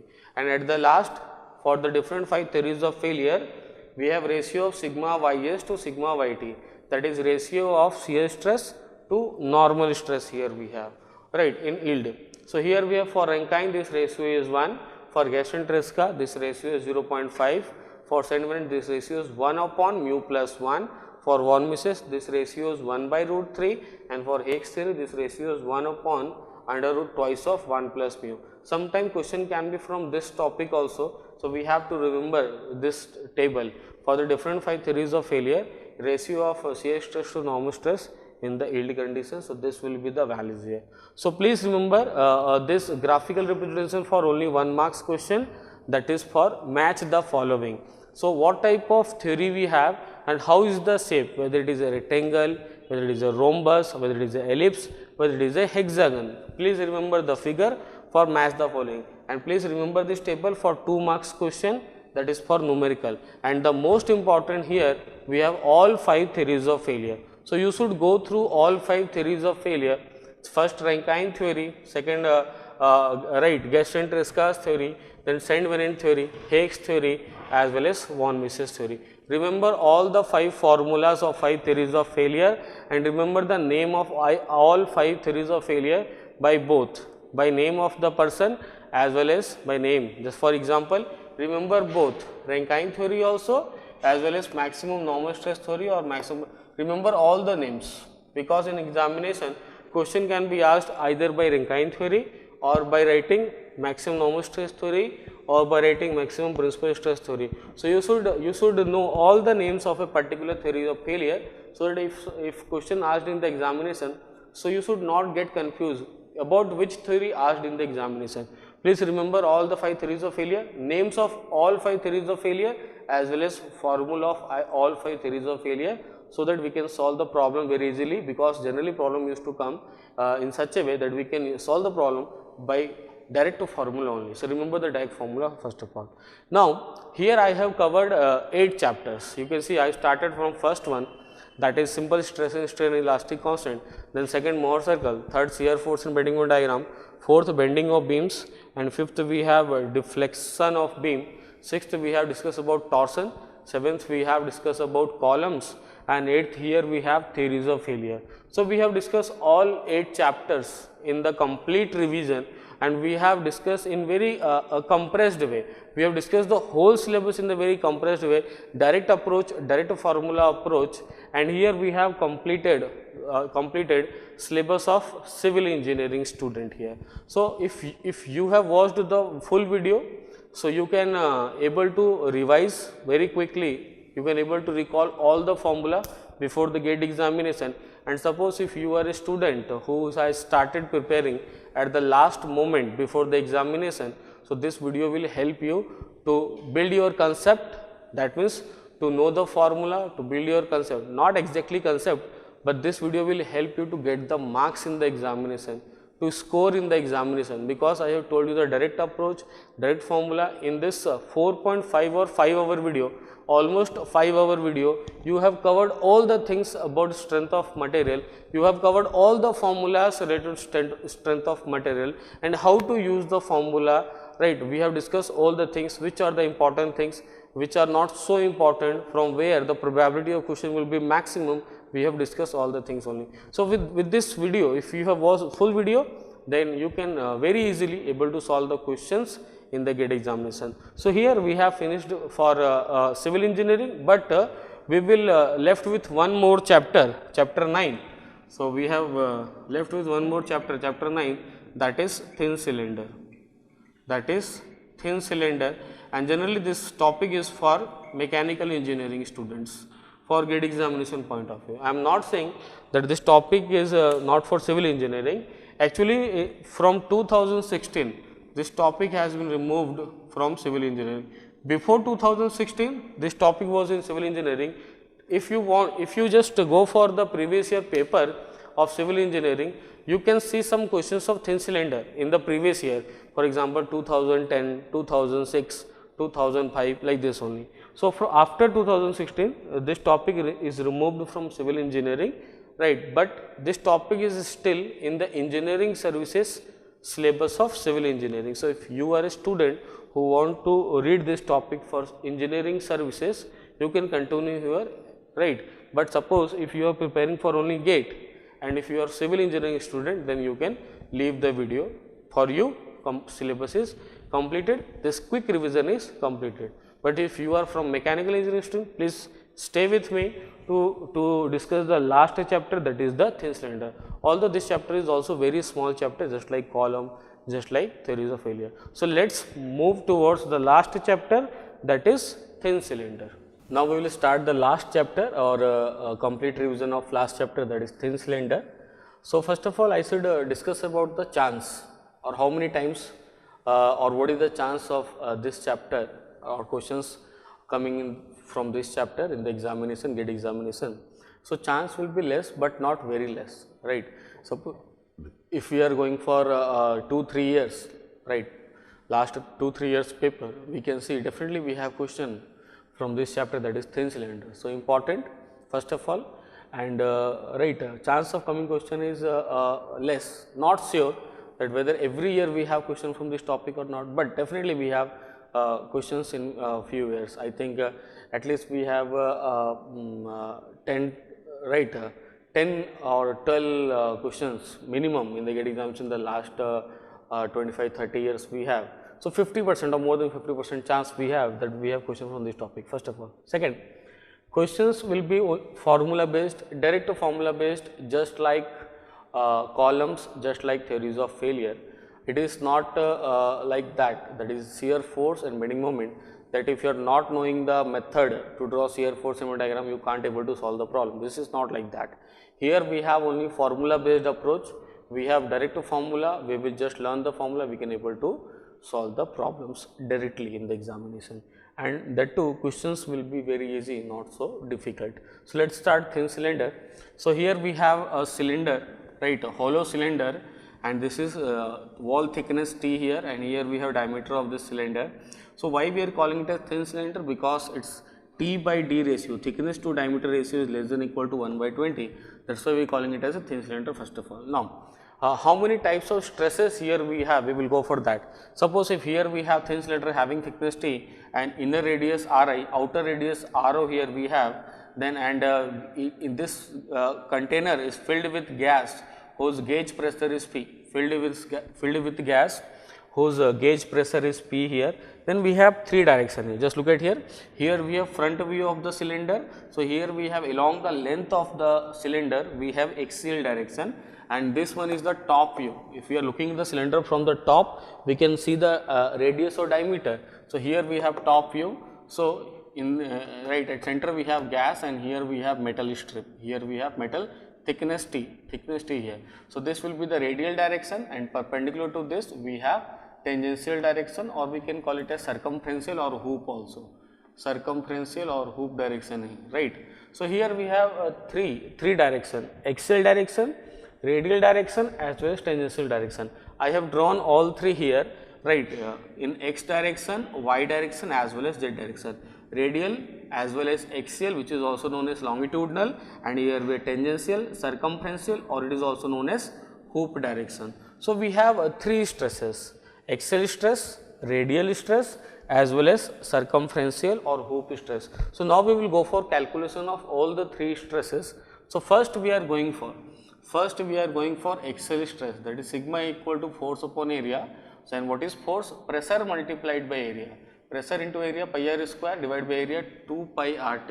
So we will have this formula as sigma A P r by 2T, which is tensile in nature. Now what is R here? Just look at here, where R is the mean radius, that is inner radius plus outer radius divided by 2. But we have thin cylinder, so what we can say, inner radius, right, almost equal to outer radius, almost equal to the mean radius only. So all three will be almost same. So whatever it is given, you just consider as mean radius only. That is not a problem in the examination. So please remember this formula, very important formula of axial stress, which is tensile in nature. Now coming towards the second one, that is the hoop stress or circumferential stress, represented by sigma theta here we have. So we can write sigma theta as PR by T only, which is also tensile in nature here. Now third one will be the radial stress, but this is not so important. Why this is not important? Because radial stress value is P, which is compressive in nature, and since this radial stress is very less as compared to hoop stress and axial stress, so generally we are neglecting this value. We are neglecting the value of radial. So we have radial stress equal to 0. So we have radial stress equal to 0 here we have. So remember only two, that is the axial stress as well as hoop stress only. Third one will be 0 here. Now just look at here. Suppose we have three: radial, hoop stress, as well as axial here. So in three direction x, y and z. So we can write it as sigma 1, sigma 2 and sigma 3 here. So major will be, or larger stress will be sigma theta PR by T, then second will be sigma A PR by 2T, and third will be 0 here. So sigma 1, sigma 2 as well as sigma 3 here we have. So if you go for in plane maximum shear stress, so what is in plane maximum shear stress? That is tau max is equal to sigma 1 minus sigma 2 divided by 2, that is equal to PR by 4T. So this is again very important formula, right? Please remember in plane maximum shear stress, and don't confuse with absolute. I will discuss about absolute also. So here we have in plane maximum shear stress, which is tau max is equal to sigma 1 minus sigma 2, 2 by 2, tau max equal to PR by 4T, right? Now we have absolute maximum shear stress also, absolute maximum shear stress also. So tau max will be sigma 1 minus sigma 3 by 2, this is tau max equal to PR by 2T here, and this is also very important. But don't confuse between these two formula. One is in plane maximum shear, one is absolute maximum shear. Very clearly it will be written in the examination what to find out. If it is written in plane maximum shear, go for this formula. If it is only maximum shear or absolute maximum shear, go for this formula only, right? Now we will go for strain. So for strain, what we can say, right, here we have x axis, y axis, z axis. Here we have sigma A, sigma r as well as sigma theta. So in the same direction we have epsilon A, epsilon r as well as epsilon theta, that is axial strain, radial strain as well as circumferential or hoop strain here. So since in the first chapter we have discussed that epsilon x is equal to sigma x by E minus mu times of sigma y plus sigma z by E. So we are applying the same formula here. So epsilon A will be sigma A by E minus mu times of sigma theta by E, which is change in length to original length. So from here we can find out the value of delta L, what is the change in length or what is the increase in length. Now second, epsilon theta will be equal to sigma theta by E minus mu times of sigma A by E here, right, minus mu times of sigma A by here, which is equal to delta R by R here. So from here we can write what is the change in radius or what is the increase in radius. This is also important formula, this is also very important formula here. Now next will be volumetric strain epsilon V, and what is volumetric strain? Here we have epsilon V twice of strain along radius plus strain along length, that is epsilon V twice of epsilon theta plus epsilon A.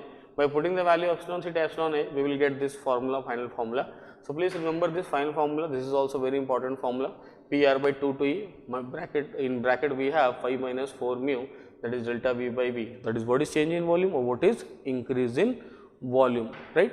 Okay, so we have discussed all the important formula. What are the important formulas, right? So first we have sigma A, and second we have sigma theta, and third we have tau max in plane, fourth we have tau max absolute, and here we have fifth and sixth formula, and here we have seventh formula. These are the 7 important formula from this chapter thin cylinder, and we have completed this chapter thin cylinder, right? So I think I hope you have enjoyed this complete revision topic. Actually this video is almost of 5 hours, and I think in the 5 hours I have completed everything, every formula from the first chapter to the last chapter in the best possible way, so that you can understand the formula well, you can apply the formula well in the examination, and within this short duration you can use this video or you can utilize this video in the best possible way, and you can score maximum as max x possible, right? So or you can do your revision in the best possible way, because I have covered all the things in this video in this short duration 5 hours. I have completed whole strength of material in complete revision of this video. So I think you will enjoy a lot, you will learn a lot, you will score a lot in the examination. And suppose if you find this video very interesting for you, right, you can share with your friends also, and if you find this video very beneficial for you in the short duration of time to score in the GATE examination, then definitely you can put a comment how you have enjoyed this video, or how much you have liked this video, or how this video benefited you, and how much confident you are after watching this video, right? Okay, so thank you for watching this video.